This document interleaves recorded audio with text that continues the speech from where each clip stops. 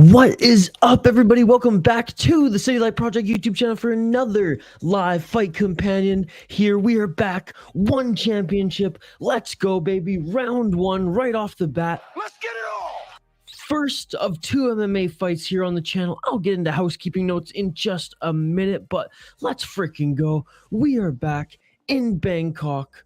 Thank you so much to everybody who's joining us right now. Live play-by-play, live commentary, live reaction, and most importantly, live interaction with all you amazing folks here in the live chat. America versus the UK right now. Mixed martial arts. Wayman against Katending Stag. And Wayman right now in a top position in the half guard of Katending Stag. We'll get right back to more commentary here in a second. This might be a quick one here, as looking to pass into side control here is Wayman in the red corner.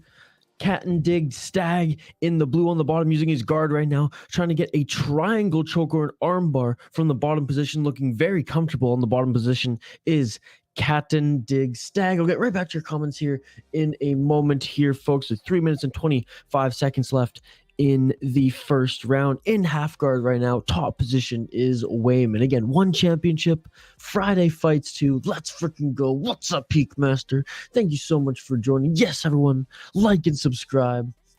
What's up, Crippled Ham? Thank you so much for joining. I appreciate you. Wayman really trying now to get into side control, and he does. Wayman gets into side control right now. 3 minutes left in the first round.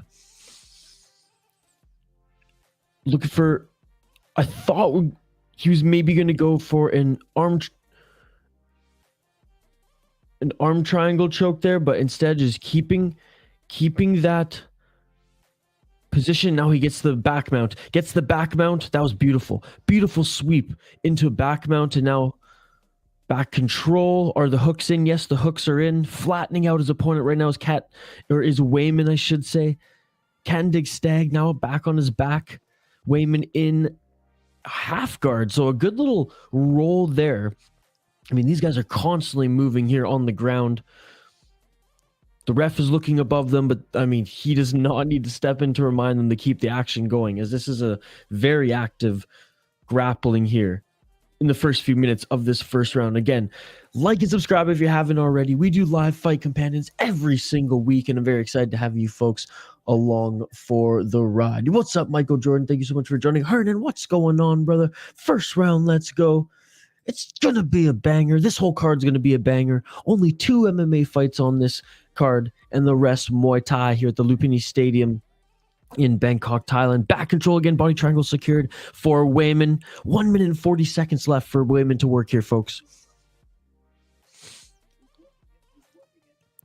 Wayman working to go for the rear naked choke. He has his right arm sunk in. Now he doesn't have the full back of Katending Stag right now. He has this kind of like the side of him.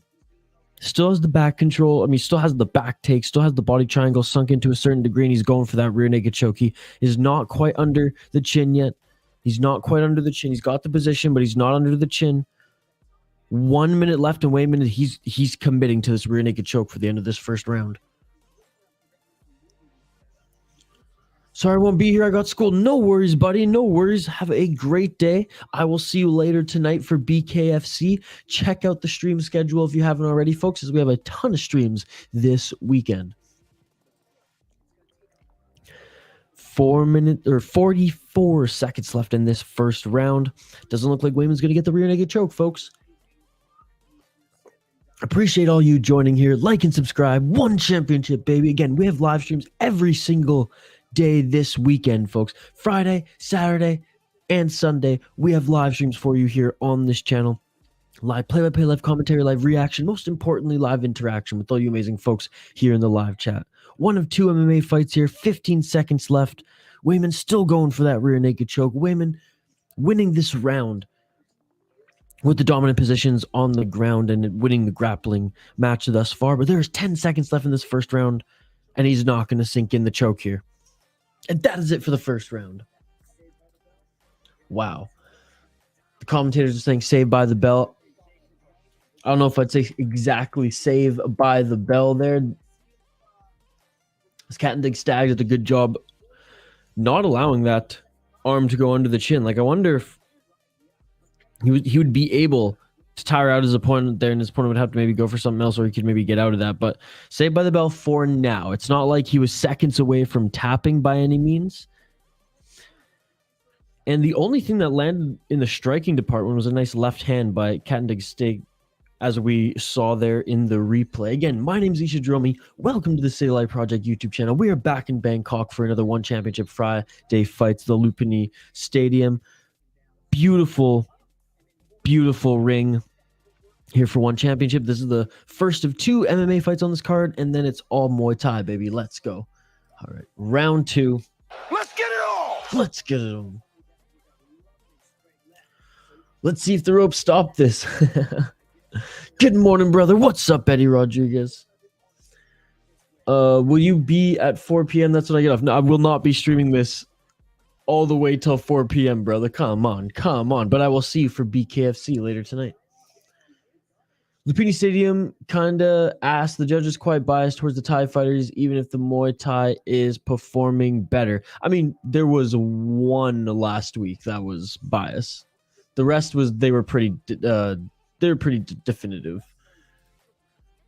Wow, Stag looks so calm. I was wondering if he was sleeping already. And now Katendegsteig in the top position here as the fight already went to the ground. Back up to their feet, though. Wayman going back for the takedown, the single leg here. And a good job by Wayman for getting that single leg takedown. So smooth, so smooth. 4 minutes left in the second round. We are 1 minute in.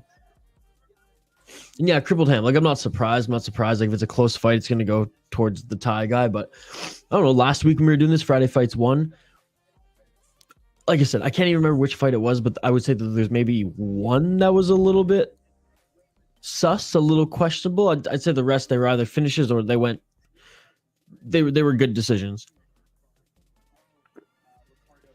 But again, maybe not as many close fights to decide that. All right, back control again by Wayman. Does he have the hooks in? He has. Oh, no, he doesn't have the hooks in. Good job by Katendegsteig for laying back to his, just kind of rolling back on his back now, and was maybe going to go for a high triangle, though. I mean, the grappling here is actually some pretty good. I was going to say, it's really high level until, boom, there we go. Wayman with a beautiful pass in half guard to full mount. I think it starts around 7 or 8 Eastern. 2004 Aoki level grappling. Can I see the matches on this YouTube channel? GLN, thank you so much for joining, brother. You can go see them on the One Championship YouTube channel. This is a commentary, play-by-play.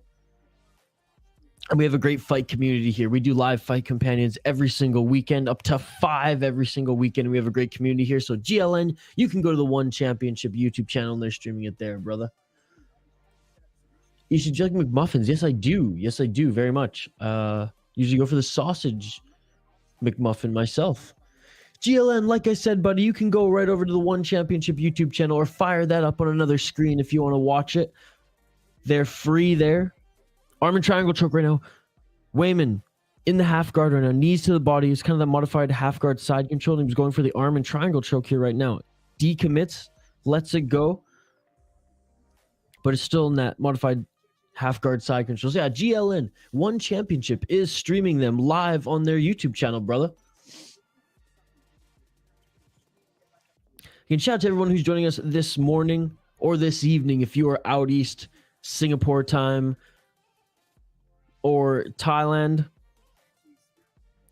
It's first thing in the morning here, 6:40 a.m.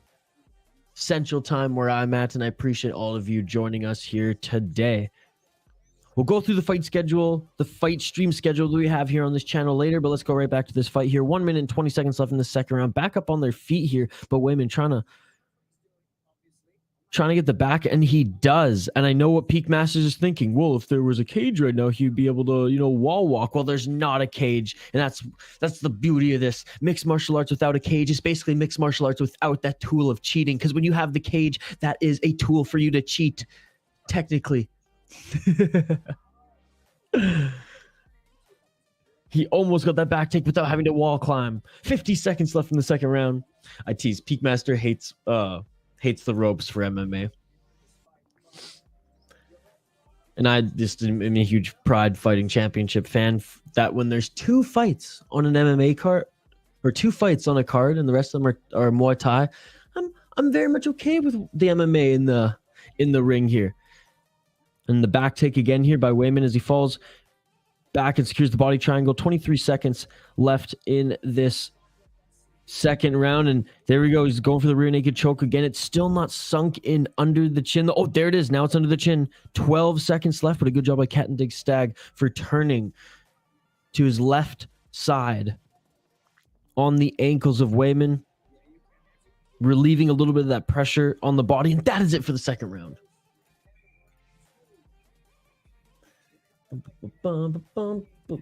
See you, Kyle.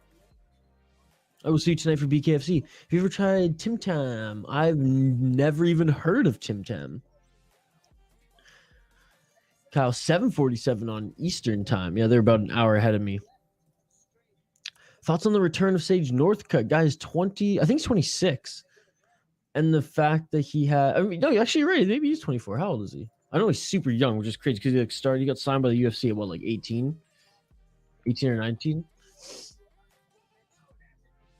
Sage Northcutt he's 26 years old. I saw him on Ariel Helwani the other day.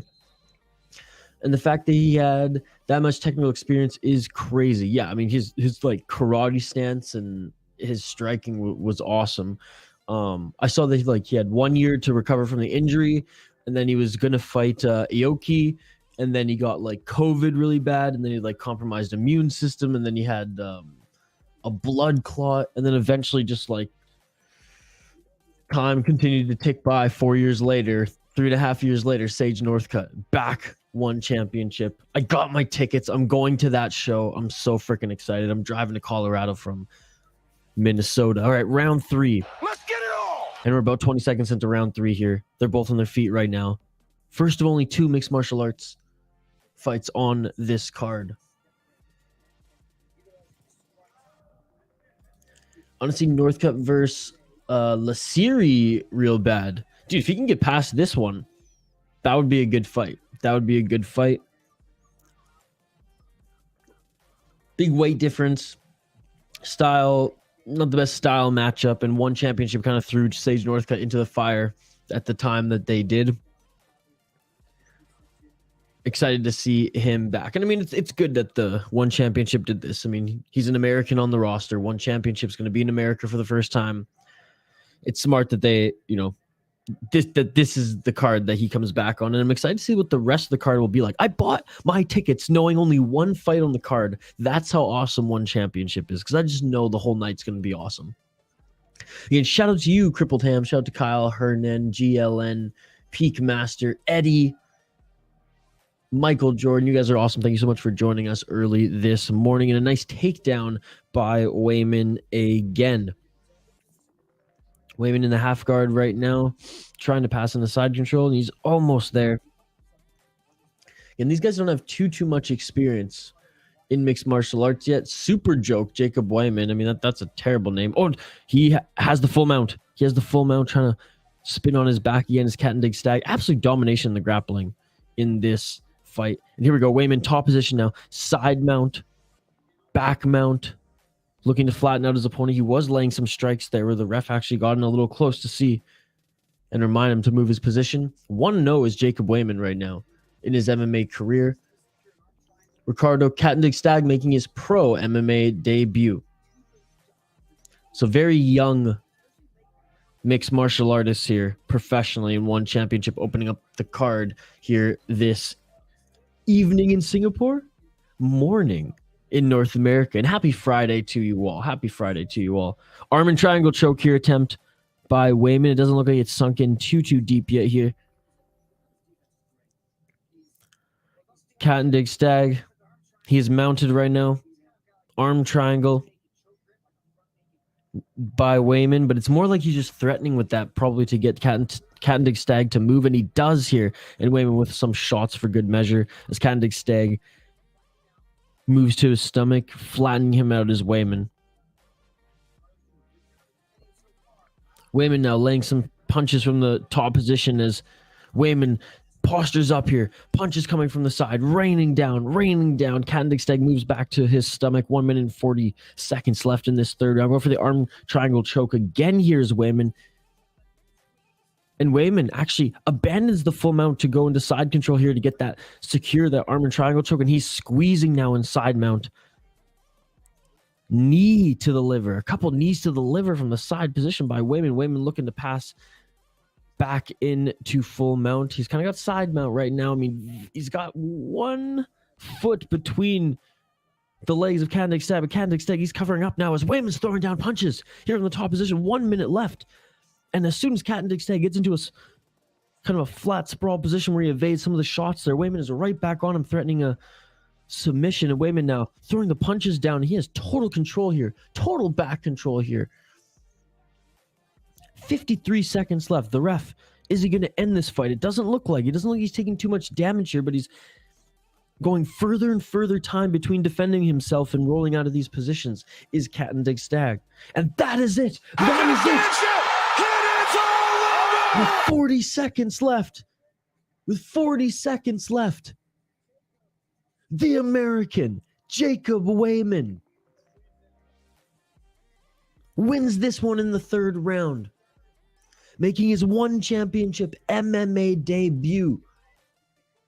Is Jacob Weidman. He won last year his first ever MMA fight in Legend FC in Thailand, extends his win streak to 2 professional wins, first fight in 1 championship, giving Ricardo Rice champ Katendiksteg in his first pro MMA fight, his first loss. He was a 3-1 amateur, where he was making his 1 championship debut as well, only fighting in Shukanoa, Meltdown, and Phoenix Fight Night.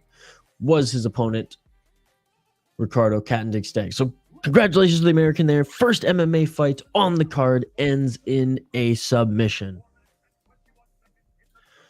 I hope they give Roberto Soldig a spot in the US card. Fact, he non-contested due to the nut shot. Probably made Shotri felt a bit shaky about how to use him. I mean, it was a fluke. It was a fluke, so I wouldn't go that far. I don't think it made Shotri like shaky. I just think it's just like, okay, what's the next like strategic move for our next big superstar? I would tend to agree with you. I think they do put him on that card, just for the fact that like it should be a very, very exciting fight with him on that card. Total fluke what happened. I mean, the nut shots, I mean, you could say, yes, you can put blame on those dishing out the nut shots, but like you never account for that. Now, if he got like brutally knocked out from like a softer shot, softer than what would traditionally like knock someone out on their ass, or if he got easily submitted or was like brutally injured, like a pretty bad injury, and he's just now coming back, and then they put him on the American card, then I would agree with you. But I think, you know, given his quote unquote injury, given how that last fight ended, I think as soon as he's ready to come back, you know, Shotri will use him wisely. And by saying that, I mean select a good card, an appropriate card for him to fight on next. The fight is on YouTube for free, I believe. Yes, it is. Yes, it is. Weidman for the win. Any thoughts on Dana White's Slap League? The exclusive members on the channel heard me on the exclusive membership stream go off about it. I think it's the dumbest shit I've ever seen. I think it's a stain on the UFC's brand, 100%. Especially after everything that happened on New Year's Eve with Dana White and his wife. Like I'm sorry, that wasn't good marketing. It wasn't. It was the most ironic thing ever. I think it's just terrible on so many levels. I think it makes the officials, who are UFC officials, officiating that shit look like a fucking joke. The fact that every UFC social media account is pushing this makes it look more of a joke. If you like, they are ratioed on every single post. It's hilarious. It's hilarious that they're ratioed on every single post, and it's the UFC Canadian account. It's the UFC, every UFC account, their YouTube account, everything is posting about this.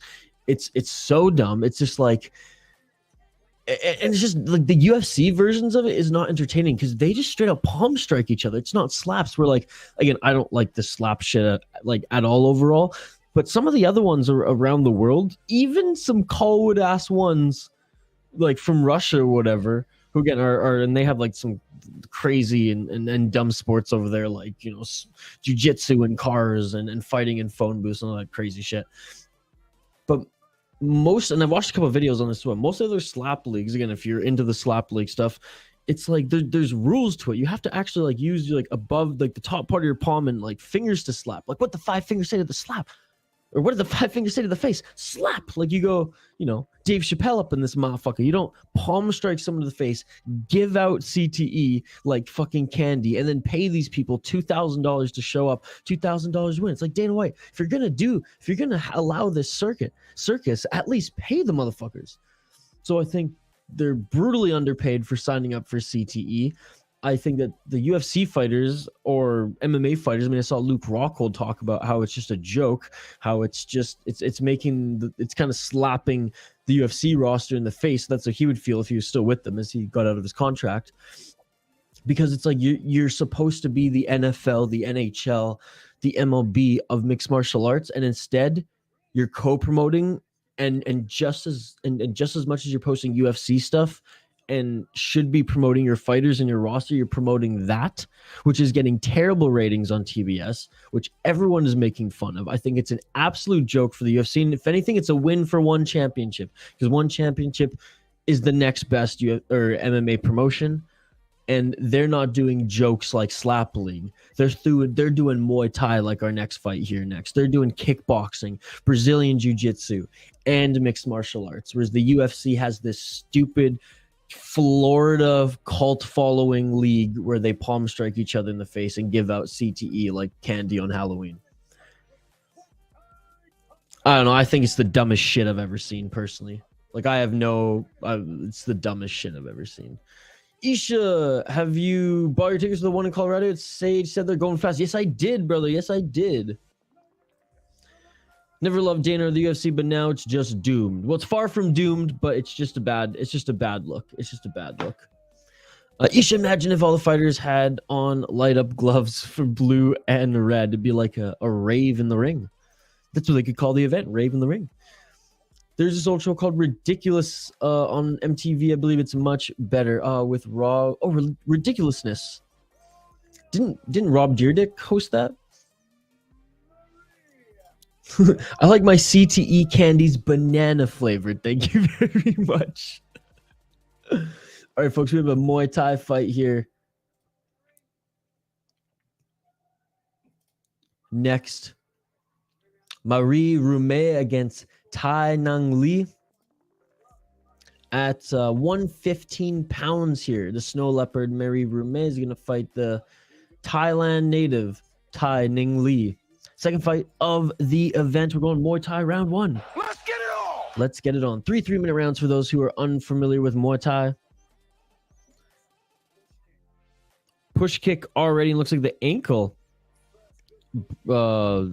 tape, the ankle guards, I should say, of Rumé kind of rolled down a bit, so they took a quick break in the action. They are back to it. 2 minutes and 40 seconds into this round. 3 3-minute rounds. Lee in the blue corner, the Thai native training out of the U.S. in the blue corner, Rumé in the red. Rumé fighting out of Estonia. A nice 1-2 by Rumé there. Lee utilizing the push kick very well early in this fight. Power Pickle. Love the name. I'm putting my bet on Marie. He's putting his bet. His or her bet. Locking it in. I'm going to go with Marie as well. I'm going to go with Marie in this one. Lee right now with the Thai clinch. Closing distance, knees to the body. Working in the clinch there. The official didn't even have to separate them. They separated themselves back in the center of the ring. 1:45 seconds left in the first round. Right high kick by Rumé here. As Rumé is throwing more strikes here, Lee tried to get some more knees and elbows there in the clinch. Nice little switch kick by Rume. Doesn't land, but she definitely got the technique there. And Power Pickle, thank you so much for joining, brother. Rave in the ring sounds much better than the slap fighting. Hey, that shit beautiful than a motherfucker. With Rume. Muay Thai right now. And again, shout out to everyone joining. We do various live streams every single week. You guys like my new webcam, by the way. Upgraded the webcam. Threw that other one right in the garbage. No, I didn't. Actually, I sold it on Facebook Marketplace. But we got a new webcam, baby. We got a new webcam here. Sony ZV quality for half the price. Let's go. Actually, like a quarter of the price. 52 seconds left in this first round. Rume now utilizing the body kick. High kick attempt by Lee. Nice body kick by Rume. That one landed. 35 seconds left in this first round. In the first Muay Thai fight here on this card. 1 championship, Lumpinee 2. Good morning, Gravedigger Jones. Shout out to you, brother. Lee here is picking her shots, looking, I think, just to land that one or two devastating blows that will get the knockdown. Whereas Rume is definitely landing volume. Lee clinches. None of them land anything really significant. Final 10 seconds of the first round. Anissa Mexen had Rume crying last time. Rume seems pretty young here. Tapology doesn't have her official age or anything yet. And that's the end of the first round here, folks. Let me see if I can see how old she is. She looks really young. Anissa, by the way, didn't even show up for the Stamp Fairtex fight on the last Amazon card. 23 years old. Yeah, she's super young still. I mean, in Muay Thai, that's not super young, I guess. And if you grew up and trained in Thailand, but you know what I mean. You know what I mean. Like and subscribe, everybody, if you haven't already. We do various fight companions every single weekend. We got BKFC tonight. We got LFA on Saturday. We got Cage Fury FC on Sunday. So many streams all around, and I appreciate all you joining us here today. I'll update ticket on the bottom of the screen as we are in the second round, ladies and gentlemen. Round 2 in this first Muay Thai fight on this card. Let's get it on. Let's get it on. Oh, and already some kicks from Rume here. Oh, upgraded my webcam. Folks, next thing I got to do is update my chair. Clinching right now, and Lee landing some knees in the clinch. She's 23. Yeah, well, the girl who fought Stamp Fairtex, Gravedigger. She was 19. Supergirl's 19. Gravedigger, what the fuck, man? 2 minutes and 23 seconds left in the second round. Lee's the one pushing forward now. Anissa went in for the elbow there, but just not enough speed and power. Oh, there it is, though. That was good by Rume. Rume smiling now here. Lee does a good Lee response as well. But Rume kind of baited Lee into coming in and lands an elbow on her entry. But Lee is tough as nails. Lee is just still pushing forward. Lee pushed forward with the left. Lee's just very much, like I said, looking for those big shots in the opening, whereas Rume is very okay trying to pick Lee apart on the outside. They are clinched now. Knees in the clinch. Official separates them here. 1 minute and 40 seconds left in the second round. Gravedigger Jones locking in for Lee. Yeah, too bad Anissa had a health problem or family problem, but she's the best. Yeah, she didn't even show up for the weigh-in. I don't know if it was weight cut, health problems, or family. I haven't heard either of them confirmed, but Peak Master, he knows more about One Championship, the resident One Championship expert here on our chat. So I hope she comes back better. I hope that everything's okay with her family, and I hope that we see her fight in the promotion again soon. But she looks 18. Yeah, she looks super young here. Super young. I thought 19, 20, 23, though. I mean, yeah, you still fall somewhat into that category again. All right, 55 seconds left in the second round. The official encourages them to keep the action going. Oh, and there we go. A nice left to right combination jab body shot by Rume. Another 1-2 by Rume. Both those land. Rume steps in for the elbow. She clinches. Couple nice knees to the body by Rume. First round was, I think, a lot more even, especially towards the end. This one, I mean, Rume's landing more. Rume's landed more volume in both of these rounds. Oh, and Rume fakes that knee again to try to go for that elbow, and she's smiling there at her opponent. Oh, and there, that elbow lands. Body kick by Rume. 10 seconds left in this second round. You can keep the comments coming, folks. It's a comment-driven live stream. Like and subscribe. Oh! Right at the bell, Lee. There it is. I said she was looking for that knockdown shot, and Lee knocks down Rume. Rume right back up to her feet, but she gets the knockdown right at the end, like right at the bell, folks. So Lee has really good elbows in close range here in the clinch. Again, Rume's throwing volume. Lee's throwing the hard shots. Wow, that knockdown was huge at the end of the second round. Do I think it was enough to win the second round? I personally, maybe. I was going to say, I personally don't think so, but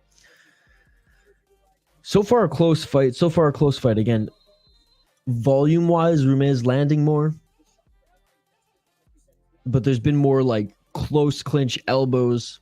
And then obviously that knockdown by Lee at the end of the second round. All right, round 3, third and final round here, ladies and gentlemen. Let's get it on! Again, live play-by-play, live commentary, live reaction, and most importantly, live interaction with all you amazing folks here in the live chat. Don't forget to like and subscribe. Don't forget to ring that bell for notifications so you never miss an upload. Vote in the poll question. Lee just swinging for the fences here as Rume is getting some shots at distance here before entering the pocket. Lee with a double high kick, right hand by Lee. Lee's smelling blood right now. Lee's in the zone. Lee's pushing forward and landing some of these hard shots, and they're getting through.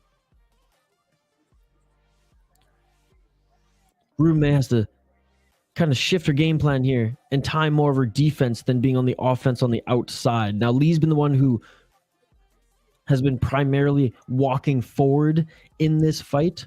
However, Rume in the first and second round has been landing more volume strikes on the outside, but Lee's taking away all of that here, making sure she gets none of those outside shots, moving forward, constant pressure, and then getting stuff done in the clinch. Rume must not stay in line. She's got to move. 1 minute and 50 seconds left in this third round. Rume there with a kick and 1-2 combo. It just seems like Lee's just a little bit quicker in her striking too. A little bit quicker, has a little bit more power. Lee walking Rume down now. She's got her on the ropes as they're clinched. Ref separates them here with 1 minute and 25 seconds. Oh, I had chamomile tea still left in my coffee mug before pouring some coffee in, and it's a weird taste, folks. It's a weird taste. Yeah, move around, yeah. Absolutely. Just very much north-south here by Rume, and she's not countering well. And Lee's throwing the bigger shots. Again, Rume doesn't seem like she has like knockout power at all. Where Lee, I mean, she knocked down Rume at the end of the second round. Last minute left in this fight, ladies and gentlemen. Last minute left in this fight. And there's a combo by Rume. Body shot, left hand. And you see the corner of Rume every time she lands. Oh, try to maybe sway the judges a little bit here late in this fight.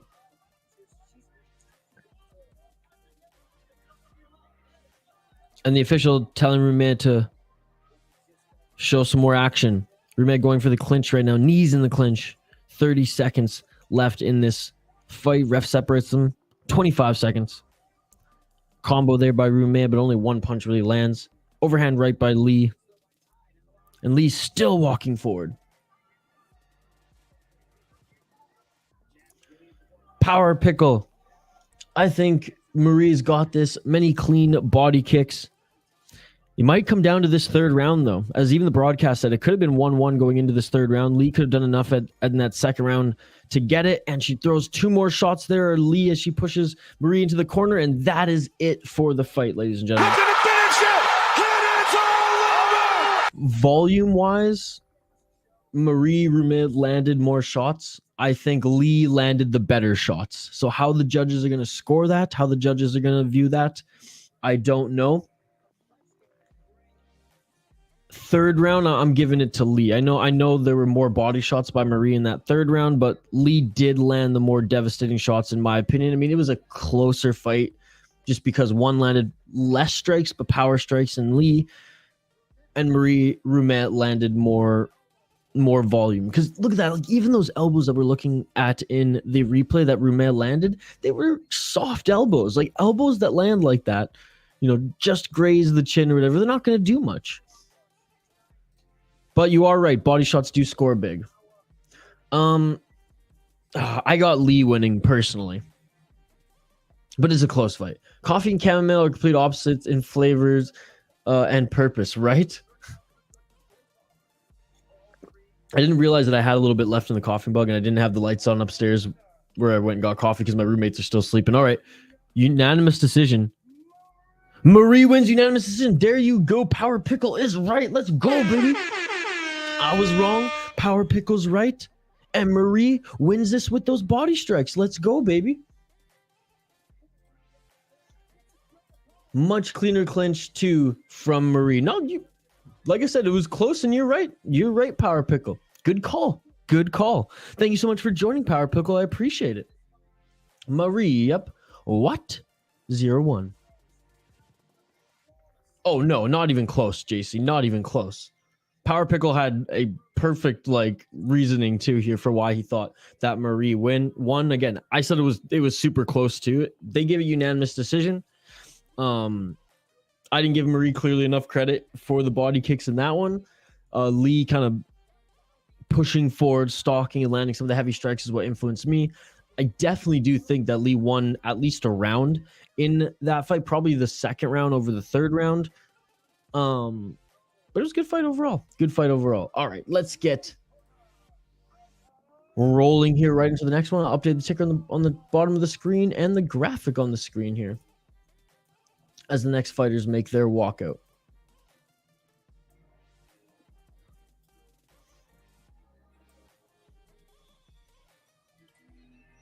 All right, here.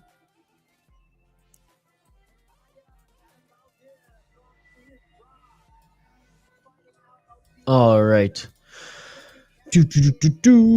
Already on the third fight. That's what I love about one championship. It just rolls along, ladies and gentlemen. Just rolls along. If you're new to this channel, welcome to the channel.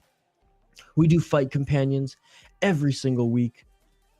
Up to 5, minimum of 2. And we got 4 this week. We have one championship right now, live play-by-play, live commentary, live reaction, and most importantly, live interaction with all you amazing folks in the live chat. I appreciate all the comments. Keep them coming. Vote in the poll question. Let me know what promotion I missed in the poll question that you really like to watch as well. And let's keep this party rolling. Muay Thai heavy card, as we have one more mixed martial arts fight on this card. We're in Bangkok, Thailand. We're at the Lumpinee Boxing Stadium, where Muay Thai is legendary, and that's why it's a heavy Muay Thai fight.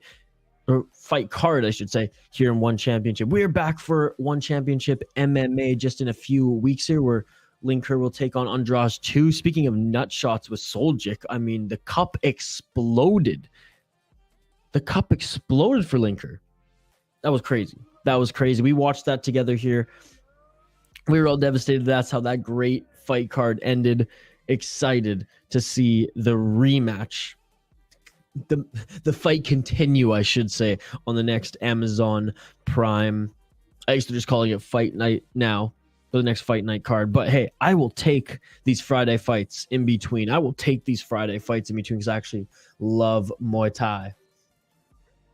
All right, just updating the ticker on the bottom of the screen here as the fighters continue to make their walkouts.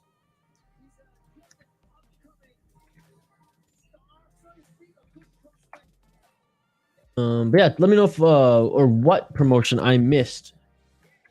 If I missed your favorite one in the live chat, and I'm talking about the poll question. Have you bought tickets for the DJ versus Mariah's trilogy? I have. Well, I bought a ticket. I'm going by myself. I'm driving from Minnesota to Colorado.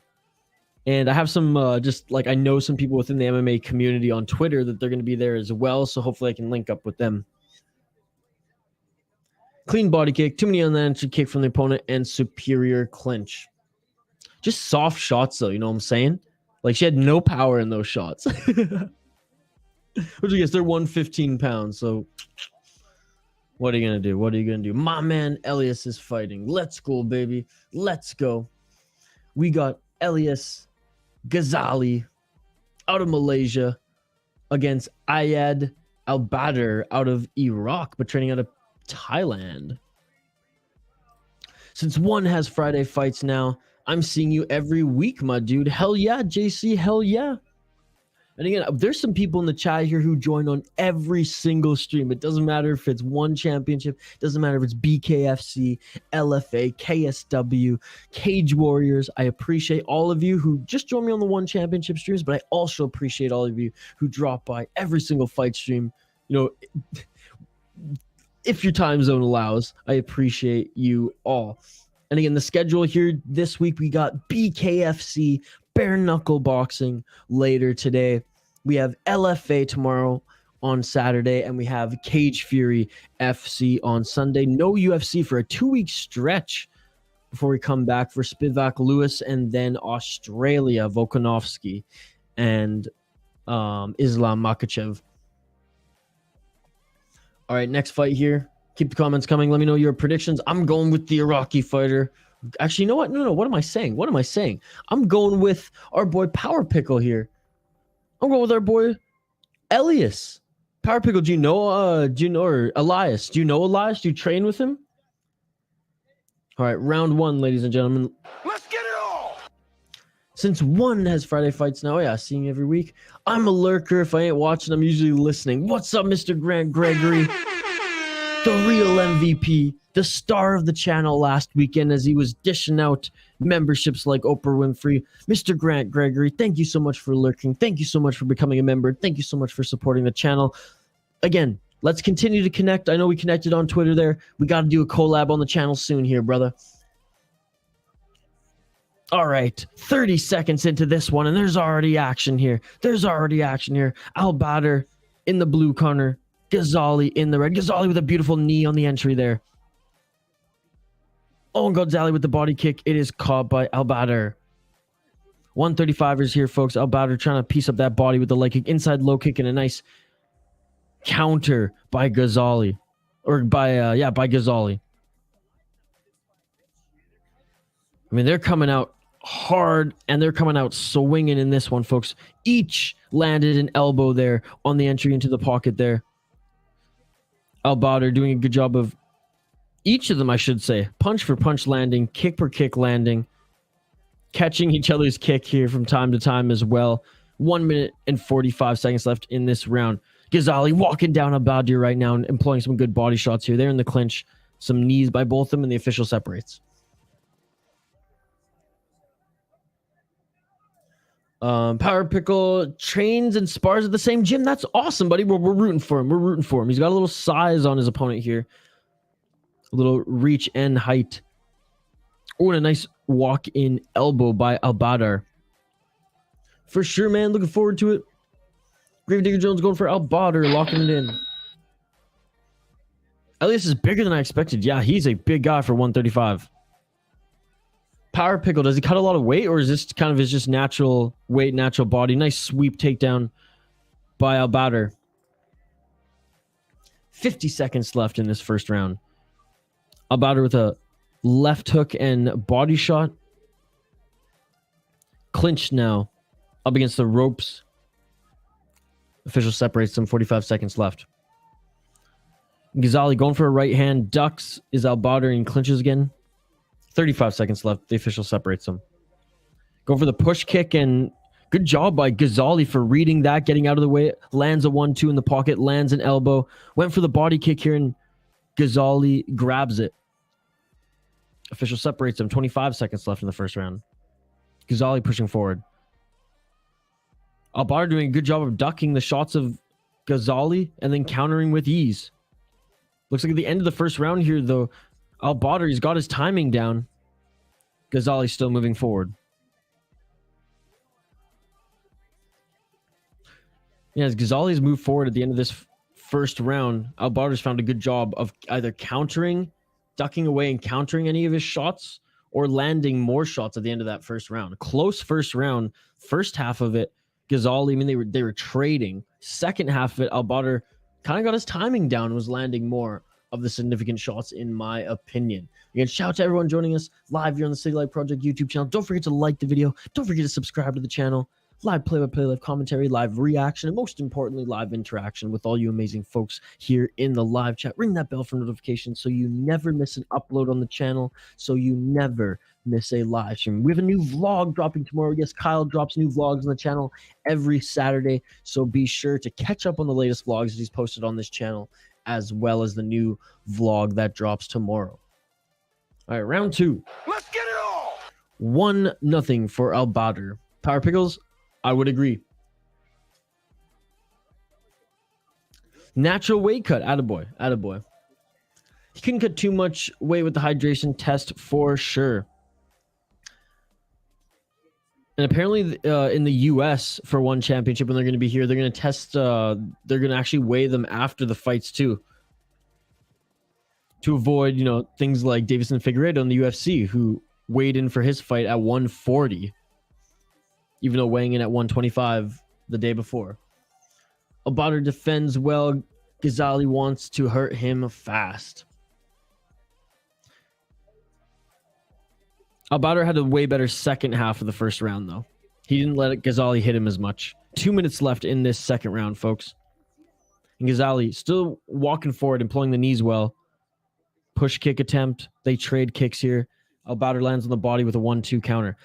I would say Albater's counters are on point here. Going for the, not quite the flying knee, but a step-in knee by Ghazali. Ghazali's the one walking Albater down, though. Albater's very much on the counter game right here. And he's doing a good job of avoiding these significant shots. I can tell you are using your quiet but excited voice, assuming people are asleep nearby. Yeah, we'll get more animated and a little bit louder as the stream goes on. It's 7:30 a.m. here. Started the stream an hour ago, and the roommates are still sleeping upstairs. I'm sure I woke them up already, but I don't want to be too disrespectful here early in the morning. They know by now, Friday mornings, Isha's doing live streams.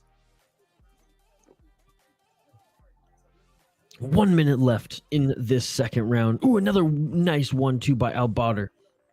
Nice high kick by Albater. Albater, I mean, his counters are on point right now. Straight left by Albater, and that lands. Albater slips, but Ghazali doesn't take advantage of it right about. Okay, Ghazali with a good step in elbow. Albater wanted to counter with the exact same move here. 50 seconds left in the second round. This is a good scrap, folks, but Albater's landing the more significant shots here.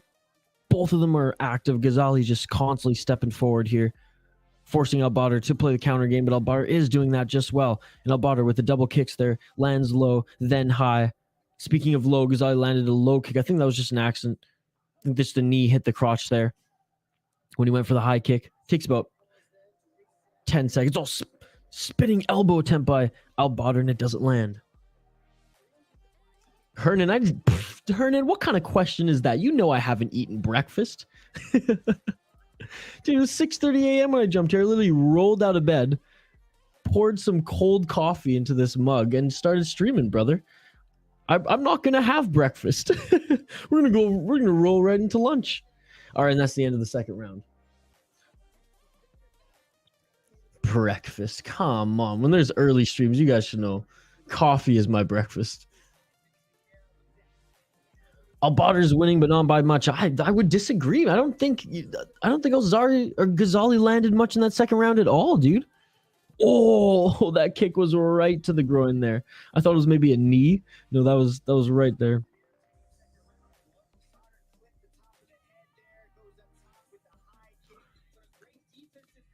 Yeah, I don't know if I would say that this was as close as even the last one.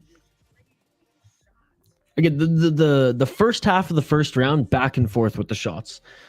Bader, in my opinion, did better at the end of the first round and actually landed some more significant shots. And in the second round, I mean, yeah, Ghazali walked and stalked forward, but he could barely hit Bader. All right, third round. Let's get it on. Again, that's how I'm looking at it. I got Bowder up 2 rounds right now. You guys let me know how you're scoring this in the live chat. Power Pickles is giving Elias the second round. Really? You're giving... Now, I'm confused now, Power Pickles. If you gave Bowder the first round, how could you give Ghazali the second round when he did less? Peak Master, how are you even giving the guy rounds at all when he's not landing? I mean, guys, I'm not Muay Thai expert. Come on now. It's always hard when the bigger guys being forward. Judges are going to judge as they judge. I completely disagree if the guy's not hitting him. The guy has to hit him. The guy has to hit him. If it was even like semi-close in the trading of shots, then I would agree. But I'm sorry, it's not. It's not. 2 minutes left in this third round, and I pick Ghazali to win. I'm rooting for Power Pickle's boy here, but I'm not gonna lie to you guys. So far in this third round, I will say Ghazali's landing more body shots with the kick and is a little bit more active here. But again, that second round and then the end of the first, I cannot agree with you guys, and I will not agree with you guys. 1 minute and 40 seconds left. Bowder walks in with a right hook, and there we go. Left hand by Ghazali. That one lands. Ghazali with a lot more urgency in this third round. Spinning elbow attempt by Bowder again. Doesn't land. Bowder lands a left. Ghazali still moving forward, though. And again, you guys might be right. He might win this on the judges' scorecard just because of the pressure, but I would not agree with that. That would be a case of bad judging, in my opinion. You get a breakfast burrito. Ooh, that would be nice. Maybe after the stream, I'll go get a breakfast burrito. I think my stream will end about 11. I have a work meeting at 1. Maybe I can squeeze in a breakfast burrito between them. Body kicks and elbow score more. So 3 fucking elbows and 5 body kicks are going to win a whole fight? Again, I get it, guys, but like he wasn't landing enough to show that he was doing any damage in the fight, right? And again, that's just my opinion. You could be right. You could be right. But Peak Master saying he won both rounds, that is crazy. I'm sorry, Peak Master. I love you, buddy, but that is crazy. I mean, Bowder can answer with 1 hit but no combo. To me, it's 0-3 for Ghazali. I'm really backing too much. I will say in this third round, Ghazali is winning hands down. Sure, okay, maybe I'm just really naive. I've been watching a lot of these fights, and for the most part, I have a good pulse on them. You guys are making me feel fucking stupid right now. But I truly don't agree that even if you're backing up, but you are fucking landing, the judge are gonna give when you're like I don't have the numbers in front of me because one championship doesn't make them available. But I have to imagine that at this point, or at least going into the third round, Bowder like double the significant strikes as Ghazali here. Again, this third round, though, I agree with you guys that Ghazali's winning. And again, I'm hoping Ghazali wins here, so there's no bias at all. 15 seconds left in this third round. Counter striker who's landed more shots versus the guy who's been walking forward. They exchanged there as Bowder kind of went for it a little bit towards the end there. And that is the end of the third round. Look at the finish it! And it's all over! Who won that? Oh, actually, you guys, I shouldn't even have to ask you guys. I know which fighter you guys think won that one. I think there's been a misunderstanding. I agree with you, but MT is judged, but Muay Thai is judged oddly.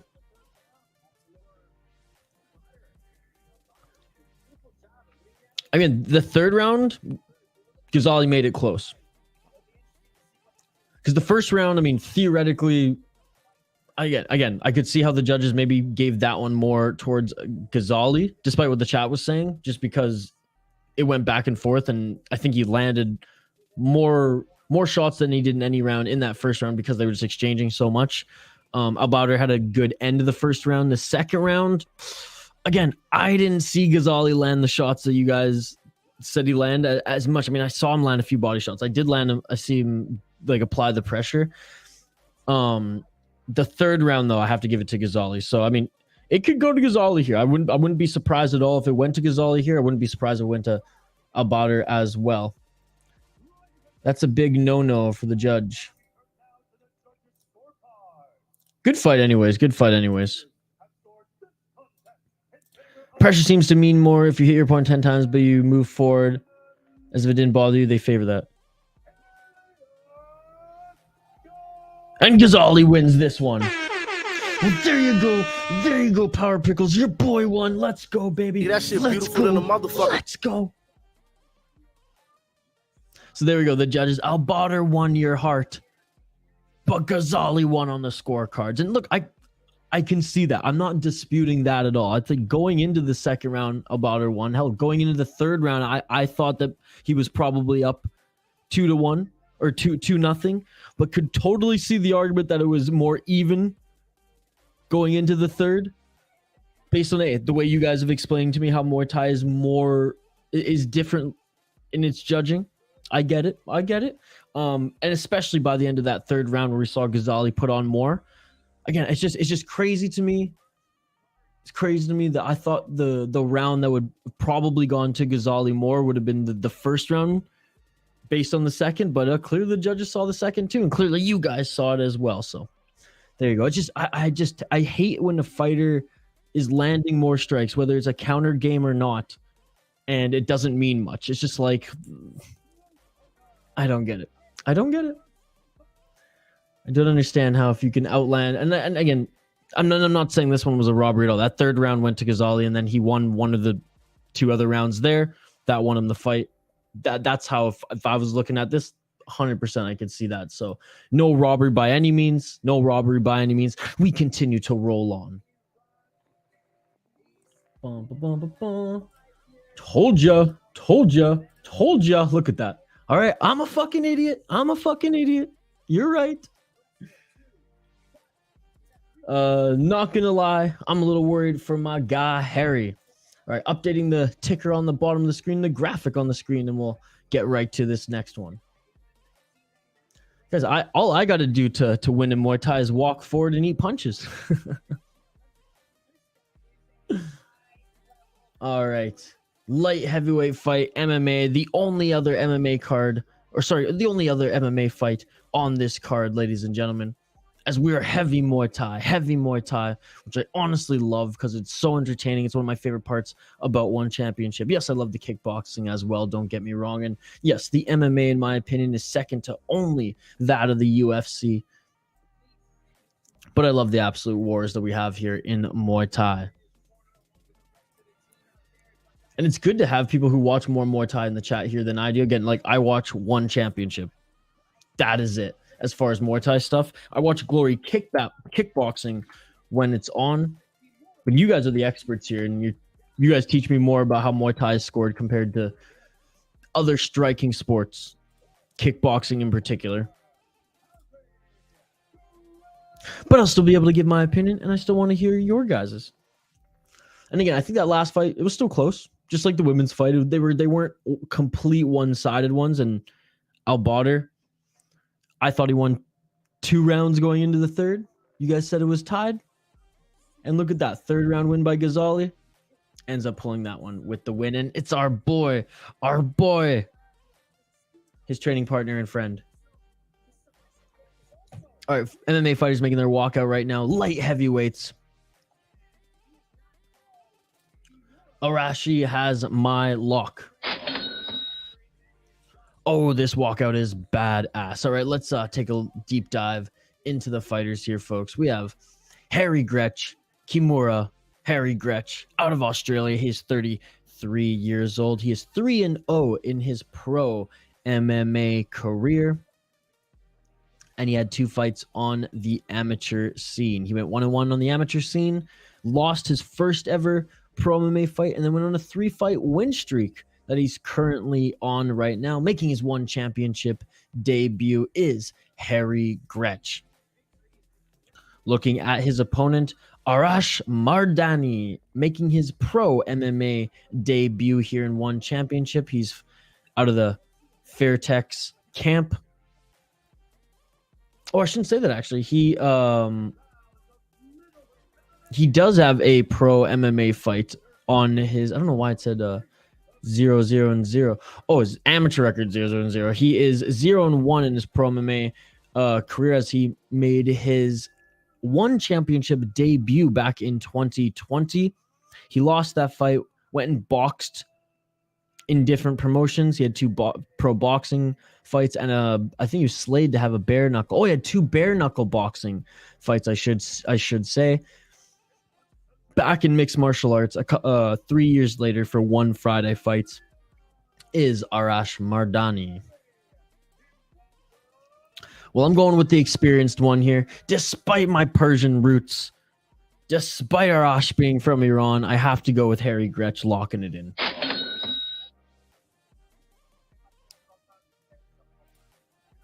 He dislocated Barnett's arm in training. That's how he got his name. That's crazy.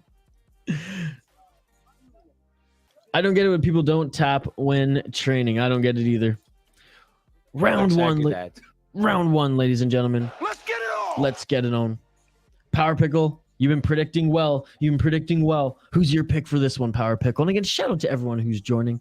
I absolutely love the live chat. I absolutely love the discussion. I love to learn.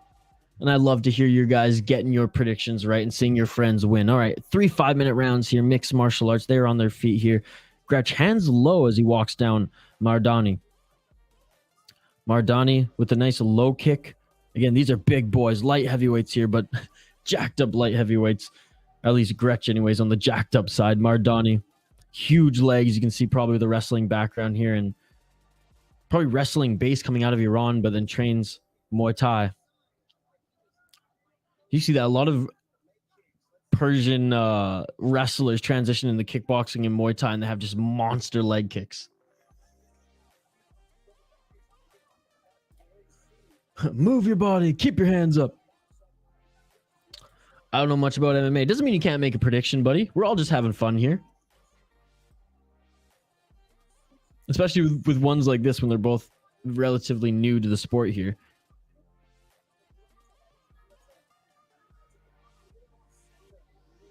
Mardani employing the leg kicks to try to not allow Gretsch to get into the pocket there, but Mardani with a kick actually slips and falls backwards, and Gretsch pounces right on top of him. Knees on the way up, and they're back to their feet. Stalking him down is Gretsch. Gretsch is going to have to keep his hands up, though. I hate when fighters drop their hands low like that. Like, you ain't Michael Venom Page, buddy. You ain't Bobby Green. You haven't earned that right yet to keep your hands down with your... You don't have striking that's good. Or that good, I'm telling you. You slow down your jab when you keep your hands down. I do not like that by Gretsch. Keep your hands up. Mardani now, he had success with that outside low kick in the first minute of this fight, but now he's way too slow on it. Way too slow. 2 minutes and 48 seconds left in the first round. Okay, I can say it's not high level striking. Well, I mean, look at their records, bro. We just went over them. Of course, it's not high level striking. I do like that they're putting lower, lower ranked and new MMA fighters on these cards. I mean, if you're gonna, because one championship, like, they stack up their big event cards, and, you know, the fans like myself, we don't want to see anything but like the best as far as MMA on those ones. So I don't mind them sprinkling in, you know, these first timers, 1 or 2 MMA fights on these Lumpinee cards. Both them getting worn now by the official to keep the action going. There we go, Mardani going to the body a little bit. Again, yeah, this isn't the highest level of MMA at all. These guys are both very new to it. Like we said, Gretsch with the 3-0 pro MMA record. 0-1 is Arash Mardani. Mardani thighs are bigger than DJ's whole body. Oh! And Gretsch is on his back. Mardani, is he going to let him up? Is he going to let him up, or is he going to go and attack him by trying to get into his guard? The official lets him back up here. Gretsch's leg doesn't look good. Yeah, something's off there. Oh, and then that outside low kick. Yeah, Mardani, he landed a few low kicks in the opening frame And that last one seemed to hurt him, as Gretch is now just very much wanting Mardani to go to the ground with him. You can see his lead left leg, he's limping a little bit on it. To be honest, even amateurs can have better striking no matter the records. Peak Master just doesn't want to. Where's Diego? Peak Master's like the opposite of Diego. Diego's like the positive beam of light. Just loves everything. Peak Master just like tearing it down. 30 seconds left in the first round. Now, Peak Master's calling it how he sees it. Ain't the most technical striking game here. But I'm not going to show any disrespect to these guys.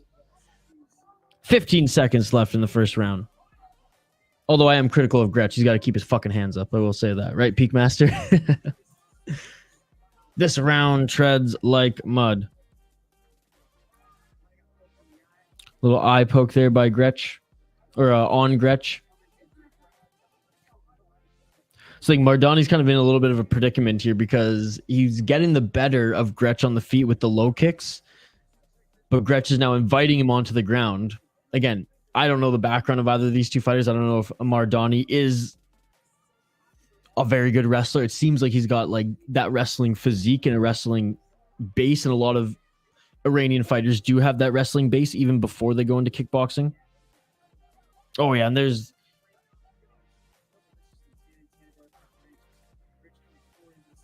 Oh, it actually looks like Mardani was the one who was poked in the eye. My apologies there. And end of the first round, folks. Why is he standing? Takedowns, or at least attempting them. Just let us know. Does Harry Grench, does he have a pretty good ground game?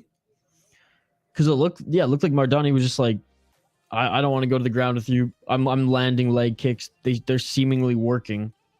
But he's not really landing much else.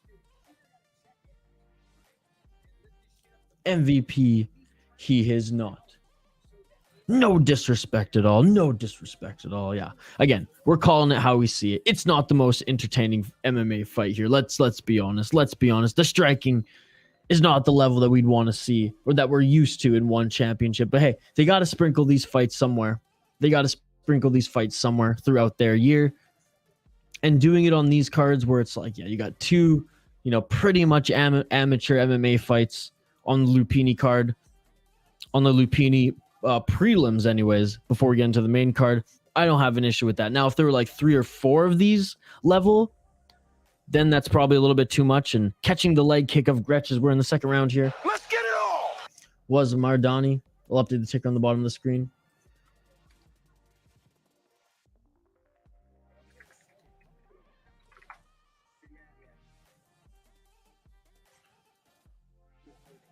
Oh, and then another kick on the ground, too. I mean, Mardani, man, with his Demetrius Johnson-sized legs here.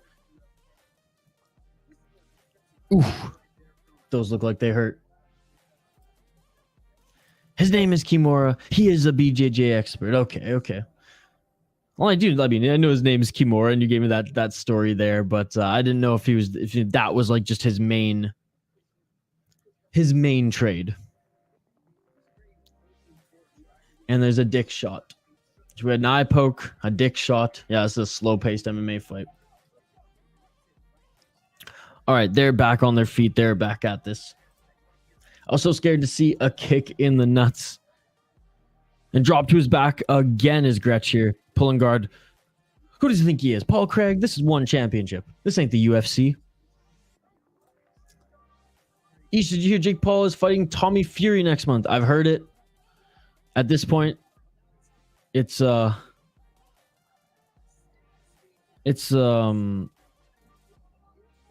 how many times was that canceled already? I'll believe it when I see it. I did hear that it happened, but I'll believe it when I see it. And again, just pulling guard again is Gretch.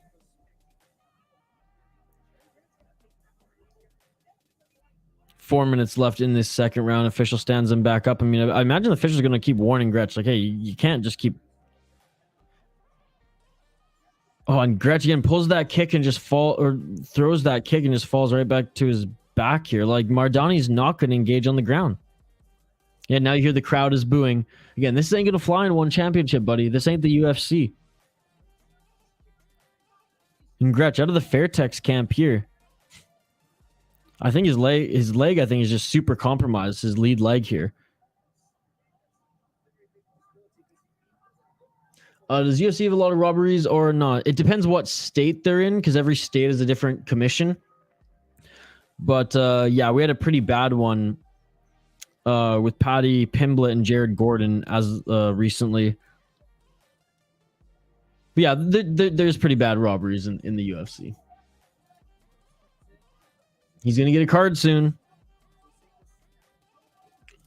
Gravedigger Jones saying, Mardani go for ground and pound. Mardani doesn't want to engage on the ground, as he knows. Harry Gretch is very inviting there. And Harry Gretch went for a guillotine there as well. And there we go.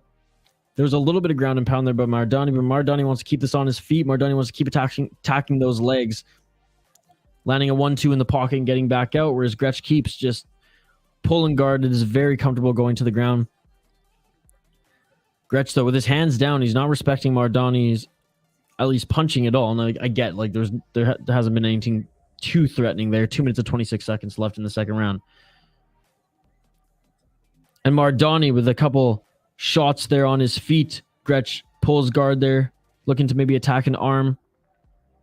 Gretch has him up against the ropes here, and the official separates them. Yeah, I would never boo fighters either. Actually, the only fighters I would boo would be Rose Namajunas and Carla Esparza. Fuck that fight, and fuck those two fighters if they ever fight each other again. Because that was a disgrace. That was a disgrace. That was worse than this fight. At least these guys are landing some shots here. That fight, Rose Namajunas, Carla Esparza, was a disgrace to mixed martial arts. Ground and pound, damn it. If it's a UFC in New York, then the answer is yes, bad decisions. Yeah, New York's commission, I don't know. I don't know what they're smoking.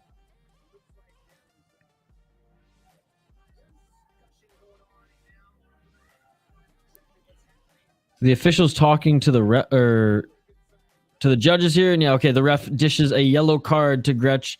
Can't just keep pulling guard. This is one championship. You have to fight. How the hell Gretch fighting out of Fairtex but doesn't know how to defend a kick, right? I was thinking the same thing. Yep, he's getting the card. Yellow card, called it. And Mardani, credit to him. He doesn't have the experience here, but at least he's fighting the way you're supposed to fight in one championship. He's moving forward. He's landing strikes. And Gretch does it again. Gretch pulls guard. I don't know if he dished out the leg kick or if he tried to check Mardani's leg. He goes right back to the ground. Again, I'm not going to blame Mardani for anything here. Mardani, yeah, slower pace fight, picking his shots here, but at least he's doing something, whereas Gretch is just throwing a Hail Mary kick, checking a leg kick, and then pulling guard.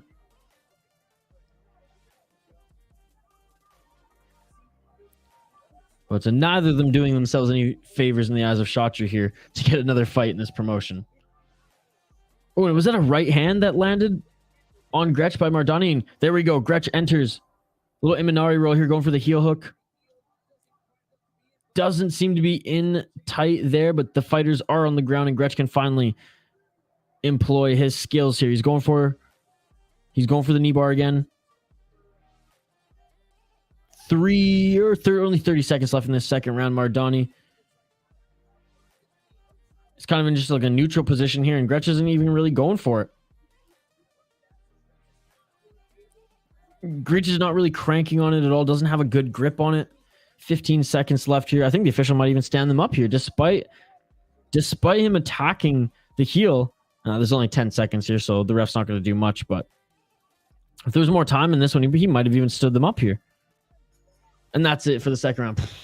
Boring, uneventful, yellow card given second round in MMA here. And even the corner of Gretch right away is, we need more action, buddy. We need more action. Come on.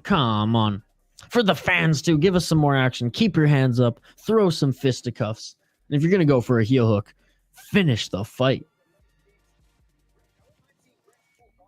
You're on the money, Grant.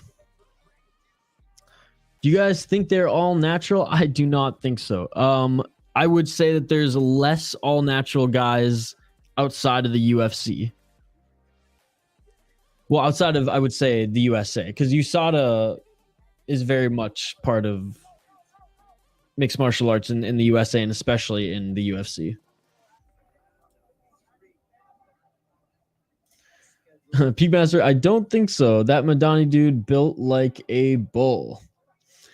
Yeah, have you seen some of the guys in KSW? Power Pickle. I know you don't watch. You're mostly Muay Thai guy by the sounds of it. But have you ever watched KSW, the Polish MMA promotion? All right, round 3, folks. Let's get it all. There's the guys and gals in that promotion are juiced to the max. The bearded dude wins, no question. They both have beards.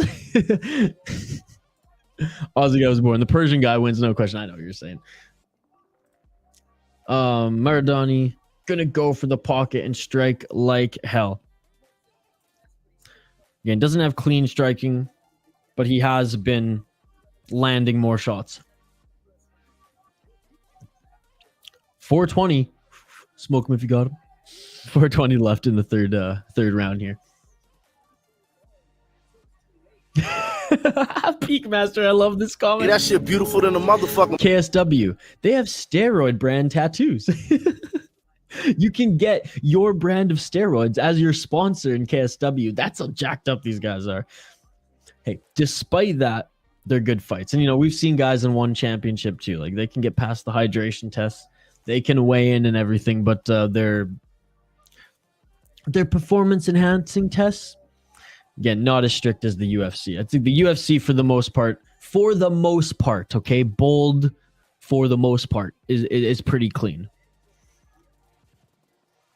And Greach, again, taking that outside low kick again and again. Greach seems like he doesn't even want to be in this fight on the feet there. Hands are low.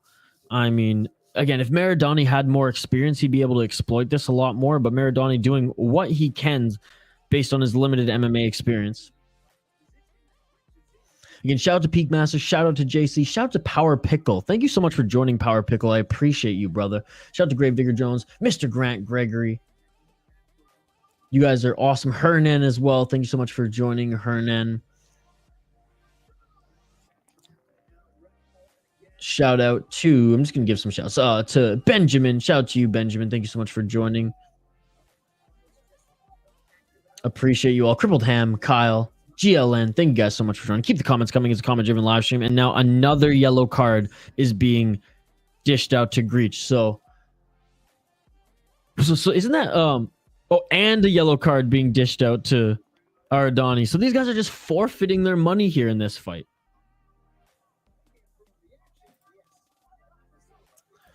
I think now ONE FC does have drug tests by WADA. Okay, so the World Anti-Doping Agency.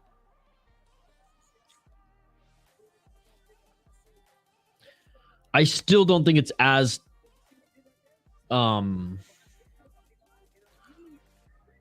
like as strict as USADA, the US Anti-Doping Agency, because they're like, and this is not to like be like, oh, one's better than the other. Like, I'm not like I'm not that guy. I'm not saying USA or the highway kind of guy. It just is. Like, they are absolutely insane.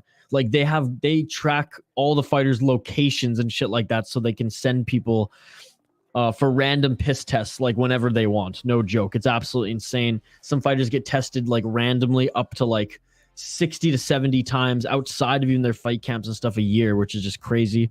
Yuri Prohaska has been like tested so many times as well.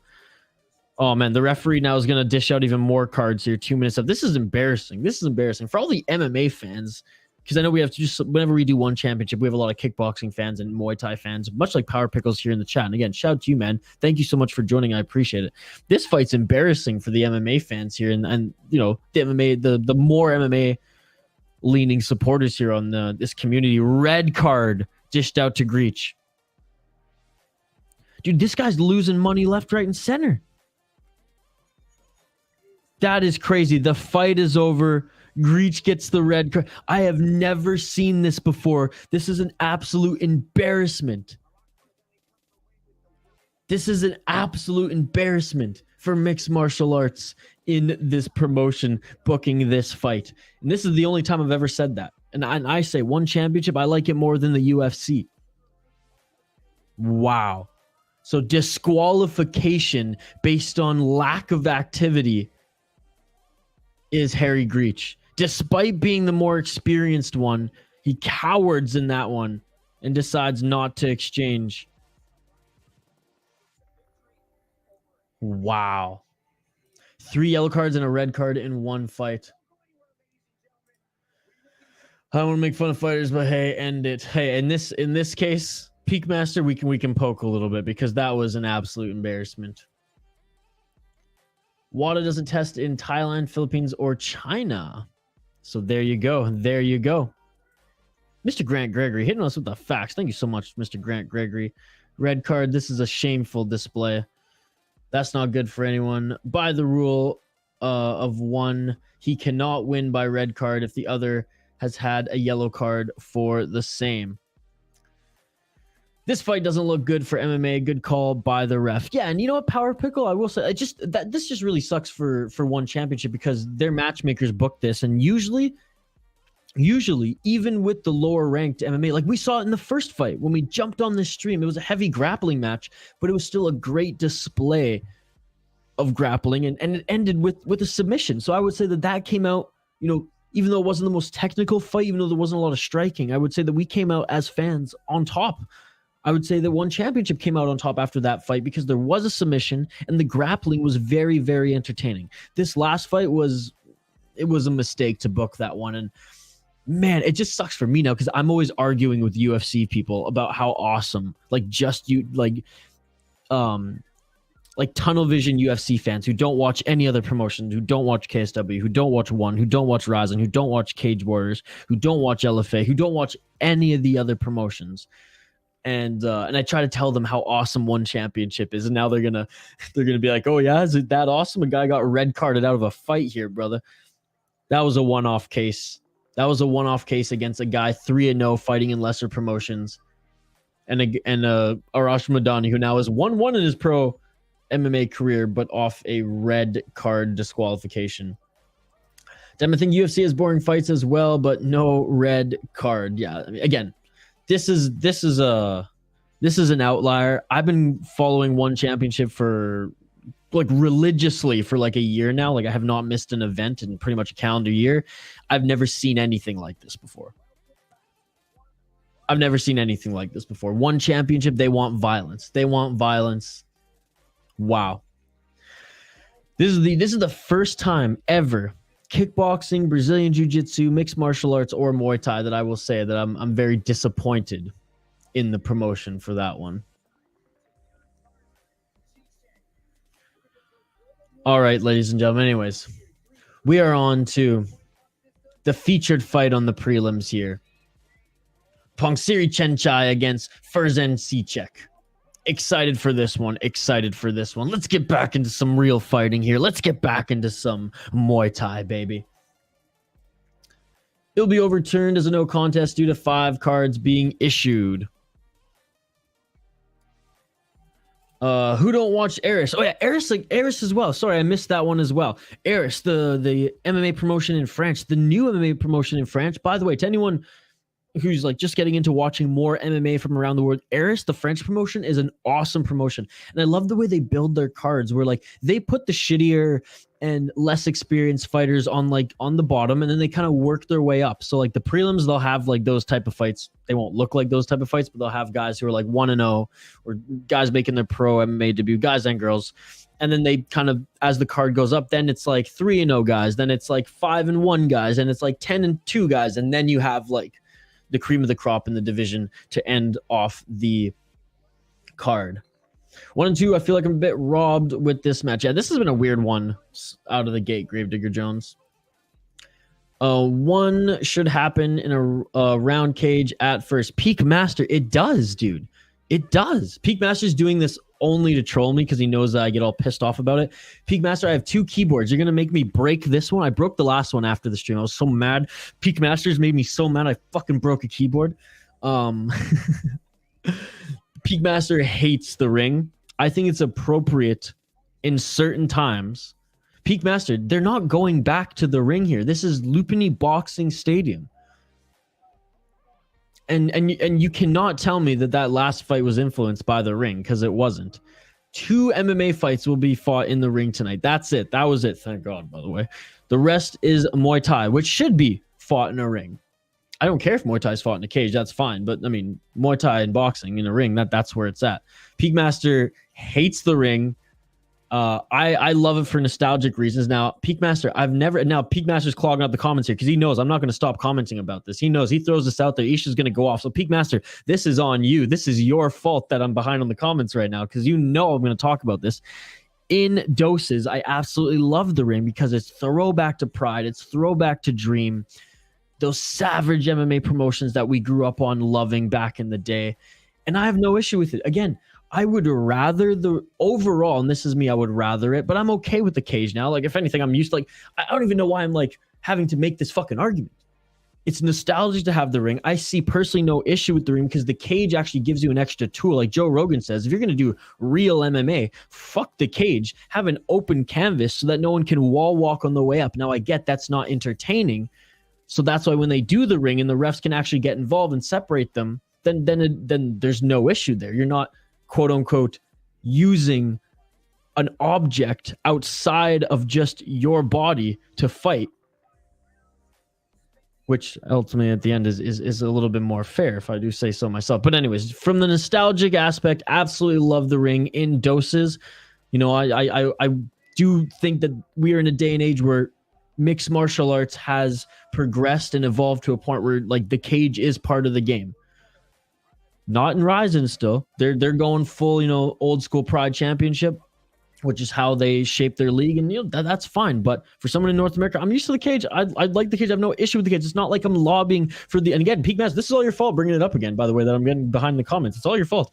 I'm not lobbying for the UFC to bring back, you know, ropes. I've never said that. And in one championship, I love the Lumpinee boxing events. It's not like they're going to this full time. Breathe. It's okay. The next big one event will be back in the cage. This isn't a big one event. This is Friday fights, baby. This is Friday fights. It's mostly Muay Thai. Give the Muay Thai fighters some love. You know that they love fighting in the ring versus the cage. And I love it too. So there you go, Peak Master. There's my rant again. Every stream I go on this rant when Peak Master's, you know, lights the fire up under my ass. We won't see Gridge fight again under one. No, I do not think so. To be honest, I know one wants to compete with UFC, but the fighters need to step up their fight. And JC, that was okay. Stop, guys. Seriously, JC, stop it. Stop while you're ahead, brother.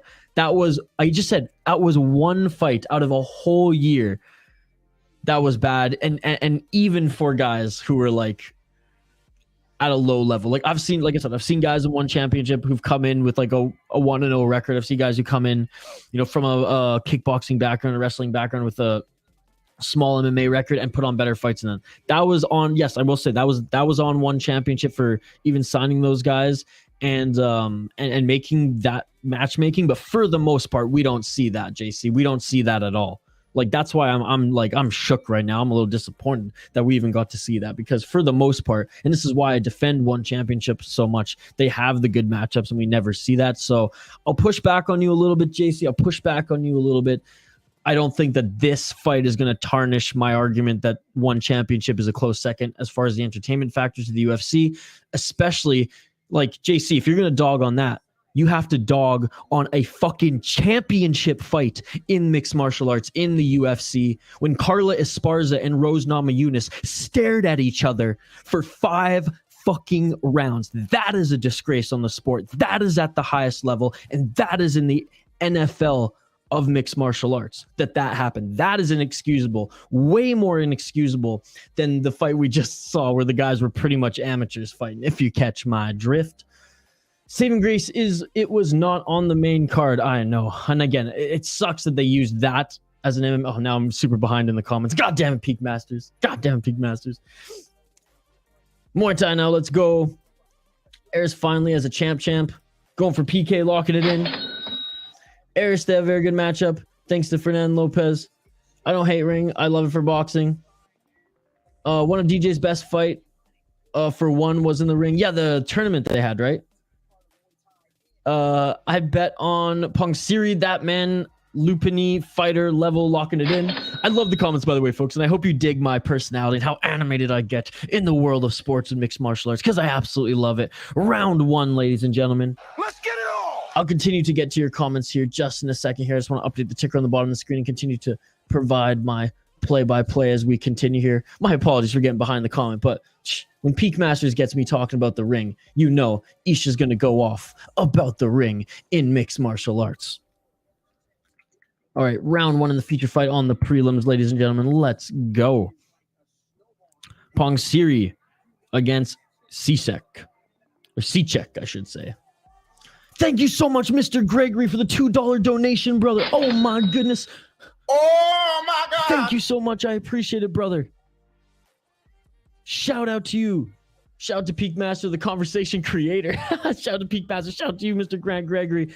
Thank you so much for the $2 donation. And some hooks here by Sicek. Right off the bat, some good counter shots by Pongsiri, but the onslaught is coming from Sicek in the beginning of this fight. Hooks and uppercuts are the combos that he's throwing right now. Either starting with the upper hook and double hook, or two hooks in the right uppercut. And he's starting to land this, but Pongsiri, he's yelling at him, come on now. Pongsiri's the one moving forward. It's so funny how you pick up every comment, Isha. I love it. I got to show you guys some love. And and the knockdown by Sicek. Sicek's back up to his feet. 1 minute and 35 seconds left in the first round. That's my shtick, man. I got to show you guys all love. You guys are giving me your time to watch these streams with me. I got to at least, the least I can do is hit up all your comments, brother, within reason. You know, there's some that I won't put on the screen because some of you guys get a little crazy at times like me.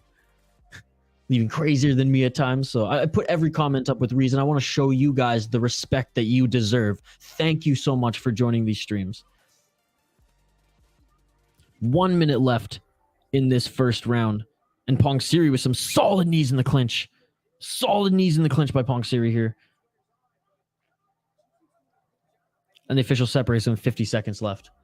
The last fight still wasn't as bad as Rose versus Carla 2. That's what I'm saying. And that was for a belt. That was for a belt in the UFC. That was like if the Super Bowl ended with, you know, a field goal or like a 3-point, it ended 3 points. Yeah, it ended with a field goal. That would be like if the Super Bowl ended with no touchdowns and 1 field goal.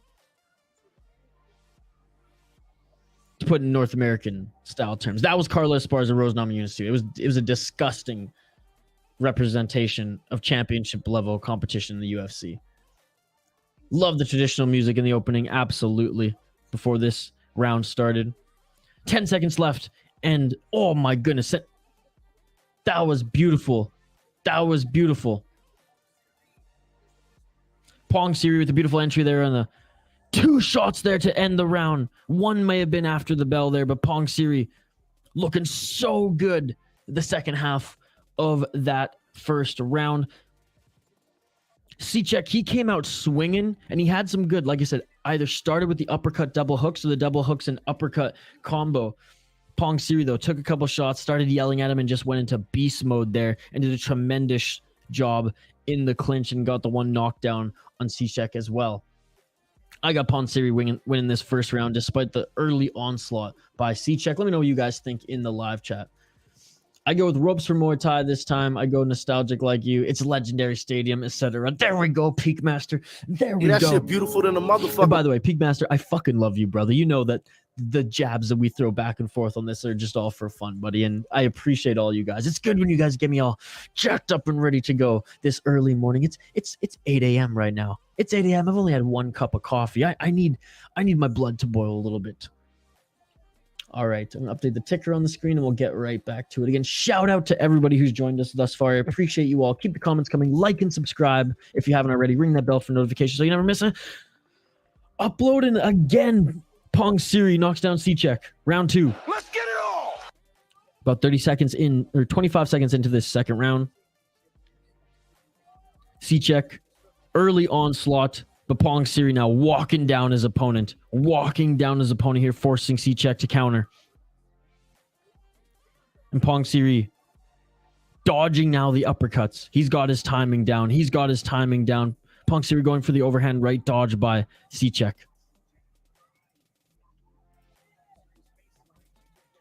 He's using ceremonial dance a bit. That's nice.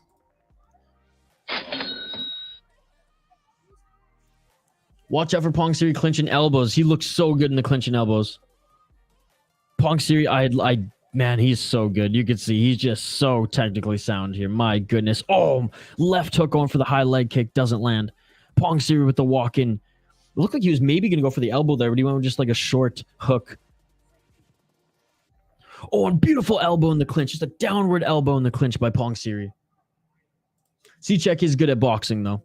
Yeah, just when I read that, that's a great point, Power Pickle. He did use the double jab beautifully. Is Sichek. Oh, Pangsiri with a nice right hook. Another right hook by Pangsiri. Pangsiri pushing forward then. 2 push kicks. Right hand again. Pangsiri's hand and those right hooks are landing all day, every day. Outside low kick for Pangsiri. Sichek tried to answer with the low kick, but just not as quick. And Pangsiri with the entry right hand again into the clinch. Elbow by Pangsiri. Knee by Pangsiri on the exit. Sichek is one tough motherfucker, though, as he is employing that jab and body shot, but Sichek is slowing down. He's against the corner of the ropes here. He's slowing down. Pangsiri with the elbow. There's been 79% more strikes in the last fight. Yeah. Exactly that.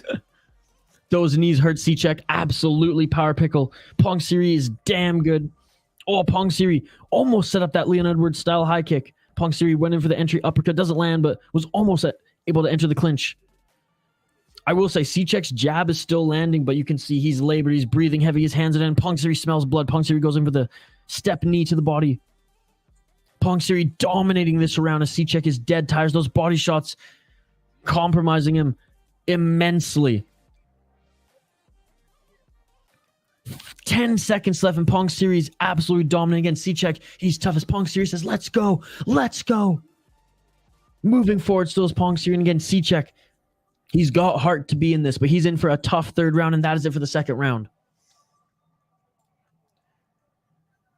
Those knees to the body like our friend Power Pickle. And by the way, Power Pickle, if you haven't joined us on a past live stream, welcome to the community, brother. We have an awesome fight community here, whether it's for Muay Thai, whether it's for kickboxing, boxing, mixed martial arts.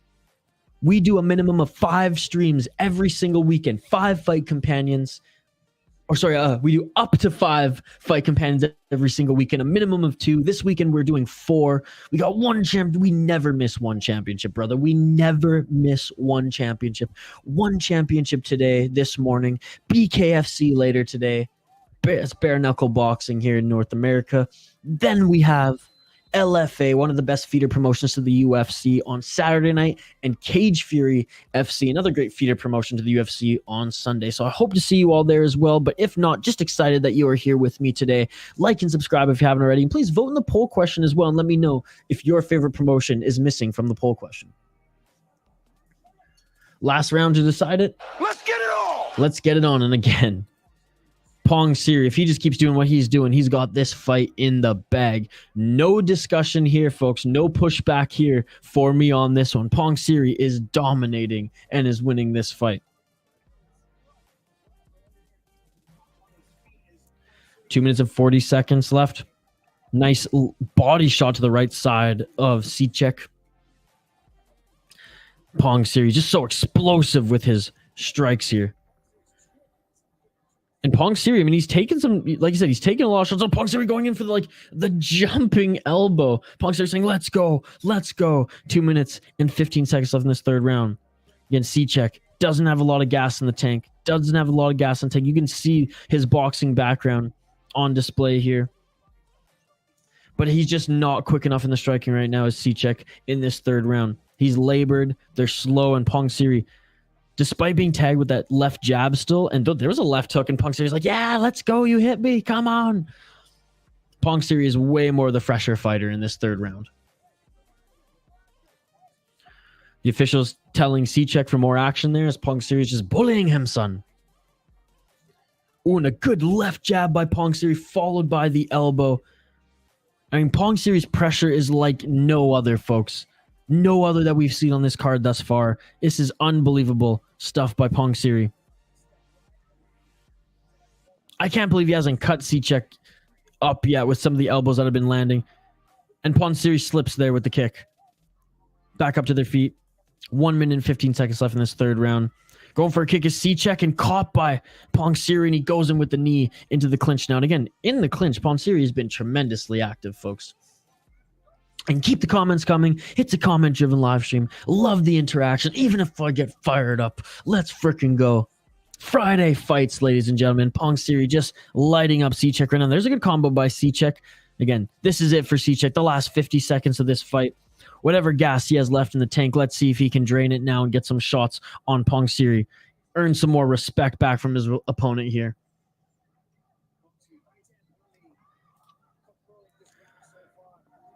The Russian bomb is the fight to wait for in bare knuckle. No idea why, but gut feeling. Dude, bare knuckle is so much fun to watch. It's so much fun to watch. Mr. Grant Gregory, do you watch a lot of BKFC here in North America? I know there's a lot of bare knuckle promotions around the world, but I tend to just follow the one in North America here. Final 15 seconds of this third round, ladies and gentlemen. And again, slow strikes. 10 seconds left. Slow strikes by Sichek. Pongsiri smiling, getting the crowd going. Final 5, 4, 3, 2, and that is it, ladies and gentlemen. Pongsiri waves to the crowd. Can't imagine that he lost this one, folks. I watch BKFC mainly. Pongsiri probably 100% got it. Pongsiri won, no question. Yeah, absolutely. No question. I ain't arguing with you this time, JC. I ain't arguing with this time, Power Pickle. Mr. Grant Gregory, Peak Masters. I ain't arguing with any of you guys. Unanimous decision from the City Life Project YouTube chat. Unanimous decision from the One Championship judges. This one has to be a unanimous decision victory. Pongsiri dominated. He dominated. Bell to bell. Again, the first minute of the first round, it was a fun exchange by both of them. But, yeah, the commentator was like, this is going to be a close fight. It's not a close fight. It's like maybe a judge could have said that first round went to Sichek. Like, and that's a stretch. This is Pongsiri's fight. That second and third round was pure domination. Pure domination. Never say no question.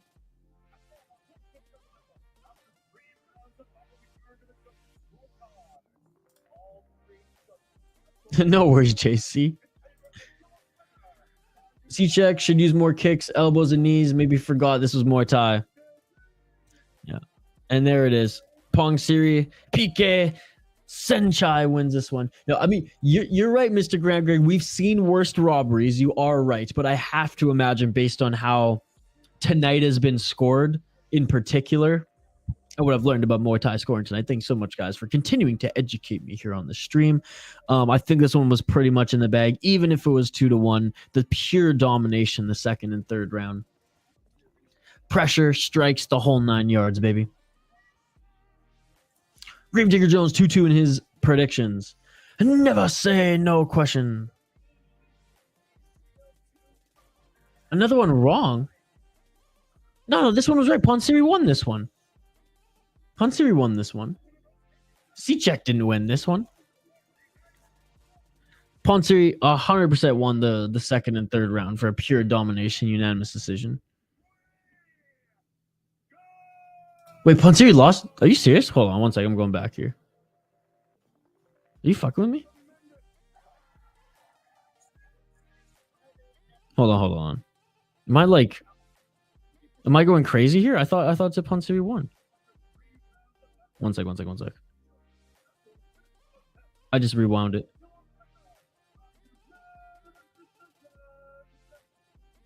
Yeah, dude, Pongsiri won. What are you talking about? I knew I wasn't going crazy. You know, Pongsiri won. Mr. Grant Gregory, you're scaring me here. You're scaring me here, brother. I don't know if you're messing with me or you made me rewind the stream. We good.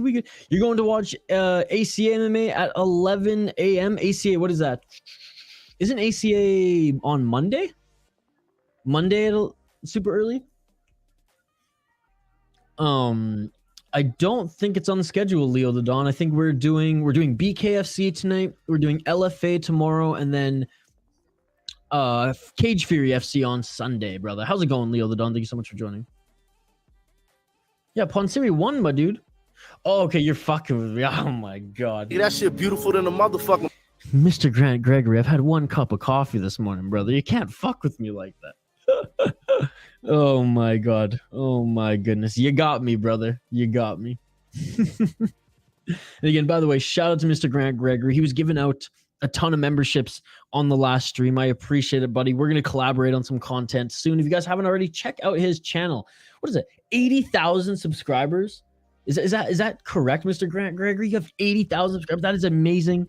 Keep up the great work, buddy. Holy crap. I aspire to be as big as your channel one of these days, and I appreciate the $2 donation as Mr. Grant Gregory gave that donation, giving a shout out to Peak Masters for getting me all fired up about MMA cages and rings. God, you can't do that. He got me too, says JC. Look at that, 80,000 subscribers. Well, man, I mean, I know you don't need to hear it from a little channel like me, but like, congratulations for hitting that milestone, my dude. And again, you're an inspiration to creators like me, so you're an inspiration. So I appreciate you. And the support from you and the fact that we're going to collaborate soon, that is just so awesome. That is just so awesome. All right, let's continue rolling on here to the next card, or sorry, the next fight on this card. I'll update the ticker on the bottom of the screen, and I will also update the graphic. Just give me 1 sec here. Keep the comments coming, folks. It's a comment-driven live stream, live play-by-play, live commentary, live reaction, but most importantly, live interaction with all you amazing folks in the live chat. Don't forget to vote in the poll question. Don't forget to like the video, subscribe to the channel, ring that bell for notifications so you never miss an upload. Again, folks, I'm fucking pumped. I just got a new webcam, a new 4K webcam. I mean, the video quality is as good as my freaking vlogging camera that I used before it overheated live on stream. So pumped. Some new gear. By the way, folks, I'm working on changing a bunch of things in the studio here to make it, you know, a little bit more aesthetically pleasing. So excited. Bigger and better things here on the channel, and I appreciate all your guys' support. You are all amazing. And by the way, I'm going to give every single one of you, that's right, every single one of you a shout out. Every single one of you who commented in the live chat before we end this stream, at the end of this fight card, I'm going to give every single one of you a shout out to say thank you again for joining. I think Friday fights are those who are like not well known, while the main one FC fights are the ones like 163. Absolutely, JC. Absolutely. I mean, we saw that with the mixed martial arts. We saw that with the mixed martial arts fights. And for the most part, we're seeing that with the Muay Thai fights as well. Now, I wouldn't say it's all not known guys, as they, for example, are using these events also to move fights that say didn't go down, that were maybe canceled due to weight cuts or anything like that on like the big cards, because Nongo was an addition on last week's Friday fight. He wasn't actually supposed to headline that one at all. And I guess technically he didn't actually, because there was a fight after that one. So I agree to a certain degree. I think it's I think that is what it is. It's kind of like fight nights for the UFC, right? The non-numbered cards, the non-pay-per-views. They're gonna put, you know, the lower end of the roster on these cards, not to take any, just no disrespect to any of the Muay Thai fighters on this card at all, this card or last week's card, but it's also an opportunity for fights, especially Muay Thai fights that were canceled on the main cards or that didn't work out due to whatever reason. They can shift them to these cards as well, and it's an easy addition, as it just gives us, the fans, an extra thing to watch on these Friday fights. But it is a good addition, because I like that. I like One Championship going back to back with their I did like One Championship going back to back with their events, the Amazon ones in North America, followed by the numbers ones. They're not doing that yet this year, but they're kind of going Friday fights between the fight night cards now, one championship ones, and I absolutely love that. Do you guys know when the next numbered card is? Do you guys know when one championship, what was it, 164 is going to go down? I don't know anything about these dudes fighting next, so I'm going for the red corner. Yes, I didn't update the graphic on the screen here yet, so give me one sec.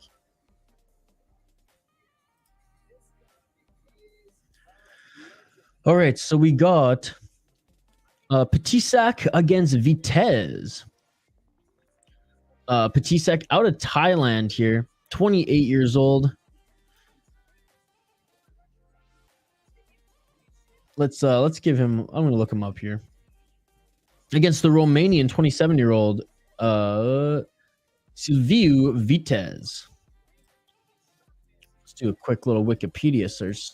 Again, I need to find a good database online that just has records of all Muay Thai and kickboxing. Okay, so Piek has an official kickboxing and Muay Thai record of 120 fights, 84 wins, 33 losses, 3 draws.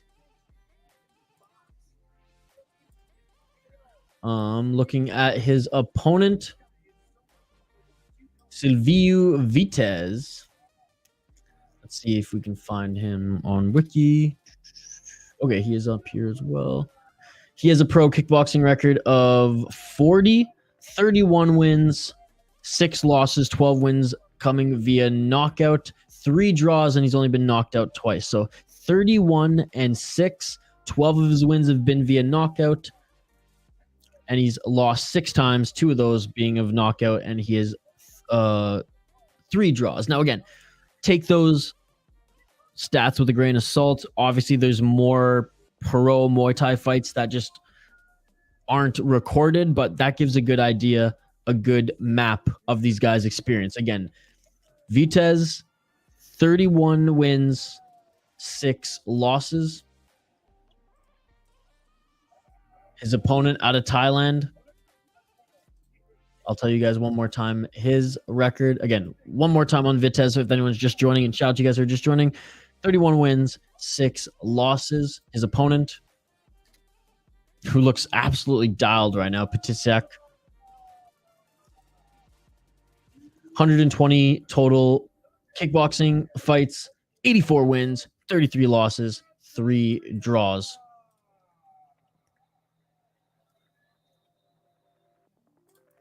When you recording at Echo 7 Studio next? I'm not sure if Kyle's still recording there anymore, but the next time, the next exclusive membership stream, I think Kyle's going to be on, and I'll ask him. I know he's recording demos on his home studio right now, and I don't know if he's just going to master those for his next album, or if he's going to go back into that studio to record some things. Maybe for drums, he might go back into the studio to record some things. February 24th, 25th is the next numbered fight. Yes, I'm so excited for that one. All right, round 1, ladies and gentlemen. Let's get it on! Rubber match between Linker and Andrade. Oh, that's not the next numbered fight. That's the next Amazon fight. Amazon/fight. Now, I want to know when the next numbered fight is. Piek is his gym name, bro. Yeah, but that's the easier one for me to pronounce, bro.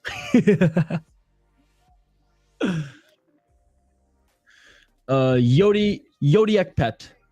Yodlekpet, is that right? Is that good pronunciation? I hate butchering these guys' names. All right, 2 minutes and 25 seconds left in the first round. Yodlekpet against Vitez.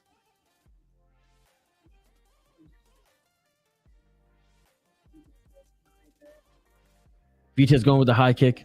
Yodlekpet with a nice outside low kick. What a nice left hook by Vitez. And Vitez was a good combo.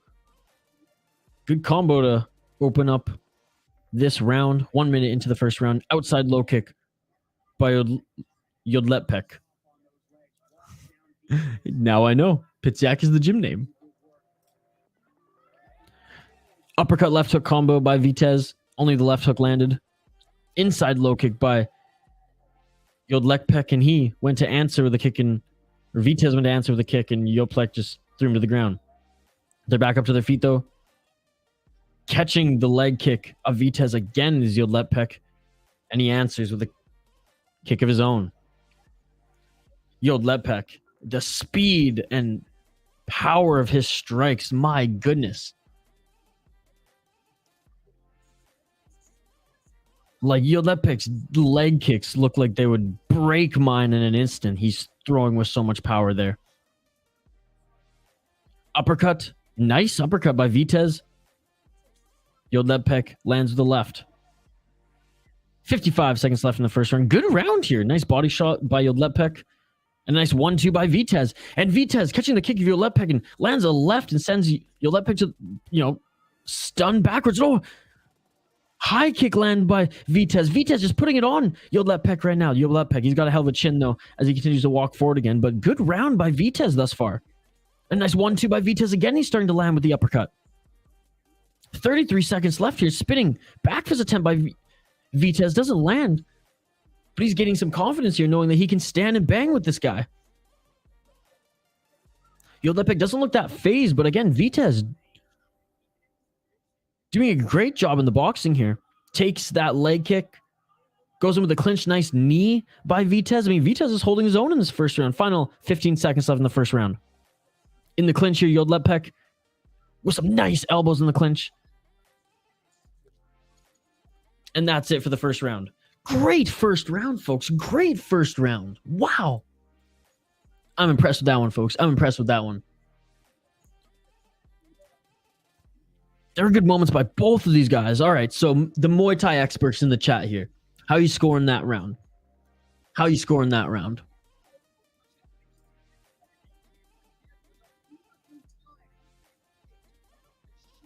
Because, yeah, Vitez with the nice head kick.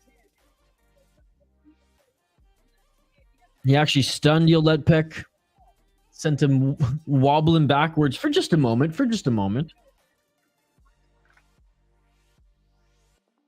I think Yodlekpet is clearly the better fighter, and he's probably going to win this one.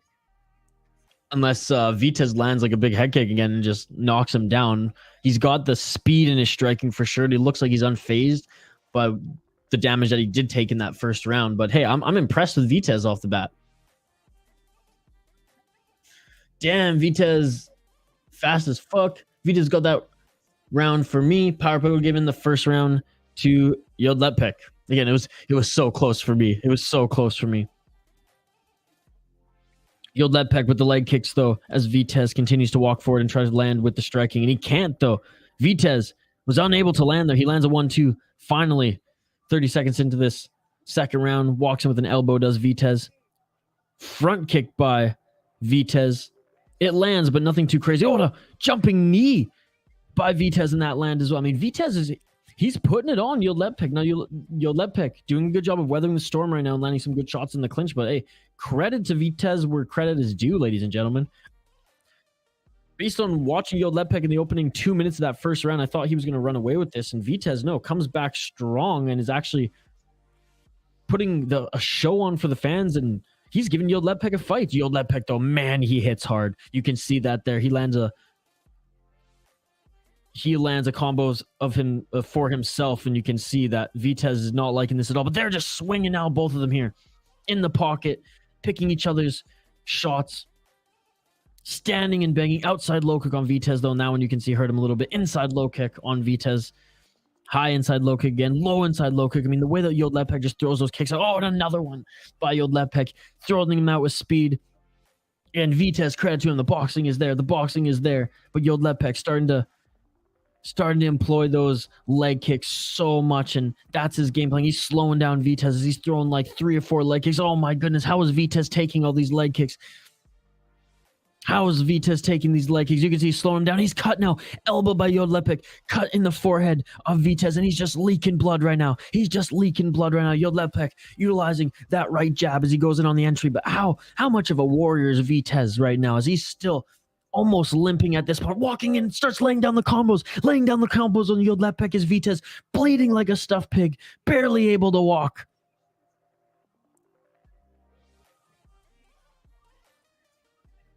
Taking a look at the cut right now, stop in action, 45 seconds left, and I'm going to get caught up with these comments. Wow, what a fight here, folks. Oh, there are no comments. Wow, what a fight. Let me know how you're digging this fight here. Making up for that dog-awful light heavyweight mixed martial arts bout that we saw earlier on this card. This is what I'm talking about. This is why I say that One Championship is the most entertaining promotion out there. Oh my goodness, the fight is over. The fight is waved off. It is over. Gonna finish it. It is all over. The cut was that bad. The cut was that bad. Straight elbow to the middle of the forehead. Now, I will say this. In the UFC, they would have let that keep going.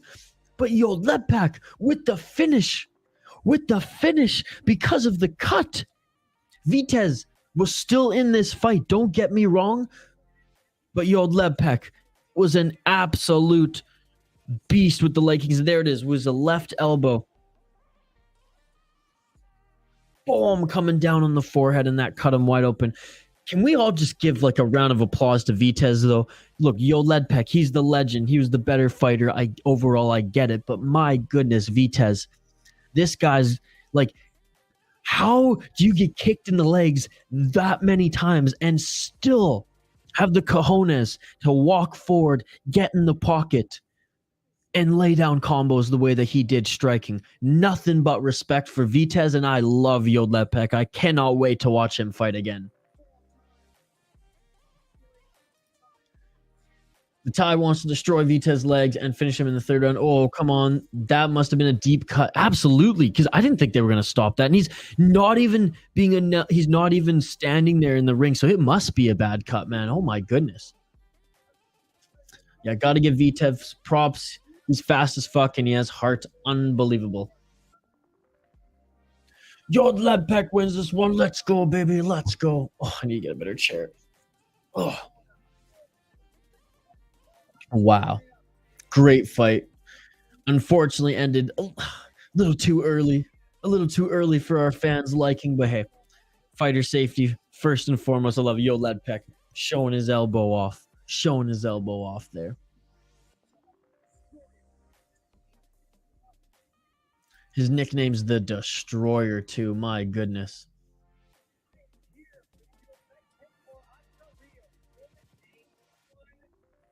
All right, being interviewed now in the center of the ring is the winner. I'll update the ticker on the bottom of the screen, and then we're going to take a quick break here, folks. We're going to take a quick break. I'm going to grab more coffee before the next two fighters make their walkout. When the two fighters do make their walkout, we'll highlight the two fighters. I will give my prediction, and then I want to hear yours. Again, thank you all so much for joining me today. I appreciate all you so much. We have 1, 2, 3, 4, 5 fights left on this card. That's right, 5 fights left. Friday fights, 1 championship, Lumpinee 2. So excited to open up this weekend of mixed martial arts and fight companions with you folks. Starting with the Muay Thai heavy card in 1 championship. We got 1 championship that we're streaming here today.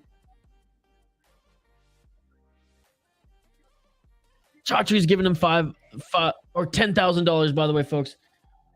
Chatri's giving out $10,000 to the winner of the last fight. Let's freaking go. Let's freaking go. But again, 1 championship here on this channel. We do live fight companions every single weekend, ladies and gentlemen. Up to 5, minimum of 2. This weekend, we're doing 4. We're doing 4, starting with 1 championship. If you're on watching right now, thank you so much. You are awesome. I appreciate you. Keep the comments coming. Vote in the poll question, the whole 9 yards. Later tonight, we have BKFC, so I hope to see you all for that. Tomorrow, we got LFA.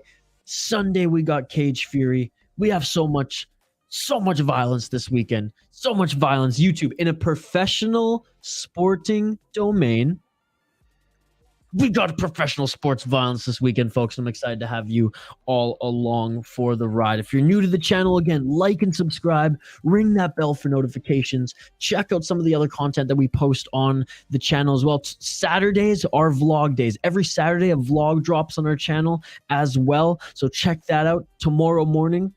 As soon as you wake up, you will have a new vlog on the Stay Light Project YouTube channel. If you haven't caught up with the vlogs yet, like Gregory pointed out, Kyle in the studio there, Echo 7 Studio.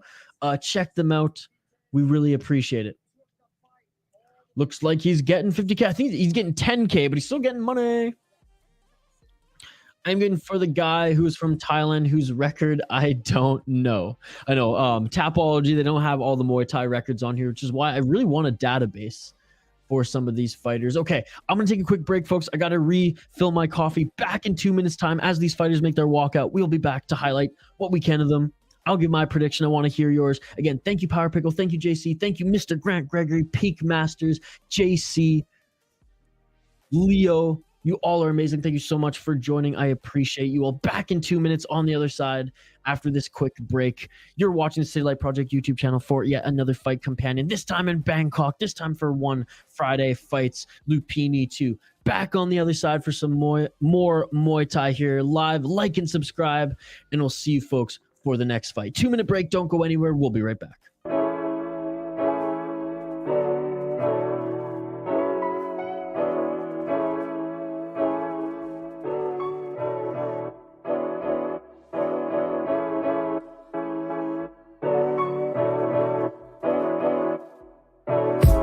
I just bought a new whip, spend a couple thousand just to cruise it. Shawty said she love me, but I swear she'll never prove it. I never tell her, but I put it in the music. Well, that's okay. All I wanna do is make the best of my whole day. Thank the Lord up above, get the cream on the side, make you laugh to no end. That's the stuff that I love, la da da da. We can be friends if you wanna. We could just talk if you wanna. We could hold hands if you wanna. Hey, tell me what you wanna do. We could just laugh if you wanna. Late nights on the stars if you wanna. We could just kiss if you wanna. Hey, tell me what you wanna do. It's like the story of my life. Best friends, but we rocking all the same things. Say you need me, but you really tryna change lanes. Well, I don't even care. In my life, I don't battle with no fear. Fighting dragons, always been a real one. Hate you saying showing love, you a real chameleon. Get the facts freaking straight, always on repeat. Like, we could be friends if you wanna. We could just talk if you wanna. We could hold hands if you wanna. Hey, tell me what you wanna do. We could just laugh if you wanna. Late nights on the stars if you wanna. We could just kiss if you wanna. Hey, tell me what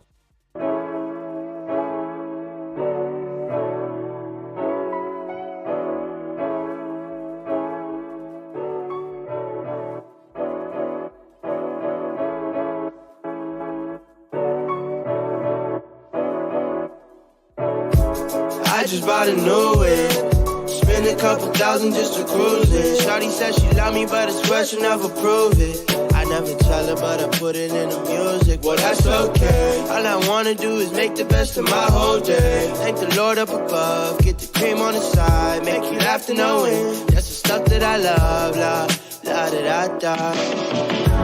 We can be friends if you wanna. We could just talk if you wanna. We could hold hands if you wanna. Hey, tell me what you wanna do. We could just laugh if you wanna. Late nights on the stars if you wanna. We could just kiss if you wanna. Hey, tell me what you wanna do. It's like the story of my life. Best friends, but we rocking all the same things. Say you need me, but you really tryna change lanes. Well, I don't even care. In my life, I don't battle with no fear. Fighting dragons, always been a real one. Hate you saying showing love, you a real chameleon. Get the facts freaking straight, always on repeat. Like, we could be friends if you wanna. We could just talk if you wanna. We could hold hands if you wanna. Hey, tell me what you wanna do. We could just laugh if you wanna. Late nights on the stars if you wanna. We could just kiss if you wanna. Hey, tell me what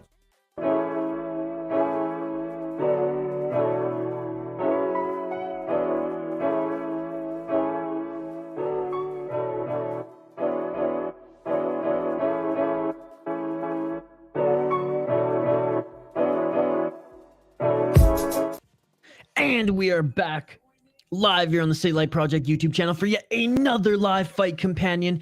We are back in Bangkok, Thailand for one championship, Friday Fights 2/1 championship, Lumpinee 2. Shout out to you all for joining. Thank you so much for joining. Like the video if you haven't already. Subscribe to the channel. We do fight companions every single weekend. Yes, live play-by-play, live commentary, live reaction, and most importantly, live interaction with all you amazing folks here in the live chat. Thank you all so much, all of you who have been hanging out with us commenting in the live chat throughout this entire live stream. You guys are amazing. I appreciate you guys so, so much. Let's get on to this next Muay Thai fight here on the main card. Again, I need a database. I need like a Muay Thai database. It's so hard to find a lot of information on these guys in North America. I think I might have bookmarked one site. I'm looking for it right now. But again, folks, if you're new to the channel, we do live streams and fight companions like this every single weekend, up to 5, minimum of 2. We got 4 this weekend, starting with 1 championship. So shout out to you all for joining us here today. I thought I found... I can't find it. I thought I bookmarked it. I thought I found a website that had... No, I can't find it here. Maybe I didn't bookmark it. I thought I found like a database online that kind of like Sherzod, kind of like Tapology is a database. And I know none of them are going to be like official because of the amount of Muay Thai fights maybe like weren't recorded by some of these guys officially, but it would be nice to have an idea. Wikipedia doesn't have like any of the non-superstar names, so it's hard to find their records. JC, Friday fights are okay for me, although the number ones are the ones that are a banger. Absolutely. And again, I don't even know when there's another number one, because you pointed out that yes, the next big event is the Fight Night / Amazon Prime one, but that's not officially a numbered event, JC. The last numbered event was... Was it 163? I think 163 was the last numbered event, if I'm not mistaken. I'm looking just at past events now.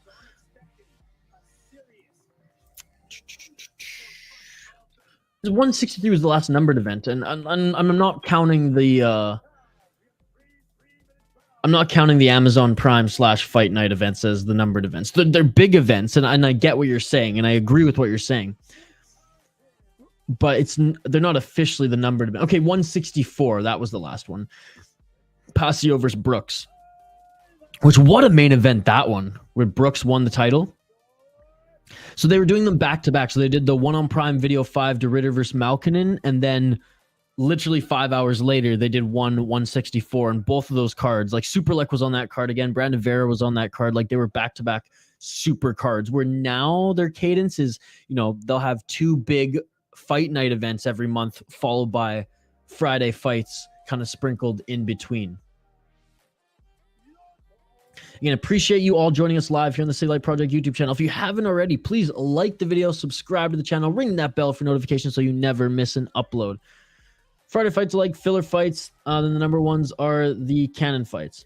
One on Prime or bangers too. They're like the numbered ones, but for American audience. Absolutely, yeah. And I like how they're going back and forth.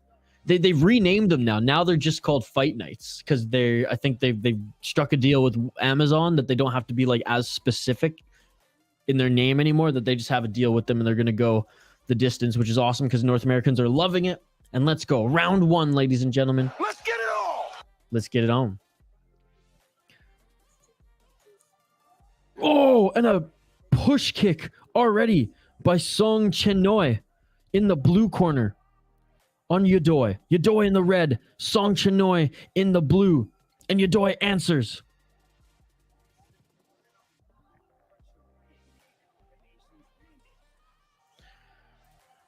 One on Prime for American numbered fights. Amazing. Friday fights, good, but not too amazing. Wow, it got crazy. Oh, these guys are just so winging. Leg kicks and punches here, throwing each other to the ground when they have the opportunities to do so. Got to keep it. Yeah, can't sweep the leg there. Double body kick by Songchainoi.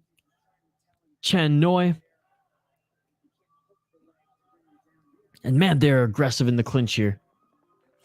1 minute into this first round here, folks. A good check leg kick by Yoddoi, and Songchainoi hits the ground as a result. A nice 1-2 by Yoddoi, as well as Songchainoi desperately and aggressively going to the clinch there. Man, both these guys want to put on a show. Nice body shots by Yoddoi.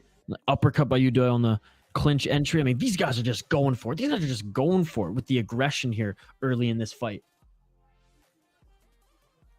Uppercut to the body by Yoddoi, and Songchainoi clipped him with a hook on his third uppercut. They're going with the right elbow. I mean, these guys are throwing with intent on a switch kick by Songchainoi, and that landed, and he throws Yoddoi to the ground. What a pace to this fight, ladies and gentlemen. What a pace to this first round. Songchainoi just ate a right hook. He lands one. The uppercut by Yoddoi, he's just looking for it. He's looking for that swinging uppercut there. And Yoddoi to the ground again. He is back up to the feet. Songchainoi is trying to out-muscle and just physically dominate his opponent, but Yoddoi is landing some beautiful body shots and combos here, looking for that big uppercut to put it away. Broken up by the ref, and going for that uppercut again was Yoddoi. Nice right hand by Songchainoi. Moving out of the way as Yoddoi. Moving out of the way, dodging to try to set up that uppercut. Clinched again. What a pace to this fight. What a pace. Those two dumps are scoring big. Absolutely. Absolutely. Again, Songchainoi definitely out-grappling, out-muscling his opponent here. Two beautiful body kicks by Songchainoi. Three beautiful body kicks, and that is it for the first round. Wow. What a first round. What a first round. Yeah, based on the dumps, based on those body kicks and the push kicks, I would say Songchainoi won that first round. Let me know your guys' thoughts. Who won that first round? Let me know in the live chat who you think won that first round. Power Pickle, I think Songchainoi in the blue corner for me. Man, those knees to the liver too are just absolutely deadly in the clinch. Power Pickle, Songchainoi. See, I'm learning, buddy. I'm learning. No, I'm taking all of these little tidbits you guys are telling me too about how Muay Thai scored over kickboxing and mixed martial arts. Peak Master as well. Songchainoi. Fast-paced fight. Fast-paced fight. Again, appreciate you all. Thank you all for liking the video as well. You all are amazing. Vote in the poll question if you haven't already. And Songchainoi going right back to his kicks here in his game plan. He doesn't seem tired at all. Yoddoi we saw slow down just a little bit at the end of that first round. I mean, his uppercuts weren't just as perfectly timed as they were early. And just when I say that, though, he lands one in the clinch. Just when I say that, folks, he lands one in the clinch, and another push kick by Songchainoi. That's two push kicks now in this fight. That is two push kicks now in this fight, ladies and gentlemen. Man, Songchainoi with another reversal throwdown. Songchainoi is just bullying his opponent here. He's just bullying his opponent here, folks. Those kicks by Songchainoi, followed by the throws, are unbelievable. Yoddoi really trying to put this fight home with his uppercut. And he's landing. He's landing, but he's not putting Songchainoi away with it like I think he's hoping for.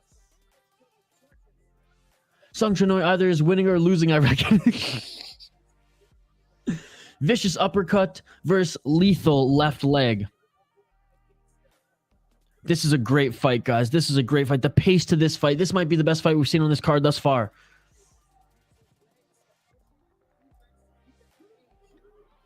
Songchainoi, for being seemingly the smaller fighter, I mean, the size difference isn't huge between them, but he's utilizing his range and kicks very, very well. I mean, look at the legs of Songchainoi. The guy's got thighs bigger than my head.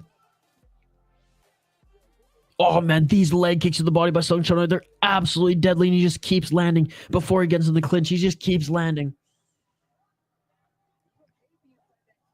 1 minute left in this second round. And Yoddoi is just swinging hook shots right now. Either the left hook to set up that uppercut, or the double hooks, jab, and then uppercut with either the left or right hand. 50 seconds left in the second round. There's that uppercut again by Yoddoi, but it's not landing here. Push kick by Yoddoi, and he actually puts a Songchainoi away. And Songchainoi with the knockdown on Yoddoi. He's going to get the standing count. Yoddoi says he's okay. 35 seconds left. But this might be a 10-8 because of the knockdown now, and a nice left hand by Songchainoi. Songchainoi had been dominating this round before. Yoddoi wasn't really landing with that uppercut or much at all other than a couple hooks. I mean, with the takedowns, or like with the throwdowns, and now with that knockdown, this round, potentially a 10-8 for Songchainoi.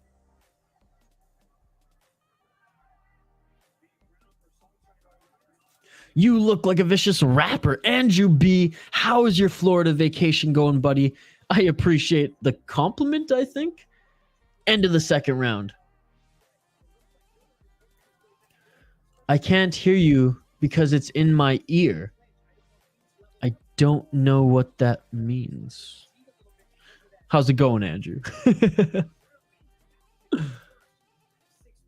Wow, what a high-paced fight, ladies and gentlemen. What a high-paced fight.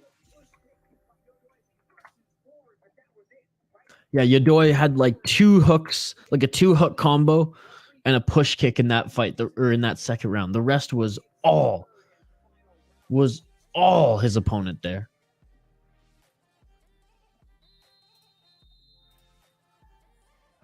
This fight is crazy. What the fuck?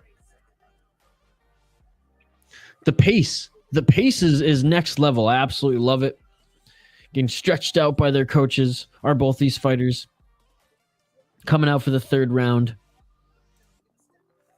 What an honor to commentate on this fight right now with you guys. This is awesome. And Let's get it off! third round, and all right off the bat, both these guys are employing their game plans again. The leg kicks, the body kicks by Songchainoi. The hooks to set up that uppercut by Yoddoi.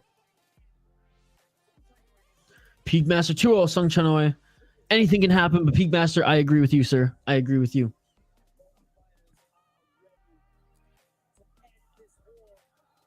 Yeah, both of them want that knockout / knockdown blow. Such an aggressive clinch by Songchainoi. That's one of the biggest takeaways that I've been observing in this fight, is such an aggressive clinch. It's almost like a schoolyard, like bully choke clinch there. These are the two fighters fighting. If you guys are just joining us now, and I appreciate every single one of you joining us live here on the City Light Project YouTube channel. Like, subscribe, vote in our poll question if you haven't already.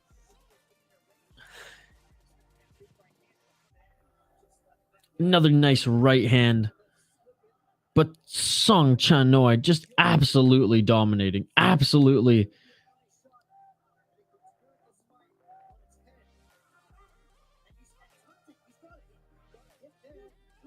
Another, I mean, less of a throwdown, but a takedown there by Songchainoi. He's getting warned for it there. Can't take him down in that fashion.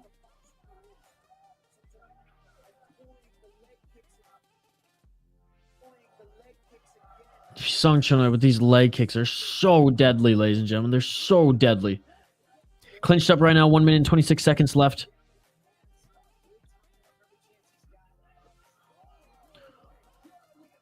And Yoddoi with a big right hand there. Big right hand. And that got Songchainoi's attention indeed, says the broadcast.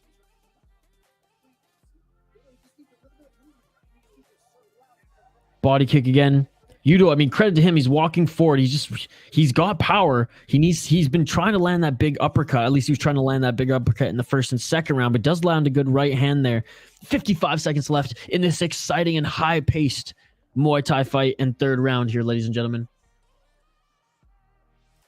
How many rounds this morning? 3 3-minute rounds in these Muay Thai fights, Andrew. Ow, says Peakmaster. And Andrew, this card consists of, I will give you the number in a sec here as we're in the final 30 seconds. I want to make sure that I call it appropriately. Songchainoi again with that aggressive clinch here. Yoddoi still trying to land another shot moving forward. I'll say better round for Yoddoi compared to the second round. Oh, but a nice straight front kick by Songchainoi. Yoddoi desperately walking forward to throw that big right hand, and he's moving out of the way of Songchainoi. Songchainoi gets another takedown here. Back up to their feet. Final 10 seconds. Back up to their feet. And that is it, ladies and gentlemen. That is it. Looking to finish it. And it's all over. 11 fight card, Andrew. 11 fight card, and we have 4 more left, sir. Wow. All right. So I'm giving this one. Songchainoi is winning this one, folks. He was just the better fighter all around in this one. All around. Got a knockdown. Got plenty of throwdowns. His clinch work was incredible. The body kicks. The knees.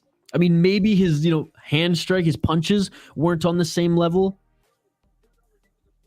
than Yudo. Yudo's game plan was very much more utilizing the boxing versus anything else. Songchainoi, in my opinion, wins that one. I think he wins all 3 rounds. That second round arguably could be a 10-8. But what a show that was, ladies and gentlemen. What a show that was.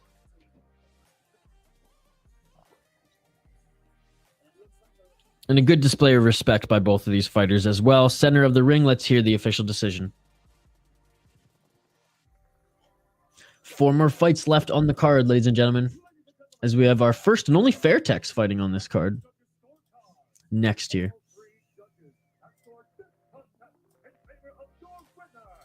Unanimous decision. Songchainoi wins this one, unanimous decision. That is the right decision. He's a savage. He's jacked as fuck. He's a savage. He does not look like someone I want to get in a fight with. Just a pure athletic build there with monster tree trunk legs. He's going full Super Saiyan right now. Wow. What a great fight. That one was such a great fight. Even though Yoddoi lost every round, in my opinion, he brought the fight to his opponent and he matched his pace. And I really respect him for that. All right. Kyrgyzstan against Thailand next here, folks. As we have Sherzod Kabutov against Nakrob Fairtex.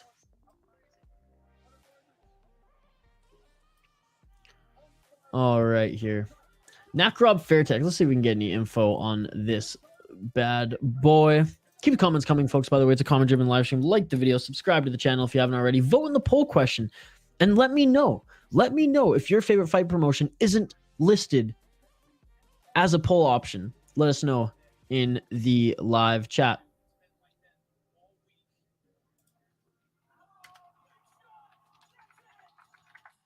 All right, let's see Nakrob. Let's see if he has a Combat Press. Was that the site? Combat Press? No. Damn, I'm sorry, folks. I thought I saved a database. I thought I saved a database that had a ton of Muay Thai fighters, but I can't find it. I can't find it.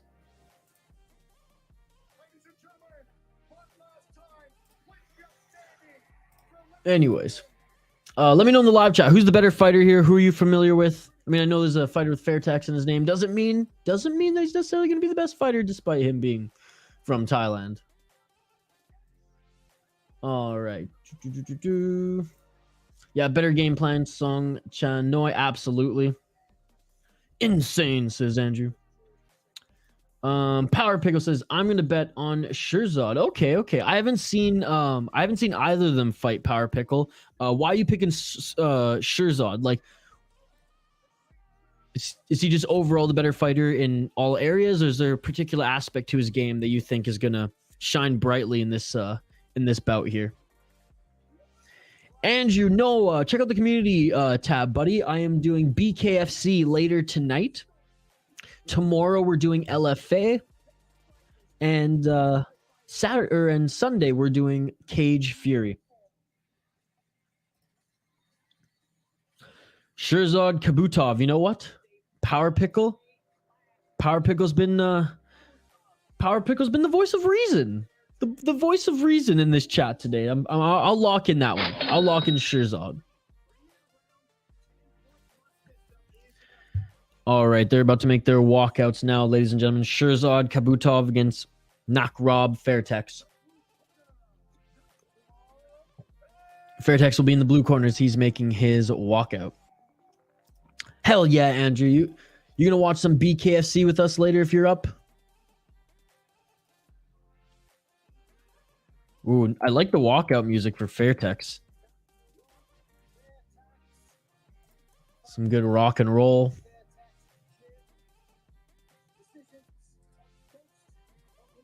He looks very, very happy now that the crowd is cheering him on, but he looked dialed there for a moment. So the broadcast saying is Fairtex is very active with his kicks and he likes to utilize his elbow, especially in the clinch. I can read lips good, but not all the time. Andrew, why don't you turn up the volume then, brother?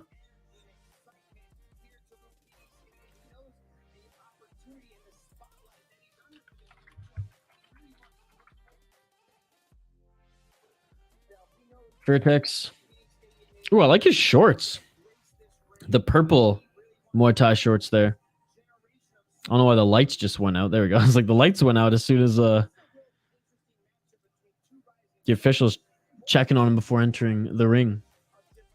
Again, shout out to you all joining us live here on the City Light Project YouTube channel. Both the fighters are making their way into the ring. Cutman just working on them right now, preparing for this next Muay Thai fight. Like the video if you haven't already. Subscribe to the channel. Ring that bell for notifications so you never miss an upload. And don't forget to vote in the poll question too. What is your favorite MMA promotion?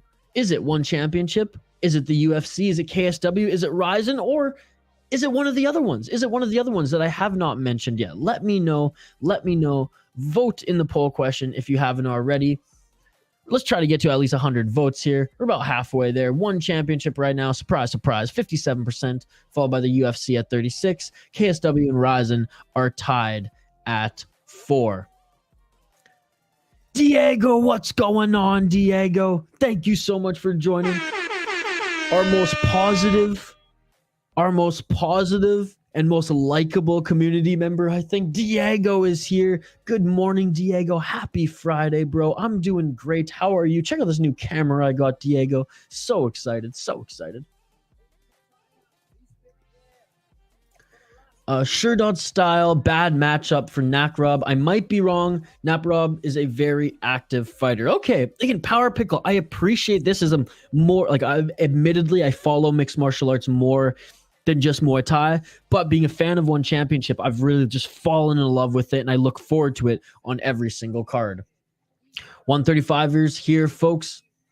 There's not much information here via Sherzod, but there is some more info on both of these fighters. Shout out to everybody joining. Like the video if you haven't already. Vote in the poll question if you haven't already. And I hope that a lot of you are choosing One Championship because that is my favorite MMA promotion. Yes, it is. Yes, it is. It may not be the deepest promotion. Yeah, as far as mixed martial arts, I get it. I get that the UFC is the NHL, the NFL, and the MLB of mixed martial arts, but One Championship has a damn good roster, and it is the most entertaining MMA promotion of like 100% right now. Like there's other than that one MMA fight that I'm never going to speak of again that was on this card earlier. It's never a dull time in One Championship. Again, shout out to Power Pickle, Andrew B, Diego, Peak Master, Mr. Grant Gregory, and a huge shout out to Mr. Grant Gregory for being one of the exclusive members of the channel as well. I'll give all you guys a shout out in just a moment here, but also for the $2 donation. Oh no. Give me one sec, folks. My phone alarm's going off.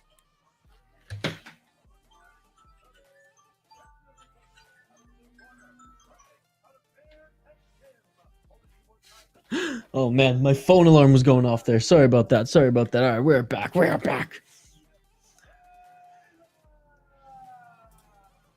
Again, shout out to Peak, Mr.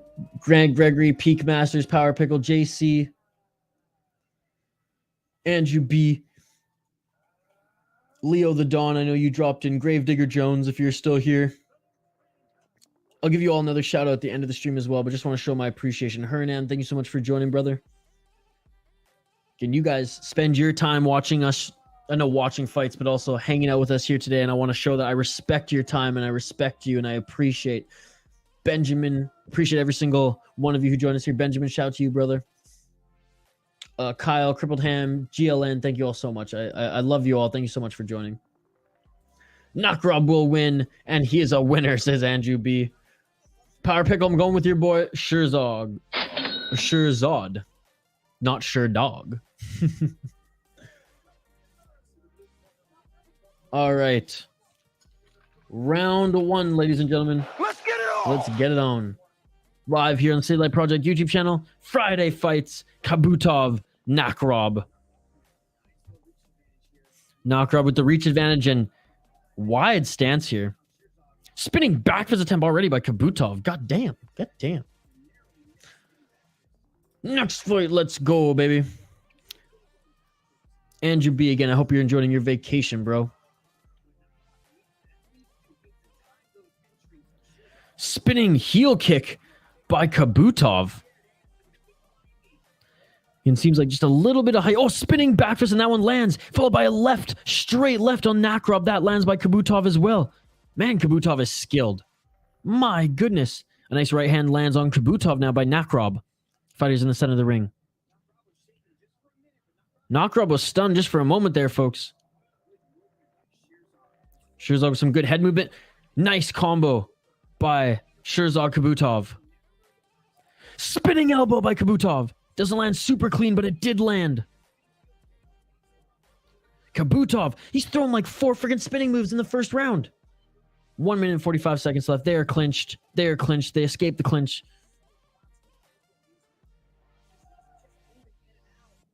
Sherzod looking for that body shot. Doesn't get it. High kick now by Sherzod. Catching the kick of Nakrob now is Sherzod. And Nakrob with a good elbow. Good elbow there where the distance was closed. Good knee by Nakrob. Moving backwards now is Kabutov. But he is landing some nasty shots, trying to set up that spinning elbow again. 1 minute and 13 seconds left in the first round. Spinning body kick doesn't land, in a nice right hand walking forward is Nakrob. This is a great match. Or not necessarily the greatest matchup, but a great start to this round. From an entertainment point anyways. And it seems like Nakrob's starting to get his rhythm a little bit here after being rocked early by Kabutov. Kabutov with the overhand right. Good counter by Nakrob. Sherzod with the outside low kick. And a left by Kabutov and a right by Nakrob on the counter. Nakrob looking for the body kick. Doesn't really land at all as Kabutov is bouncing around here. Beautiful combination by Kabutov, and Nakrob answers with a combination of his own. Kabutov, though, with the body shot, double hooks. Nakrob with the straight left. Don't know how he finished that combo there. A couple hooks of his own. Again, those kicks by Nakrob that Nakrob's trying to throw, they just aren't landing as... Oh, and a slip there by Nakrob.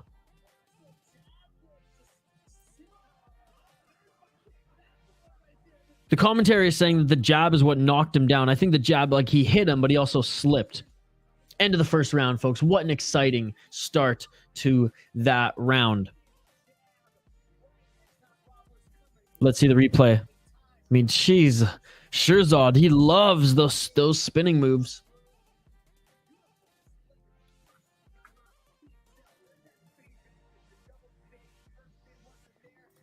One nothing for Kabutov. That's what I would have scored it as well to start. Especially the first 2 minutes of that first round. Hey, credit to Nakrob though. I mean, he's countering well and he's still very much in this fight. But what a fun fighter to watch is Kabutov, ladies and gentlemen.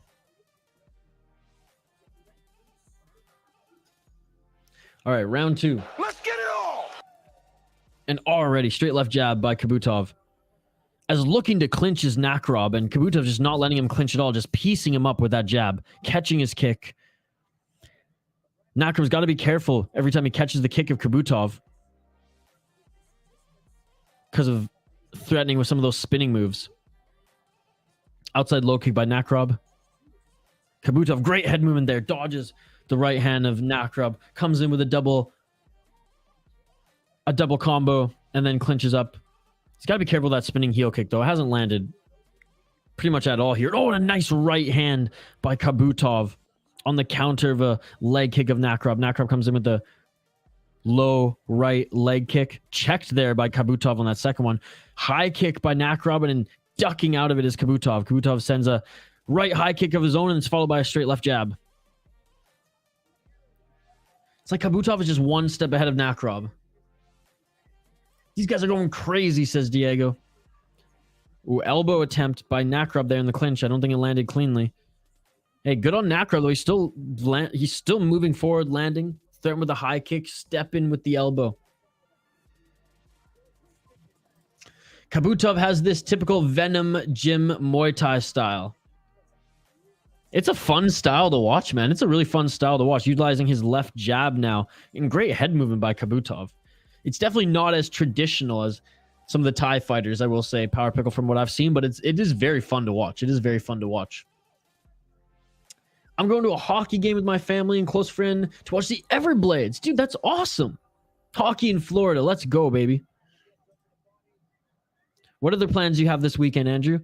1 minute left in this second round, and Nakrob walking down Kabutov right now. Kabutov saying, let's go. Taunting him a little bit. Some nice hooks there by Nakrob. Closer round for Nakrob in this second round, but I still think Kabuto.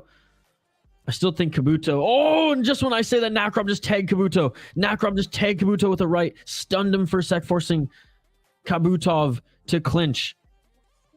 Man, this second round's a lot closer than that first round, eh, Power Pickle?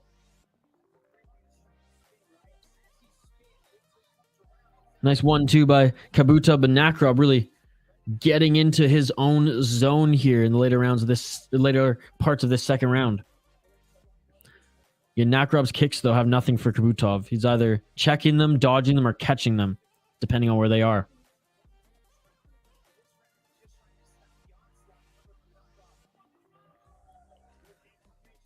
Ooh, Nakrob tagged Kabutov again. Nakrob tagged Kabutov again. He's wobbling. Kabutov's wobbling. Kabutov hasn't fallen, but he's wobbling. And a throwdown by Nakrob at the end of the second round. Wow.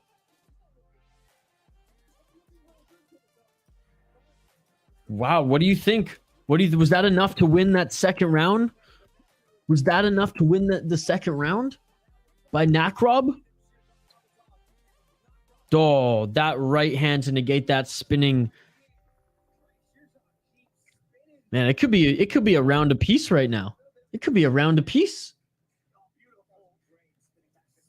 I'll see you later tonight or tomorrow. Anyways, I'm heading out. All right, Andrew, I will see you either tonight or tomorrow, brother. Thank you so much for stopping by. I appreciate you, buddy. Yeah, honestly, I'm giving that second round to Nakrob. I'm giving that second round to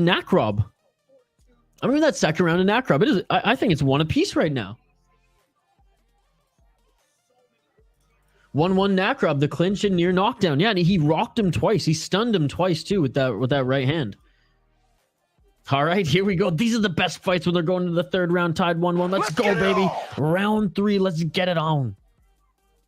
Spinning body kick by Kabutov, and there we go. Spinning back fist again, and Nakrob made him pay again with the right hand landing on that. And Kabutov was stunned yet again. Kabutov with the takedown.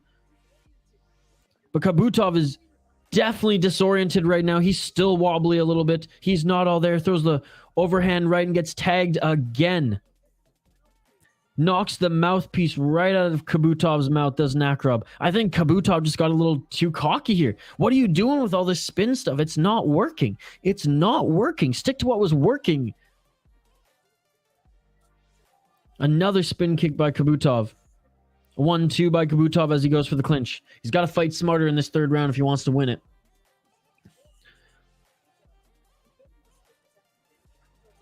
Nakrob eats a combo there. Kabutov catches the leg of Nakrob. There we go. See, that's what Kabutov was doing in the first round to bring him so much success. Mixing in some of the spinning stuff, but timed properly. Not easily readable. for Nakrob. 1 minute and 44 seconds left in this third round. Who wants it more? Who wants it more? Oh my god, there goes a fucking spinning switch kick attempt by Kabutov, and he ends up falling to the ground. Back up to the feet. 1 minute and 30 seconds left. See both them tiring a little bit here. Nakrob continues to march forward, though. Kabutov is going to have to do the same if he wants to pull out this third round. 1 minute and 23 seconds left. In the clinch right now. Kabutov got the better of Nakrob in the clinch there. Oh, and a right hand knocks down.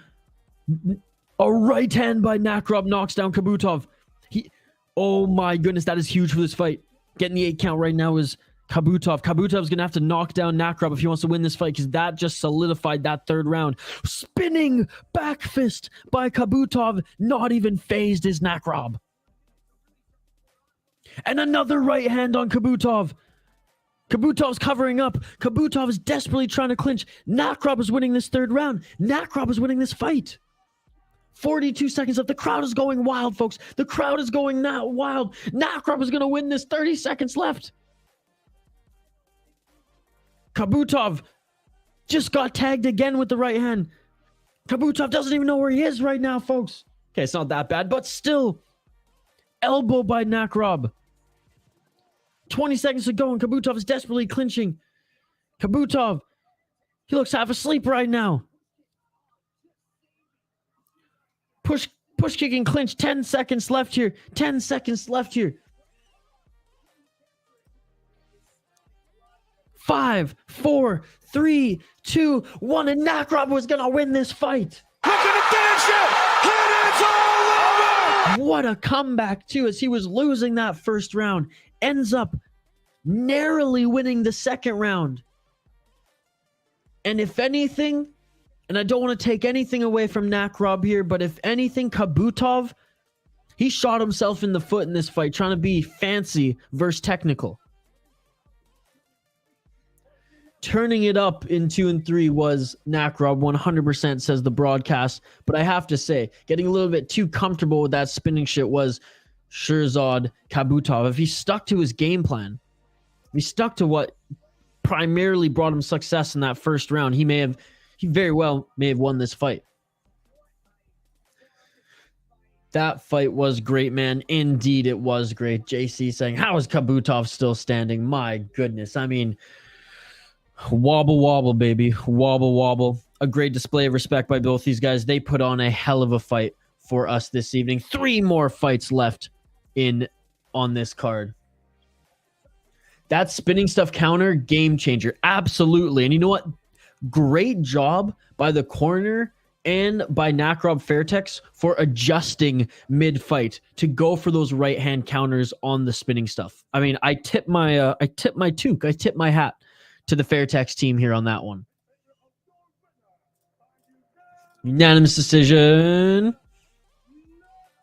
Nakrob Fairtex, ladies and gentlemen. Let's go, baby. Let's go. Again, Power Pickle, so happy that you found this stream, brother, and you've joined our community here. I hope to see you on future One Championship streams. Hell, I hope to see you on some better MMA fighting streams down the road, brother. Even if you're just like, nah, I'm just going to stick to One Championship on your channel, I hope to see you on the next one. TRPZ, I know what you voted for in the poll question, brother. What is up, TRPZ? Thank you so much for joining. How are you how are you today? I don't know if it's morning or afternoon for you right now. I imagine it's the evening for you there in Poland. How are you today, TRPZ? Thank you so much for joining, brother. I appreciate you. Happy weekend, sir. Happy weekend. All right, we're going to the next fight here, folks. What's your opinion on Friday fights so far? I like Muay Thai, so put it this way. It's different than just One Championship, the predominant MMA promotion, because like you pointed out, JC, the numbered events and the Amazon Prime events, they're very much heavy MMA, right? There's about, I would say like 70% of the card is MMA, followed by Muay Thai, some kickboxing, sprinkled in like a Brazilian Jiu-Jitsu match in there as well. Whereas Friday fights is very much the legendary Lumpinee Boxing Stadium. It's very much a Muay Thai card. So I do think that the numbered events and the One Championship Amazon events, they stack up those cards a little bit more, especially with the MMA talent. And Muay Thai talent, just all the talents all around. But I will say this, JC, I'm never complaining when one championship is on, and I absolutely love Muay Thai. So I am very happy that they're doing these now. I am very happy that they're doing these. But I do think overall that the numbered events and the Amazon Prime events just are better cards with better matchups all around. All right, I'm going to update the ticker on the bottom of the screen and the graphic on screen, and we'll get right back to it. 3 more fights left. Featured fight next here, and then we have the co-main event followed by the main event live here on the City Light Project YouTube channel. 1 championship, Lumpinee, 2 Friday fights, 2, ladies and gentlemen. Let's see what your record is. And I wish there was a database for just kickboxers.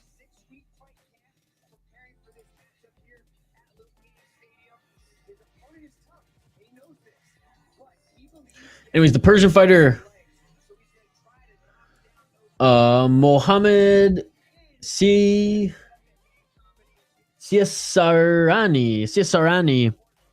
Apparently he's been preparing in Bangkok for this fight for a few months now as he makes his walk to the ring. The legendary Lumpinee Stadium. All right, I'm going to update the ticker on the bottom of the screen, and we'll get right back to it.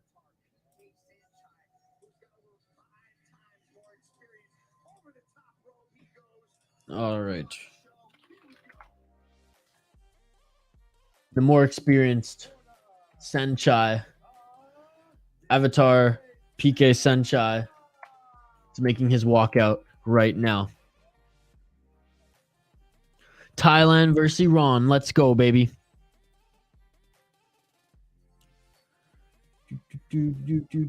PK.Saenchai fighter, he might be good. He's definitely the more experienced guy based off what the broadcast is saying right now. And the crowd is going crazy for him.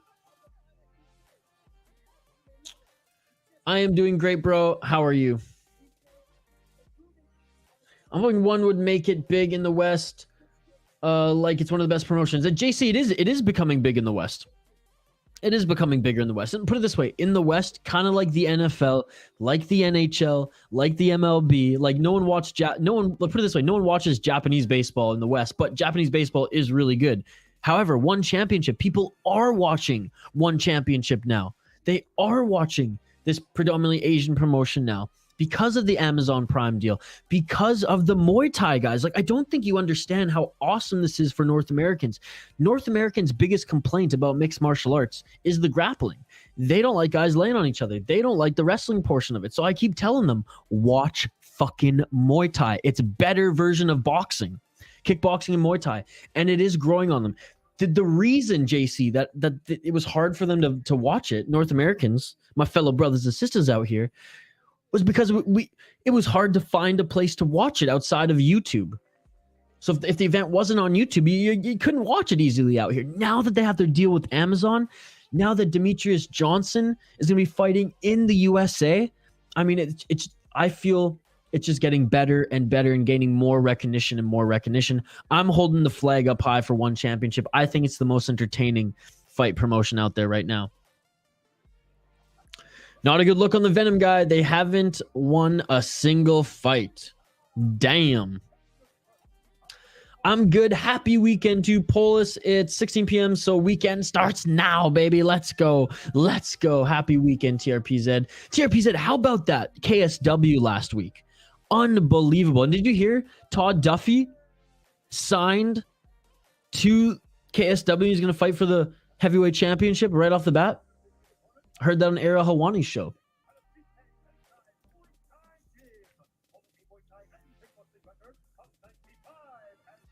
All right, 95-40 record for Saenchai. Avatar Saenchai against Mohammed Siasarani.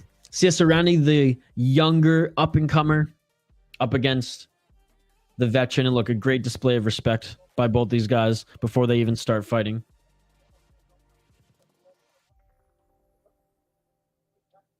They touch gloves, bow to each other. Here we go. This is going to be a fun one, folks. This is going to be a fun one. Shout out to everyone who's been joining us live here throughout these events. One championship, Friday fights 2, Lumpinee Stadium. Let's freaking go. Round 1. Let's get it on. Let's get it on. Man, both of them respecting each other so much here. Again, younger fighter in the Iranian against Avatar, the seasoned vet. More range by Siasarani. High kick by Siasarani. It was a tongue twister there. Siasarani. Ooh, and a nice left by Avatar. Body kick by Siasarani.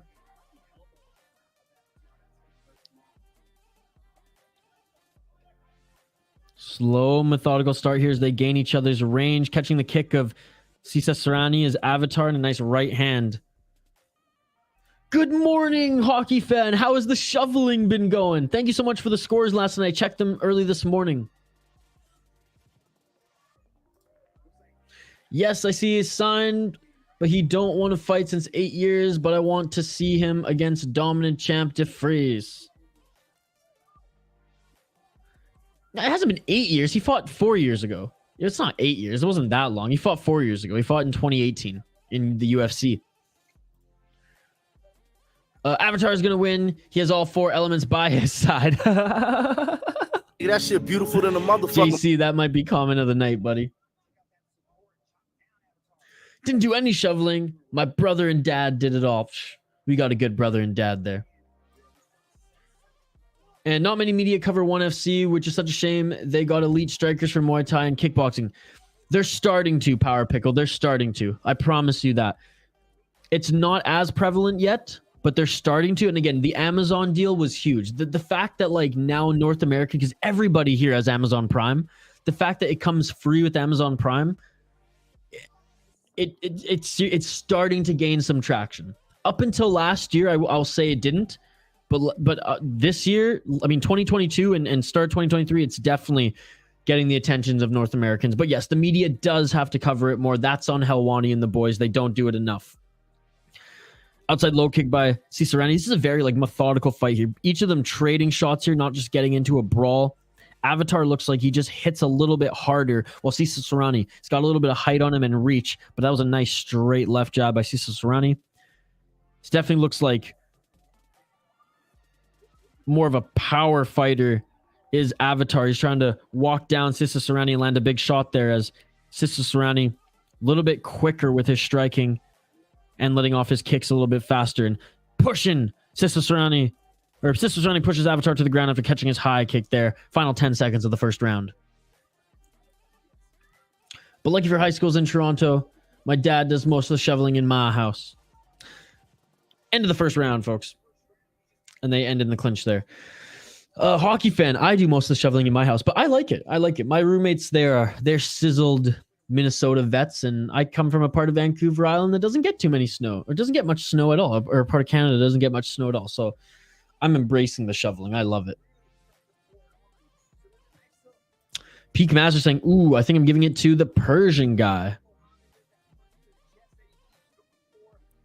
We're looking at the replays right now, and Saenchai's utilizing his right hand beautifully as it's landed quite a bit, and he's going for actually shots to the shoulder, shots to the face. What do you think? What do you think, Power Pickles? I'm a little torn on this one. I was reading a lot of comments too in the first minute and a half, so I want to hear your guys' thoughts here. I think volume, it's probably the Persian fighter. But some of those right hands that landed clean by Saenchai. The Persian fighter did get the throw down, though, so maybe he is... maybe this one will go to him. Okay, round 2, folks. I'm going to update the ticker to display that. Siasarani catches another leg kick of Saenchai. 2 minutes and 44 seconds. Doing a good job of checking the legs kicks of Saenchai as well. Mohammed Siasarani very comfortable with the counter game right now. As you see here, good head movement. He's smiling right here as Avatar pushes forward and just swinging with these overhands. Siasarani now just yelling at him, let's go, let's go. Siasarani has no issue playing the counter game right here. Now they're just trading. Now they're both smiling. This is what I love about Muay Thai. When the fight gets crazy, when it gets more violent, they just love it. This is what they live for. Yes, but this fight is a no contest. I'm so interested in this fight. If an event in Chechnya will be good, like event in... we have some good events in KSW a week ago. It wasn't saying, yes, last week's event was better than the UFC. Last week's KSW event was better than the UFC. Nice body kick by Siasarani. Oh no, Matthew's out for a minimum of 3 weeks. He has a knee injury. He's supposed to be going to the All-Star game. Well, he ain't going to the All-Star game now, and I hope he uses that time to recover. PowerPo gave the first round to Mohammed Siasarani as well. 1 minute and 36 seconds left in the second round. Mohammed Siasarani is doing a beautiful job in the counter game right now. He's landing way more shots in the counter game. Avatar, though he's walking forward, Siasarani is catching his leg kicks. And if he can get another throw down here, and he just caught the leg kick again, and he does with a sweep throw down. That's going to be huge for the judges' scorecards. Who do you think will win for the Leafs Ottawa tonight? Probably the Leafs. Avatar is just not accurate enough. No, when he lands, they look like some good shots, but no, you said it. Siasarani, he's doing a very good job right now. Very good job.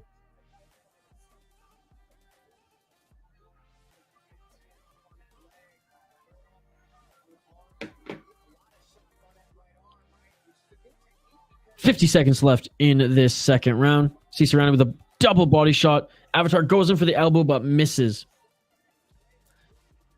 I mean, the youth by Siasarani, the athleticism by Siasarani showing off well for him in his one championship debut. Co-main event is insane fight tonight. Pazuski versus Romanowski. They gave a very, very good fight. Yes, that was honestly fight of the night in my opinion, sir. Romanowski, the guy just could not. I mean, he couldn't knock out his opponent because the guy has an iron chin, but man, did he dish out the damage, bloodied up. That was an amazing fight. I love KSW. I love KSW. For me, it's one championship, UFC, KSW. Those are my top three. Another body shot here. Final 5 seconds of this second round. 5, 4, 3, 2, 1. That is it. That is it for the second round, folks. So Avatar with the forward pressure, but I mean, Siasarani's landing all his shots. And especially with the catching of the leg and the sweep takedown too.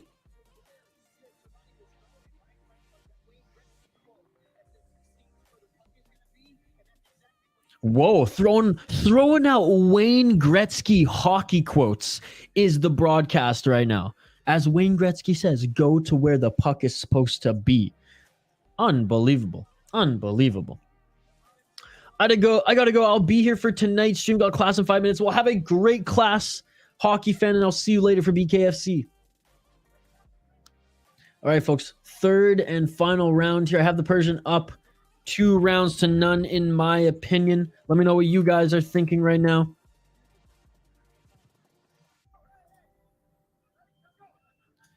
Crowd going wild. The official waves them in, and round 3 is upon us. Let's get it all! Might be round 1-1, but to me, Siasarani is dominating. Could be 1-1 because of the forward pressure. However, Siasarani did get that takedown. That sweep throwdown, which I think looked well in his place for the judges. But Avatar now really is going to go for it, and you can see starting to early in this third round. Siasarani can't play the counter game in this third round. Oh, and a nice body kick by Avatar and Siasarani. Siasarani catches the leg kick of Avatar. Ref separates them. Back at it. High kick attempt by Avatar. Blocked by Siasarani. Another high kick. Outside low kick by Siasarani. Yeah, Siasarani's going to have to walk forward a little bit here. Avatar lands with the jab. Siasarani lands a good right hand. Brian, what is up, Isha? Just checking in, brother, at work. Hope you got your shit. I got your email. I'll email you back. I got an update. I've been so behind on my emails all week. It's been a busy work week, but I saw it come in, Brian. Was it yesterday or the day before? My apologies for not getting back to you right away. Brian, thank you so much for checking in, buddy. I peeked over your email, and everything sounds so much fun, and I want to rally the troops because that does sound like a sweet event to all meet up at and go to. But I'll answer your email right after this. Appreciate you, Brian. Hope you're having a good day at work, buddy. I hope to see you on some more streams this weekend as we got BKFC, LFA, and Cage Fury. Brian and Brittany, huge supporters of this channel. They're absolutely amazing. Thank you so much for checking in, sir. Absolutely love you too. Why? Stop the leg grabs. 1 minute left in this third round. Avatar having a better third round. And Avatar lands a nice right hand again on Siasarani, and that one seemed to rock him. Avatar yelling at him now, let's go, let's go. Crowd is going crazy as well here at Lumpinee Boxing Stadium in Bangkok, Thailand. 45 seconds left in the third round. Getting the crowd going is Avatar. Siasarani, he's got to do more in these last 35 seconds here. He's got to do more. Siasarani's too comfortable. He's too comfortable here. If that second round went to Avatar, Siasarani is going to lose this fight.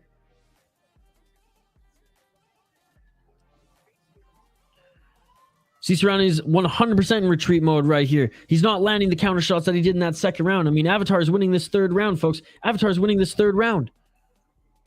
15 seconds left. Avatar could do enough to win this fight here. If the second round if the second round was scored for Avatar, 5 seconds left, folks. Siasarani with a leg kick. Another leg kick by Siasarani. And that is it, ladies and gentlemen. Again, shout out to Brian and Brittany. Shout out to Peak Master. Shout out to Hawkfan, TRPZ, who joined us during this fight. And of course, Power Pickles, JC, and everybody else who's joined us here today. Appreciate you all. We'll give you all a shout out at the end of the stream. And here's a better look at the fighters who just wrapped up that third round, ladies and gentlemen.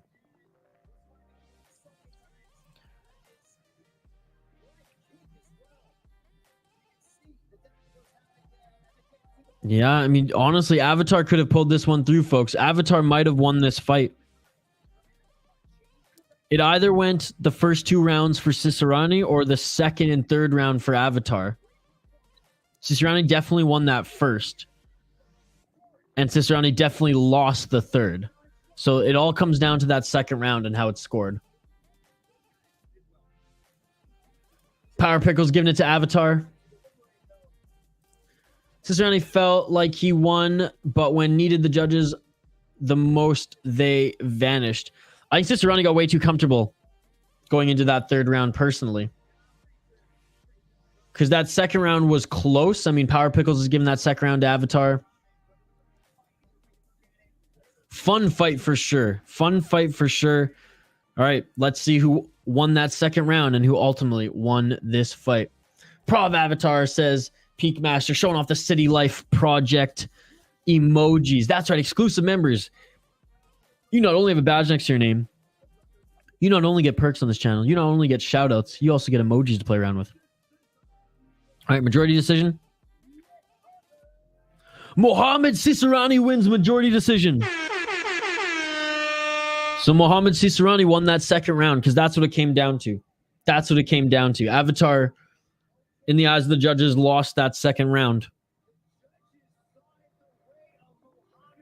Because Avatar definitely won that third round, and I think there's a huge case that he could have won that second round too. Yo, Zoomer Loyalist, thanks for the follow on Twitter, buddy. How many more fights are there? We're going right into the co-main event and then the main event. So there's 2 more fights left on this card, Zoomer Loyalist. But I hope to see you for BKFC later. And I know you were bummed they weren't doing PFL Challenger Series tonight. I apologize. I really was going to do it. I didn't want to rely on like the fucking free streams. Like I did find another streaming site.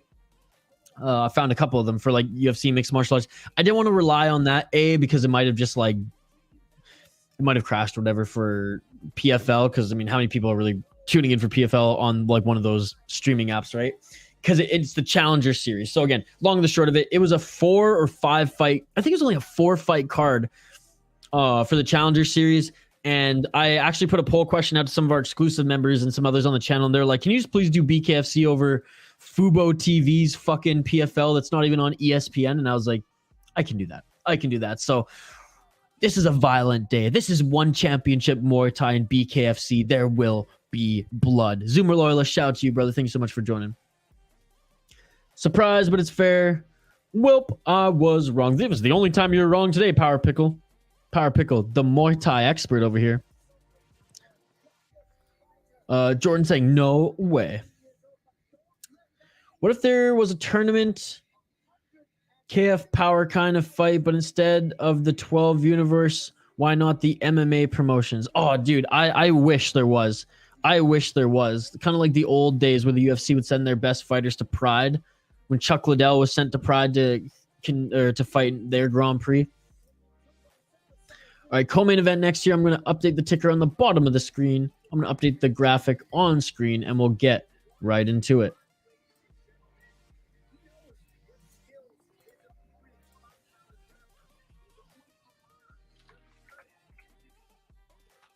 Co-main event here, ladies and gentlemen. Thank you so much for joining everybody here live on the City Light Project YouTube channel. Like the video, subscribe to the channel if you haven't already. Ring that bell for notifications so you never miss an upload. Vote in the poll question too, and if your favorite promotion is not listed, let me know. Let me know in the live chat. Let me know how you dig this new camera too.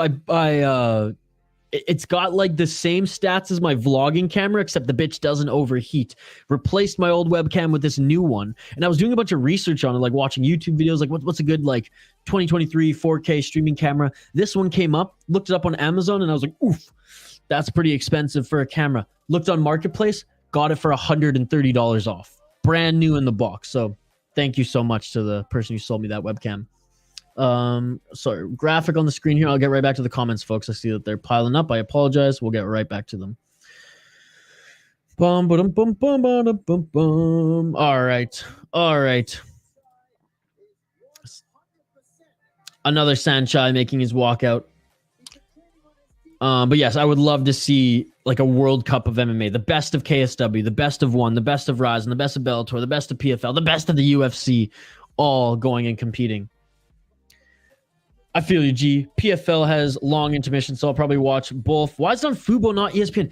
Zoomer Lois, that's what pissed me off. And on the exclusive membership, I went off. I may have had a few brewskis in me. I went off, dude. I was like, why the fuck are you spreading yourselves like around when it's so annoying? Like I could probably find it and watch it and stream it.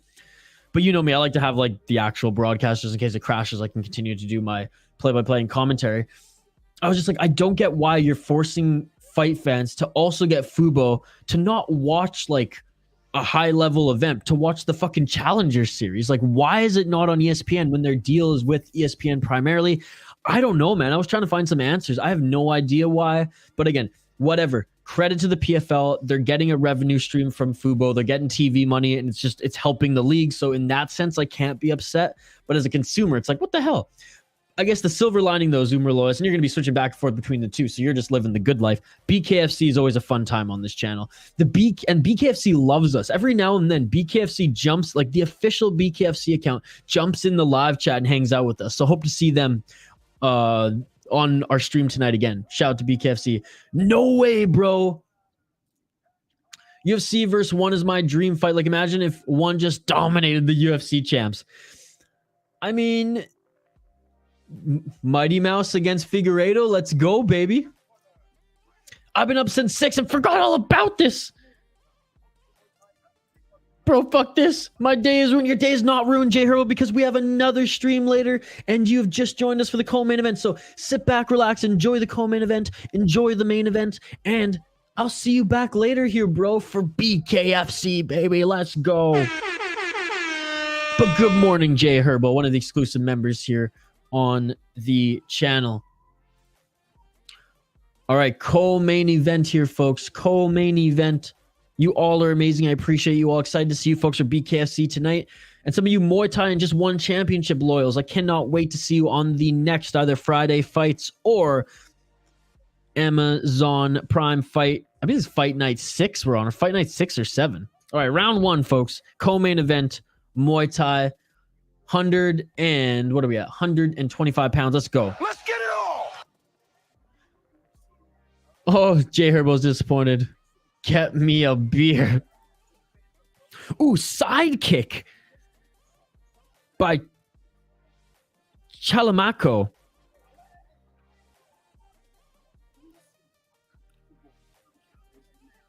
Chalamkhao, my apologies, how you pronounce his name, in the red corner. Very calm, cool, collected against Pettong in the blue. Pettong for Chalamkhao. I could use a beer. It's a little early, but I could use a beer. I got a work meeting after this before BKFC. The beer ain't going to be flowing until after the work meeting. It is indeed a Don Cherry bobblehead. Kirill Kaprizov, Don Cherry. Ooh, a nice body kick by Chalamkhao. Body kick returned by Pettong. Nice right hand by Chalamkhao, followed by the side kick, but caught by Pettong going right into the clinch. Pettong looks a little lankier. Chalamkhao just looks beefier here at 125. Front kick by Pettong. Side kick by Chalamkhao, and they're just swinging hooks in the pocket. Separated now. 1 minute and 30 seconds left. Those push kicks, chef's kiss, baby. Don Cherry special on Hockey Night in Canada. My favorite is Don Cherry. If you look up compilations of him just ripping on European players, he's a funny guy. Oh, and very, very good counter there by Chalamkhao catching the kick of Pettong. But Pettong read that beautifully, and actually, I believe it was a left that he landed there in the pocket. And he made Chalamkhao like shake his head, go, no, you got to hit me harder than that. But he did tag him.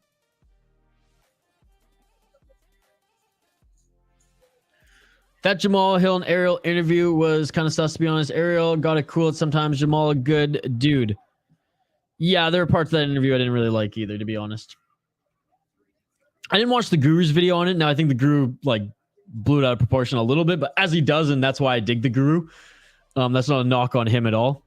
If I was a content creator in his lane, I'd do the same thing. Nice right hand by Chalamkhao. But yeah, credit to Jamal Hill. Credit where credit is due, man. What an absolute beautiful performance. JL, if JL joins us in the chat later today, he's going to absolutely roast me. He's going to have to roast everyone, okay? Because everyone thought Glover was going to take that. But Glover, I mean, I cried when he retired, man. What a beautiful, tough son of a bitch. But no, shout out to Jamal Hill. That was a beautiful performance by Jamal Hill. End of the first round here, folks. Beautiful performance by Jamal Hill to become the new light heavyweight champion of the UFC. I mean, just a clinic and game plan to a T. Man, he's got some power in his punches too. And again, credit to Glover Teixeira. It took like fucking 3 head kicks to the head. Or 3 head kicks to the head. Duh. He took 3 head kicks, wobbled, and still was walking forward like a beast that he is. Isha, how can you skip breakfast? I would die if I did so. Yeah, I usually skip breakfast, have about a liter of coffee, then start eating around noon. Yeah, you know what you're going to get with the Guru usually. Absolutely. Yeah, Glover's a fucking tank. At 43, bro, I can't believe he took all that. I can't believe, going into the 5th, he was yelling at Jamal Hill, let's go, baby. And you know what? I'm sure, it being his final fight had some influence to it, but I have nothing but respect for Glover Teixeira. And I'll take my L's against JL later in the stream, because I know tonight he'll be probably joining us. But, you can't disrespect Glover there. He's an absolute savage, and retiring in Brazil. What a beauty. Yeah, round 2's just begun, folks, and there's already some elbows in the clinch coming from both of these guys. Let's get it all. High kick attempt by Chalamkhao. Clinch now. Knees coming from Pettong. Pettong almost falls there, and the officials looking to separate them. 2 minutes and 20 seconds left in the second round. Clinched up again. Clinching, and the ref separates them. 2 minutes and 5 seconds left in the second round. How about the Bonfim brothers on the last UFC card, eh, Zoomer? I called it. I told everybody, watch out for these guys. They are sick. Right hand by Chalamkhao on the entry of the clinch, and he throws Pettong down. That's huge for this round. But those Bonfim brothers, both of them, with the knee on McKinney and the OSP signature Darce choke. Oh, sorry, not Darce choke, whatever it's called. God, forget the actual name, but the OSP. 1 minute and 30 seconds left in the second round. Pettong, look at the damage there on his face, hitting it with the elbows. Oh, right hand by Chalamkhao, followed by 2 hooks there. Chalamkhao starting to dominate this fight here as he gets another throwdown. Pettong still moving forward though, but Chalamkhao, just piecing up Pettong right there. Elbow, hooks, more hooks. Starting to slow down as Pettong. He's taking a beating here in the second round. 1 minute left. I know he's walking forward. He's a beast. All these fighters are absolute beasts here, but Chalamkhao is putting on the beatdown. Yeah, that KO by bomb from McKinney was clean. Beautiful, beautiful knockout. I yelled. I was like, ah, when he was out. I mean, I was working while watching that fight, but let's just say there was a couple fights there when I was watching more than working. But I did get all my work done that night. 24 seconds left in this second round. Pettong going for the clinch again. They're separated. Pettong walking forward. Chalamkhao, he's got his timing though. He's got his timing down. Nice. Inside low kick, followed by a body kick.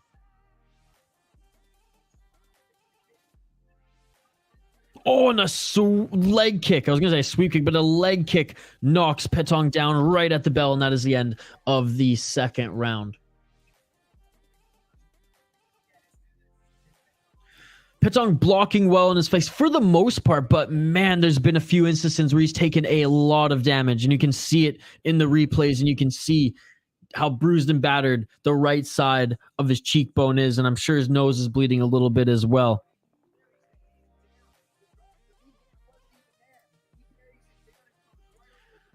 Yeah, man, the Bonfim brothers. I can't wait to see them fight again in the UFC. Fighting on the same card in Brazil must have been so much fun for them. Both of them getting first round finishes. I mean, one of them, that flying knee is already, it's early in the year, but that's going to be probably a candidate for knockout of the year, I imagine, unless we just see some unbelievable knockouts this year in the world of the UFC. And then his brother getting that choke.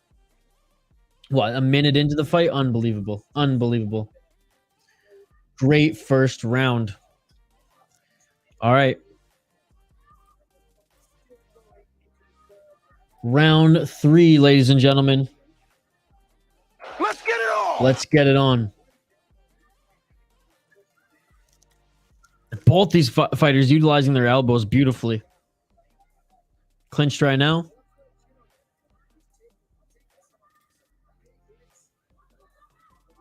With a nice left hand on Chalamkhao by Pettong. Clinched now. Knees by both of these guys. Exchanging knees in the clinch.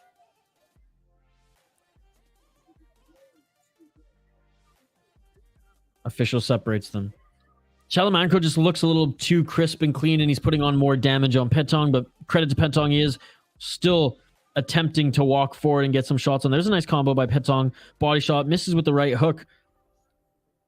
Seemingly land an elbow there. Swing and a miss, though, by Pettong there. Chalamkhao was going for that side body kick again. Each exchange a hook on each other there. Going in for the step-in elbow as Pettong doesn't land. Now they're clinched up against the ropes. I love that step-in fake knee to the elbow. Beautiful, beautiful stuff.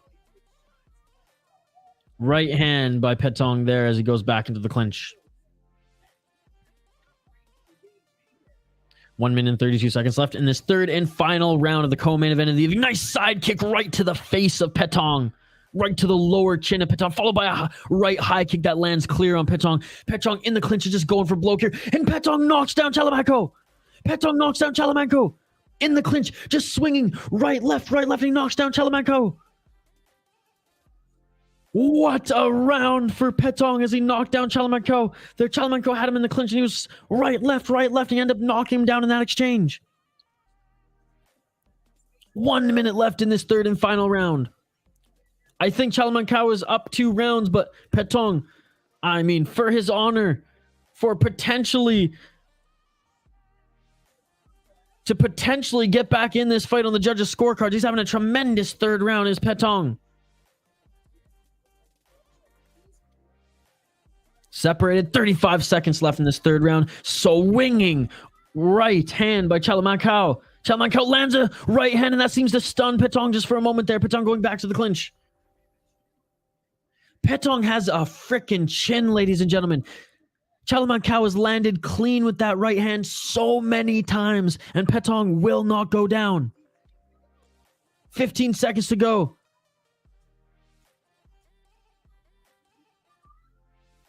Oh my God, almost KO'd Pettong, right? With that, I mean, this guy's got a hell of a chin. High kick attempt by Chalamkhao, and that is it for the co-main event of the evening. Man, I love Muay Thai. Man, I love Muay Thai. My goodness, my heart is beating out of my fucking chest right now. I love this shit. I love this sport, ladies and gentlemen. I think Chalamkhao won this fight, but Pettong with an impressive third round. With an impressive third round, despite taking damage, he ended up knocking down Chalamkhao. Was that single knockdown in this fight enough to win it? I don't think so. But Chalamkhao, Pettong put on a hell of a fight. Damn, he just hit him with his foot. Crazy indeed. Diego, shout out to you. Shout out to Peak Master. Zoomer loyalist again. Brian stopped by and just said, hey, what's up? While he was working as well. So another big shout out to Brian there. Right, official decision here in just a moment. We will listen in. All right, official decision coming up right now, folks. Judges' scorecards.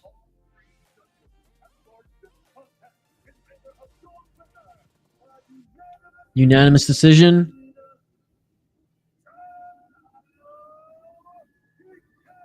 Chalamkhao wins this one, unanimous decision. I believe that was the right pick. I believe that was the right pick. The White Shark. That's a good nickname. That's a good nickname.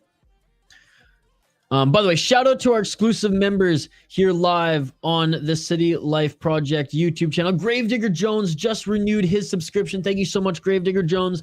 Ant-Man channel, Peak Master, Jay Herbo, Mr. Grant Gregory, MMA Dad, Shane Van Nice, and Mike Jones. Thank you all so much for supporting the channel. I appreciate you all.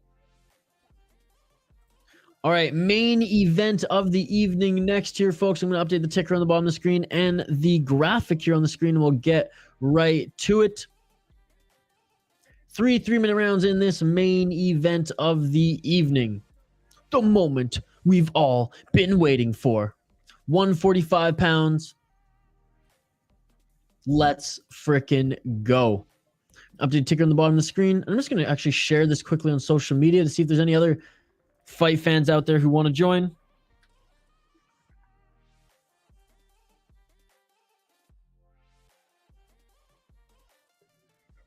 All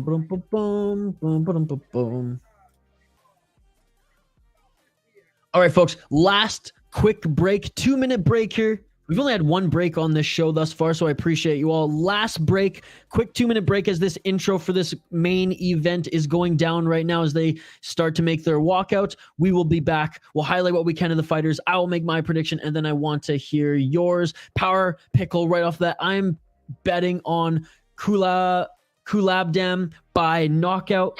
I'm locking it in, buddy. Let me know your predictions in the live chat, folks. Last break. I'll be back. 2 minutes.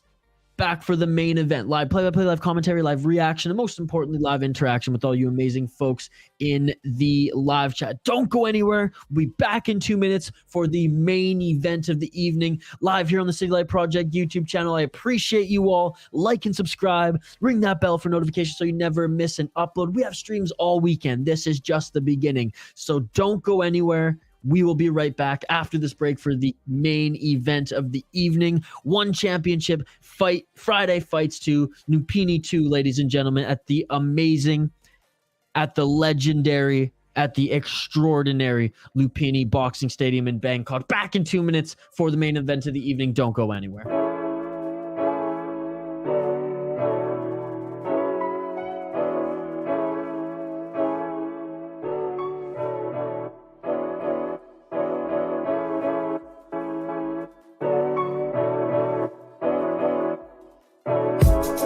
Just bought a new whip.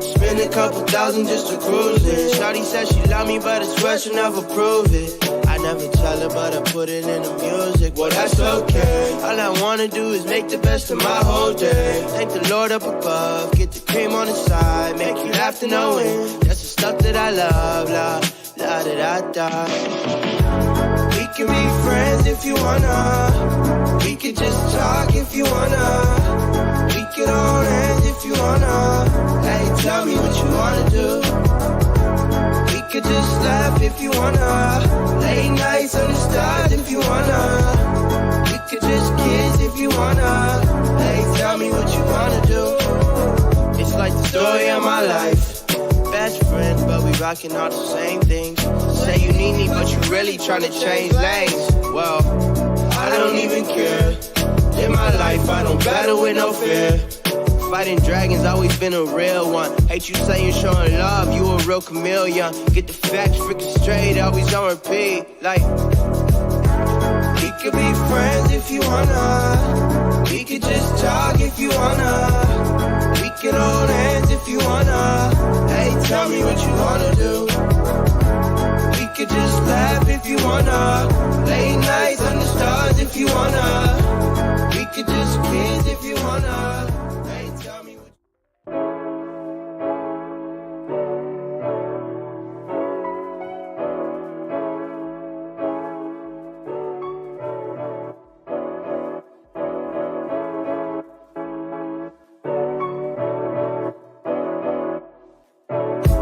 I just bought a new whip. Spend a couple thousand just to cruise it. Shawty said she love me, but I swear she'll never prove it. I never tell her, but I put it in the music. Well, that's okay. All I wanna do is make the best of my whole day. Thank the Lord up above, get the cream on the side, make you laugh to know it. That's the stuff that I love, la da da da. We can be friends if you wanna. We could just talk if you wanna. We could hold hands if you wanna. Hey, tell me what you wanna do. We could just laugh if you wanna. Late nights on the stars if you wanna. We could just kiss if you wanna. Hey, tell me what you wanna do. It's like the story of my life. Best friends, but we rockin' all the same things. Say you need me, but you really tryna change lanes. Well, I don't even care. In my life, I don't battle with no fear. Fighting dragons, always been a real one. Hate you saying showing love, you a real chameleon. Get the facts freaking straight, always on repeat. Like, we could be friends if you wanna. We could just talk if you wanna. We could hold hands if you wanna. Hey, tell me what you wanna do. We could just laugh if you wanna. Late nights on the stars if you wanna. We could just kiss if you wanna. And we are back live here on the City Light Project YouTube channel for yet another live fight companion, live play-by-play, live commentary, live reaction, and most importantly, live interaction with all you amazing folks in the live chat. I appreciate every single one of you who has joined us throughout this event. One championship, Friday Fights 2, one championship, Lumpinee 2. That's right. We're coming to you live. Well, I'm not coming to you live, but we are. This event is coming to you live from Bangkok, Thailand, in the legendary Lumpinee Boxing Stadium for this Muay Thai Heavy One Championship card. I appreciate all of you joining. My name's Isha, by the way. Thank you for joining me throughout this fight companion. I absolutely love the interaction, so keep the comments coming in the live chat. Vote in the poll question. If you haven't already, please like this video and subscribe to the channel. Ring that bell for notifications if you want, so you can never miss an upload, so you never miss a live stream. We do a minimum of 2 live streams every weekend, up to 5 if I have time. We're doing 4 this weekend. That is right, opening up the mixed martial arts and combat sports doors this weekend with one championship. And then we have BKFC later tonight. Tomorrow we're going to do LFA, and then Sunday we're going to do Cage Fury FC. So shout out to everyone who's joined us throughout this one championship stream here. We have the main event of the evening next. What is up, Jaden? Thank you so much for joining, brother. Thank you so much for joining. We are at the main event of the evening right now. Looks like one of the fighters is getting a little bit of their nails clipped here as he forgot to clip his fingernails before entering the ring. UFC 283 was crazy. Terrence got knocked out. Yes, but hey, look, UFC 283, it delivered. Like it was a great card. The undercard was awesome. The main card was pretty damn good as well. Honestly, not as good as the undercard, if I'm going to be perfectly honest. But KSW was better, I think, to be perfectly honest. I think KSW was better. Sad you missed UFC 283 was a great card. I know it was a great card. I mean, I did watch it. I just didn't stream it. I was working on one screen. I was writing reports on the other for work, like 2 different work, simultaneous work. And then on my iPad, I had UFC. The Bonfim brothers, I'm super high on them. And I told everyone they were going to dominate. So I definitely watched the McKinney one. But I will say, Jaden, KSW, what was it? KSW 78. The card was, I would say, 10 times better than the UFC pay-per-view. I will confidently say that KSW 78 card was 10 times better than the pay-per-view. So I'm not as sad as you guys. And I know we missed watching it as a group together, and I feel you there, but I'm glad we all got to watch, or whoever was able to watch the KSW with us, because that card was one of the best cards that we've done on this channel. That card made UFC 283 look like a fight night early prelim card. Like, it was that good, Jaden. It was that good. I'm not even being over, like, I'm not even what's the word I'm looking for? This is where Isha needs breakfast as his blood sugar goes down. I'm not even buttering it up at all or exaggerating at all. Like, it was that good of a fight card, and it just like shows, like, I am so excited to do more KSW streams on this channel. I'm so excited. We did the Pudzianowski one, so 77 and 78. Cannot wait. I think mid-February for KSW 79. But Jaden, yes, we will be back for the next fight night. I don't think it's next week. It's the week after. Spivak, Derek Lewis, and then we will do the next pay-per-view on the channel as well. I told you guys to hold me to it. I promise I'll do it. KSW is so fucking awesome. I mean, like, everyone's roared it up to the max there, but whatever. It's so much fun to watch. I think my top 3 right now, honestly, brother, are One Championship is my favorite, followed by the UFC, and then KSW. Those are my top 3 promotions right now. KSW, like the show they put on, the ring girls in KSW, Bites Fist. I feel like the table's rising right now just thinking about them. Oh my goodness. Like, if we did a tier list on ring girls, KSW would win with flying fucking carpets, as Ricky from Trailer Park Boys says. All right. Back to the fights here.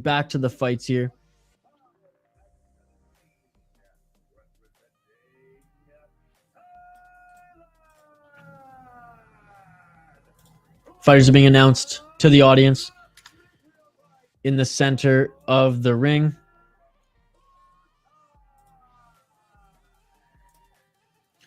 Uthai, we said, with a 65 wins. I didn't hear the losses there, but experienced Muay Thai fighter, 24 years old, against a 25-year-old Sangmanee PK.Saenchai, 25 years old, also from Thailand.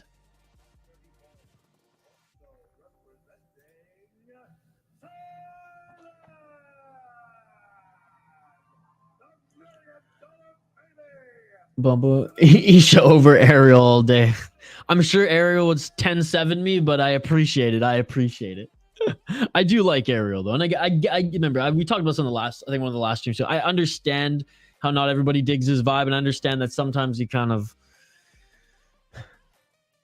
misses the mark. Like in that, like it was more cringy for me than sus. Zoomer loyalist, if you're still here, I cringed a little bit at it. Oh, here the traditional music before the fight here. Absolutely love this as the fighters bowing to every corner of the audience. I agree with that. This one card seems kind of mediocre, to be honest. I mean, it's Muay Thai heavy. It's not the best. It's not the best one. Who was it? JC was saying in the chat here that, like, these are kind of like the watered down UFC fight nights. These One Championship Friday fights. I will say about last week's is one of the Muay Thai fights that was removed from the Amazon card. They pushed to the Friday fights card. It was Nongo, and that was one of the best Muay Thai fights I've ever seen. So for the most part, I mean, the MMA fights on this card sucked. One of them was good. It was a good grappling match, and the guy got a first round submission. The second one was horrendous. It was absolutely horrendous, and like it was almost Esparza Rose bad. Polish girls are fun as fuck. I used to be so bored with this music in the past. All right, folks, 3-minute rounds here.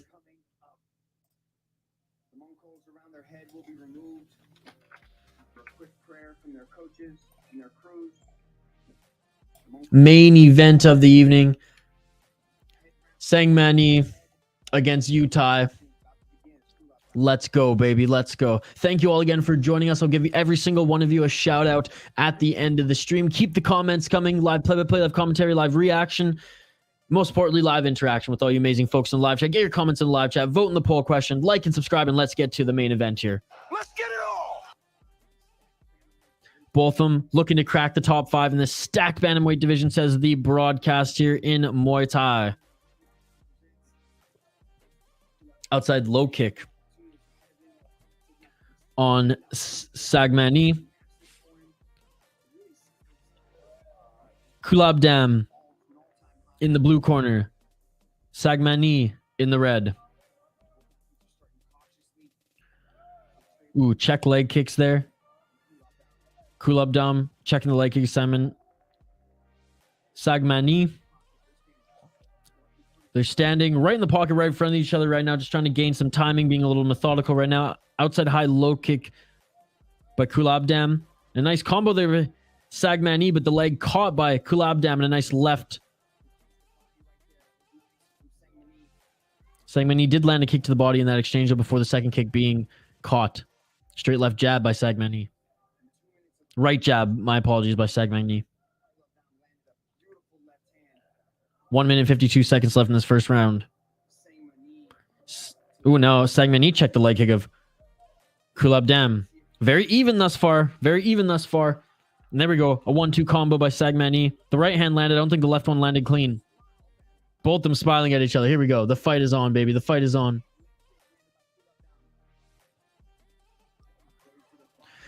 It was lack of activity, Jaden. Lack of activity. 3 yellow cards were also dished out in the fight. 2 to the grappler, 1 to the Persian. And then a red kick. It was inactivity. The guy kept going full Paul Craig and just pulling guard. And in one championship, you get kicked out of a fight for that. And you lose a big percentage of your purse. Nice combo there by Kulabdam. And I've read Power Pickles predicts Kulabdam to win by knockout. And Kulabdam with some beautiful combos to the body, to the head there before the clinch.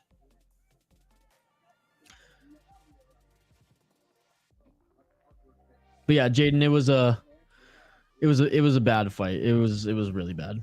Both of them were very new. Like one was making his pro, or one was coming off a loss. Like he was 0-1, and the other one was 3-0. But not in one championship, in different promotions, and it was just sloppy as hell. And the one guy pulling guard, downward elbow by Sangmanee.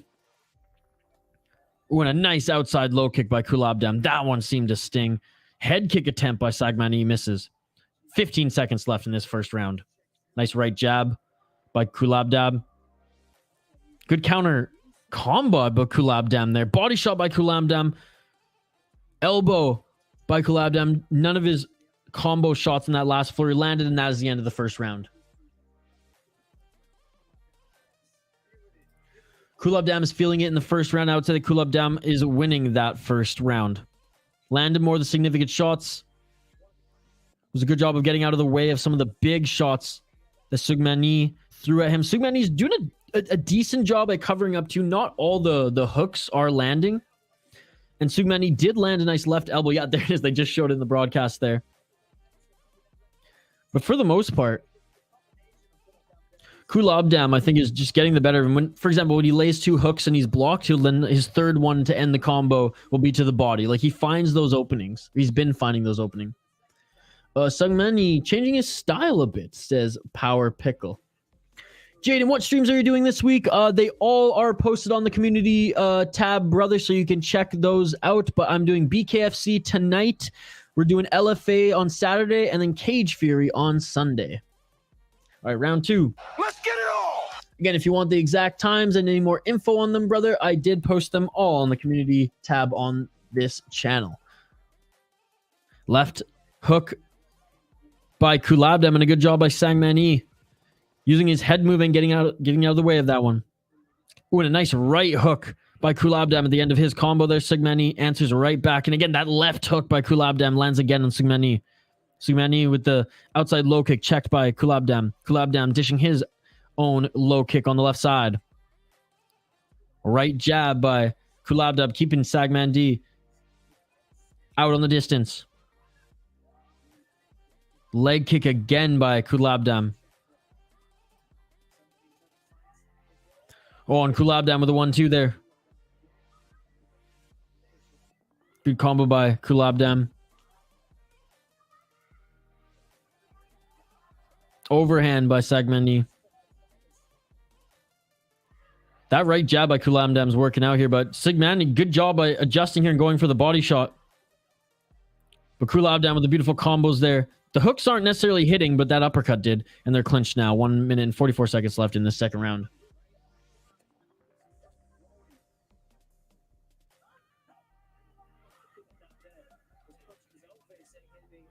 Kulabdam saying, hit me, hit me. Kulabdam going for the uppercut. Nice left hook by Sangmanee. Followed by a left by Kulabdam, just a straight left. Going for the knee entry, and that's actually blocked by Kulabdam. Sangmanee comes in with the elbow. Doesn't land clean, but does get him into the clinch. They separate. 1 minute and 10 seconds left in the second round. Nice body push kick by Kulabdam. Kulabdam utilizing that left jab to set up a right hand, and oh, that's a hard hand that he tried to throw. Sangmanee getting out of the way of it. Nice left elbow by Kulabdam on Sangmanee. Right before they entered the clinch, a nice straight right, followed by a left elbow again by Kulabdam. Kulabdam look for that right uppercut, doesn't land. Sangmanee lands the body shot. Body kick, I should say. They're in the clinch now. Nice knee by Sangmanee. They're clinched up. Ref separates them. 40 seconds left in the second round. Yeah, a little bit of dirty boxing and decent at the broadcast. Oh, a beautiful walk-in straight right jab, followed by some straight combos by Kulabdam in the striking department. Clinched again. 25 seconds left in the second round. Both of them go for a kick. High kick by Sangmanee.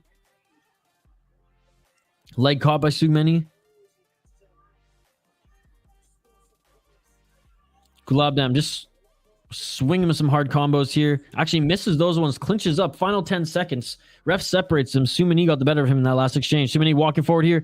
Kulabdam maybe looking for one more shot as the bell rings. Both them smiling. Both them show some respect at the end of the second round. We are going into third and final round. Final round of this event. Final fight of this event. One championship. Friday fights 2. Lumpinee 2, ladies and gentlemen. Thank you all for joining live here on the City Life Project YouTube channel. One more round before we hang up the gloves. One more round before I give you guys all the shout outs. Everybody who commented in the live chat will get a shout out. One more round until we pause the streams for today, and we see you back tonight for BKFC.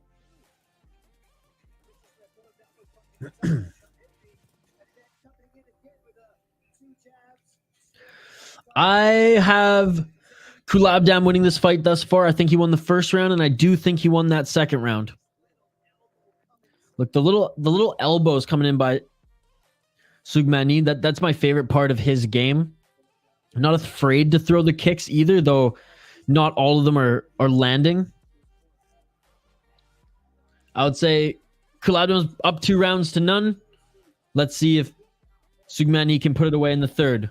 Round 3. Last round of this event. Let's get it on. Let's get it on, ladies and gentlemen. Keep the comments coming. Like the video. Vote in the poll question. Last chance to do so. Those right jabs followed by the left leg kick this time. Not the uppercut attempt by Kulabdam. Sangmanee's head movement. He's still fresh enough to have solid head movement here. They clinch. Sangmanee knows that combinations are coming at him. He just doesn't know from which direction. Sangmanee went in for the elbow. Good block by Kulabdam. Good knees by Kulabdam there. Sangmanee goes in for the clinch. 2 minutes and 20 seconds left in this third and final round.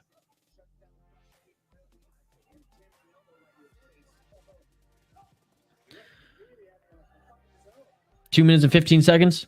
Outside low kick on Sangmanee. That right leg of his outside on his thighs, getting pieced the fuck up. 2 minutes left in this third and final round. Sangmanee doesn't want to really stand and strike with this guy anymore, it doesn't look like. He's going right in for the clinch here. Too much pressure on him. Oh, and a nice step in elbow again by Sangmanee. But Kulabdam, way too tough here and is just throwing these hooks, setting up the jab as well. Again, the combos are coming from everywhere that Sangmanee doesn't have a read on. He knows that there's going to be a flurry of shots, but he doesn't know where they're coming from, per se. Nice left hand by Kulabdam. Conor McGregor just got hit by a car riding his bike. What? 1 minute and 15 seconds left. High kick lands on Kulabdam by Sangmanee. Didn't seem to do a lot of damage though, but that landed clean. What fight are you most looking forward to for BKFC? Oh, there's the former UFC fighter who's on the BKFC card. One sec, what was his name? One sec.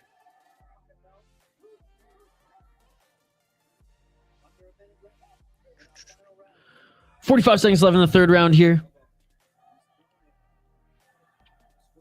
They're clinched right now, going for the knees. Justin Scoggins and Keith Richardson. That's the fight I'm most looking forward to. I mean, Andy Nudian. She's good looking. Oh! And Sangmanee saved by the ropes there as his lights were turned out for a moment there as he was absolutely rocked. Jordan Weeks and Murat Kazgan is going to be a good fight too. So I'd say those three in particular, buddy. What about you, Jaden? What are you most looking forward to? And Herbo, send me this video on Twitter. Sangmanee wisely ties up, as the broadcast says, in the final seconds of this fight as he got rocked there and saved by the ropes. And that is it. That is it. Friday fights number 2, one championship. Lumpinee 2 has come to a close. Official decision momentarily in the ring. And oh, it was a left hand and it put Sangmanee's lights out for a second. Saved by the ropes or he would have gotten the count. My goodness, that put him almost out cold, baby. Power Pickle, you almost got your prediction, buddy. You almost got your prediction there. What a fun rematch, folks. What a fun rematch.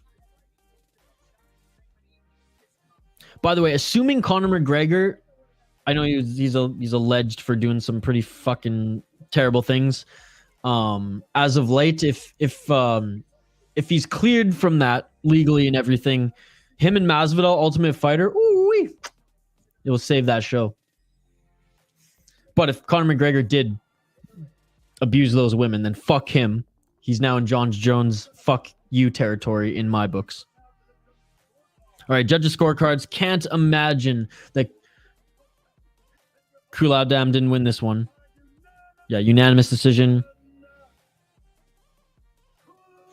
Kulabdam, Sherzod, Piek, Uthai is the winner, and he is the rightful winner. Unanimous decision.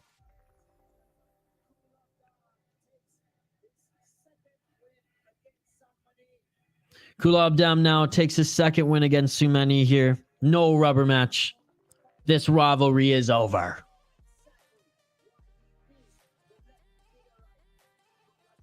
Man, making a name for himself in this Bantam division, a stacked Bantam Muay Thai division in one championship.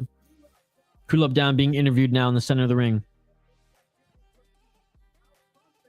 Just listening in here, and I'll give you guys some comments on what's going on in the center of the ring.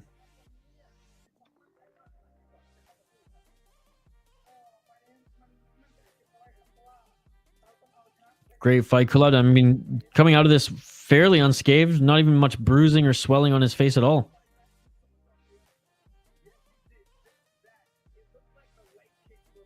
So he wanted to get this fight back and show that he was dominant. His leg kicks were He's being asked if the leg kicks that he was throwing, they were coming on all night. Was that part of the game plan?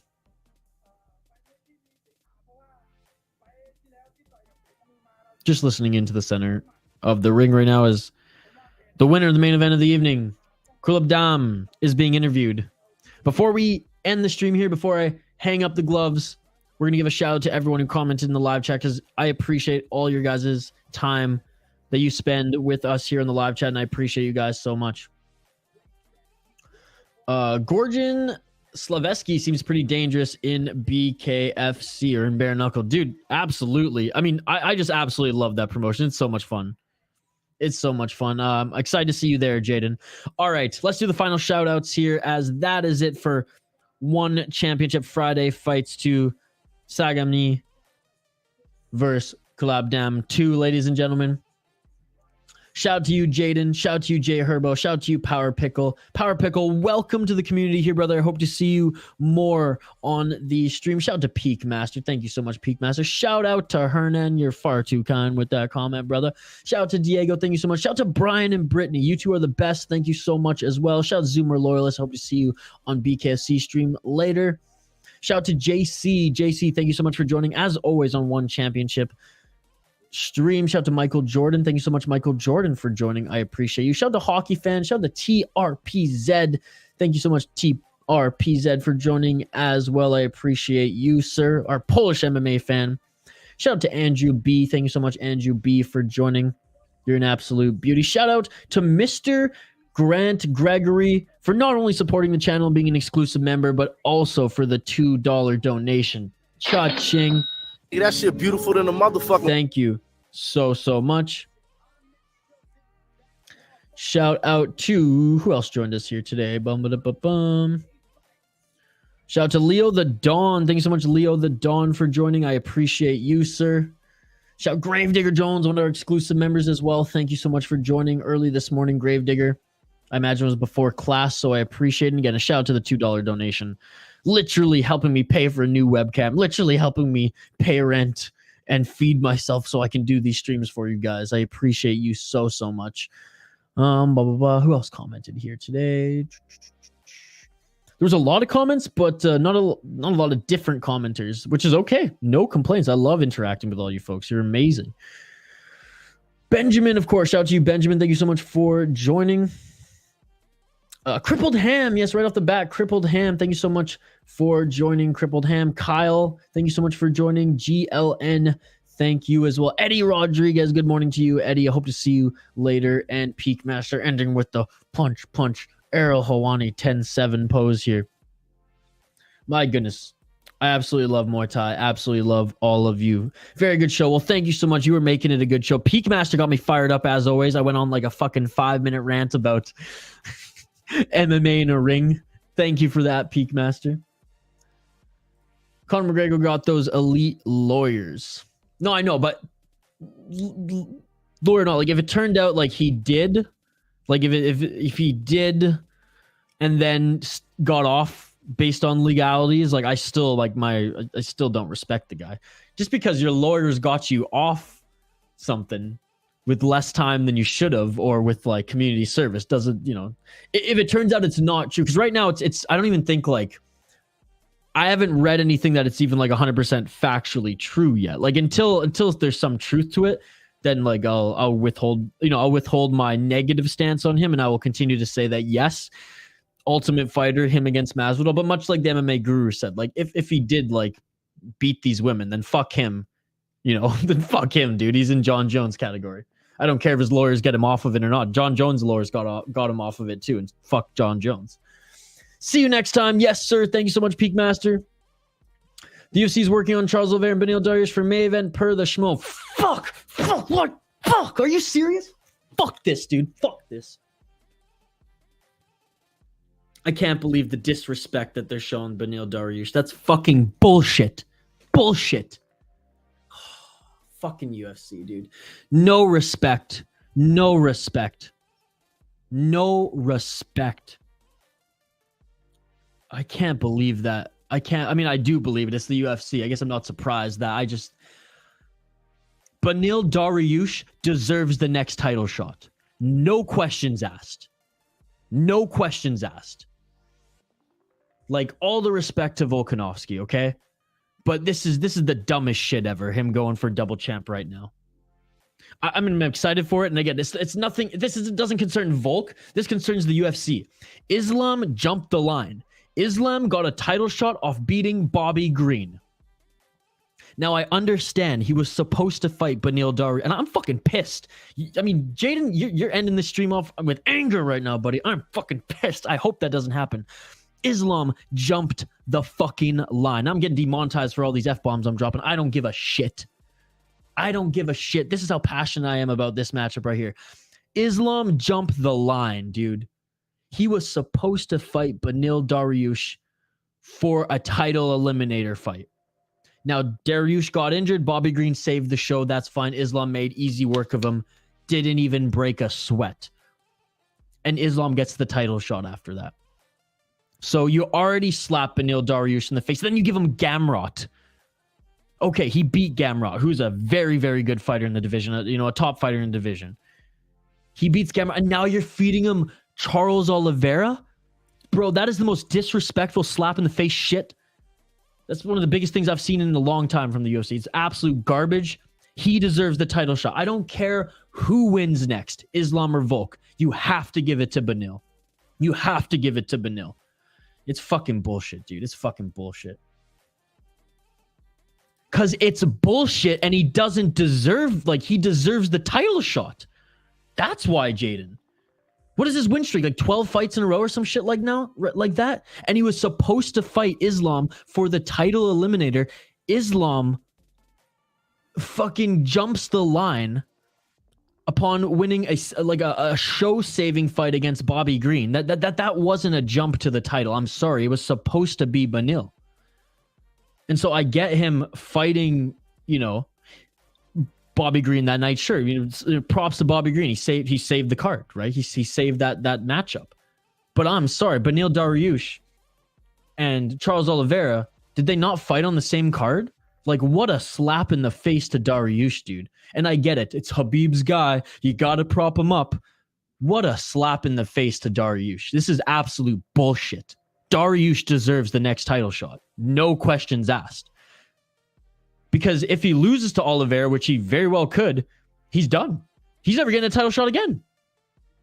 I don't mean he's done. He's going to be retired or anything like that. But you know what I mean.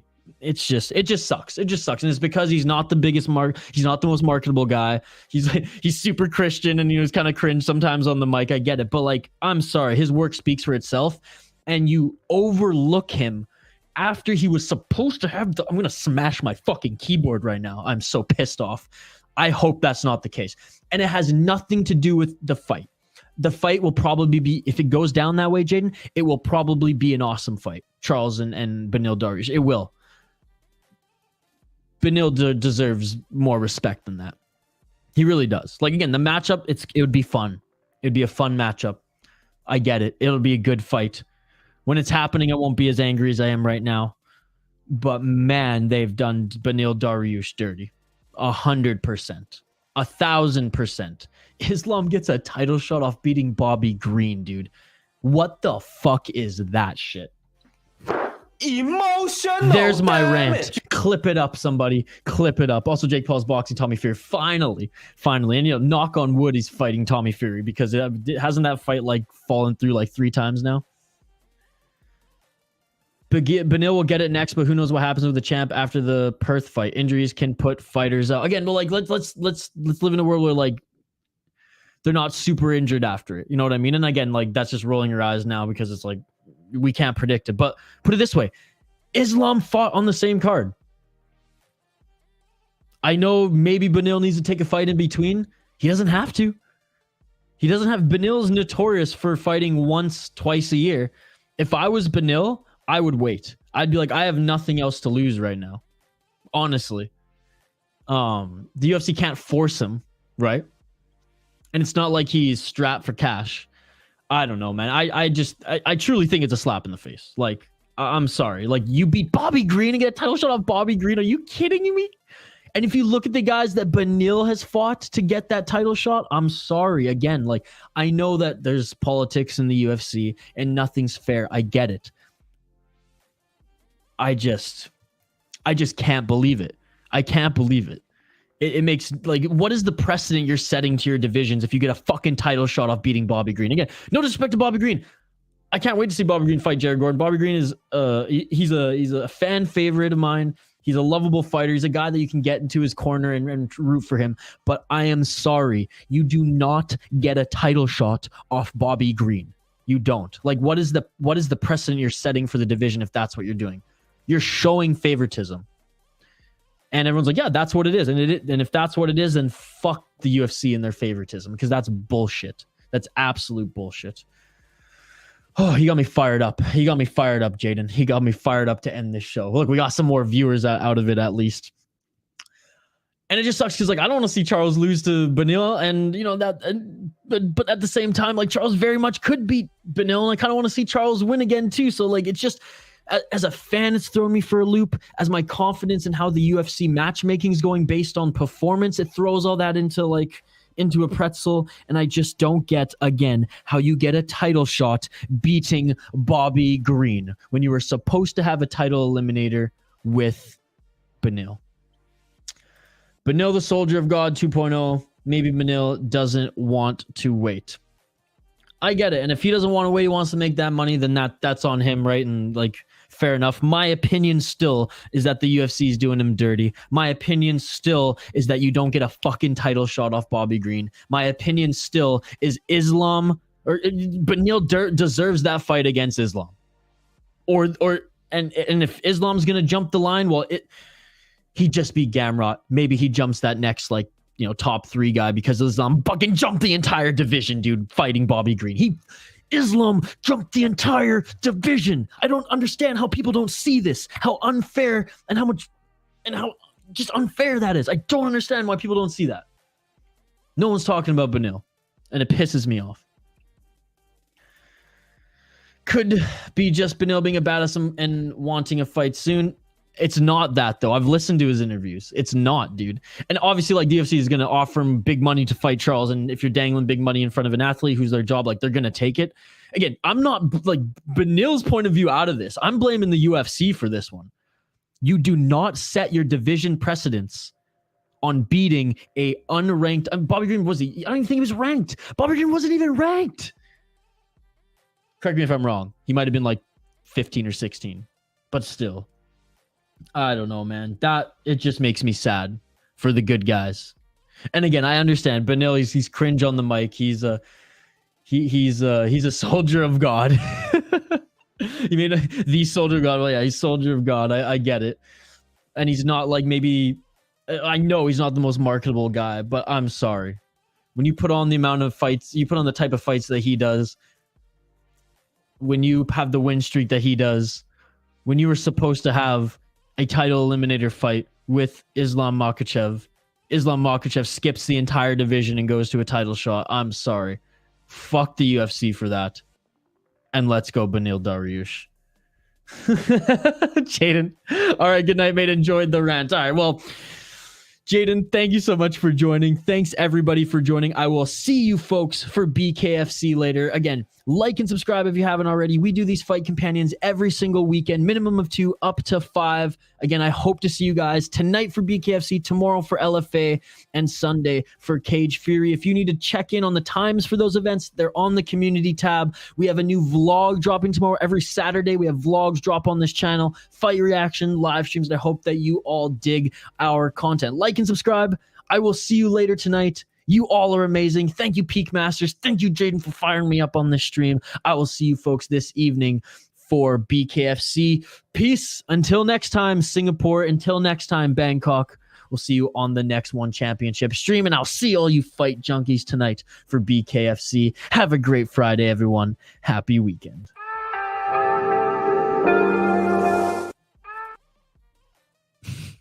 And just then, my video doesn't seem to work here.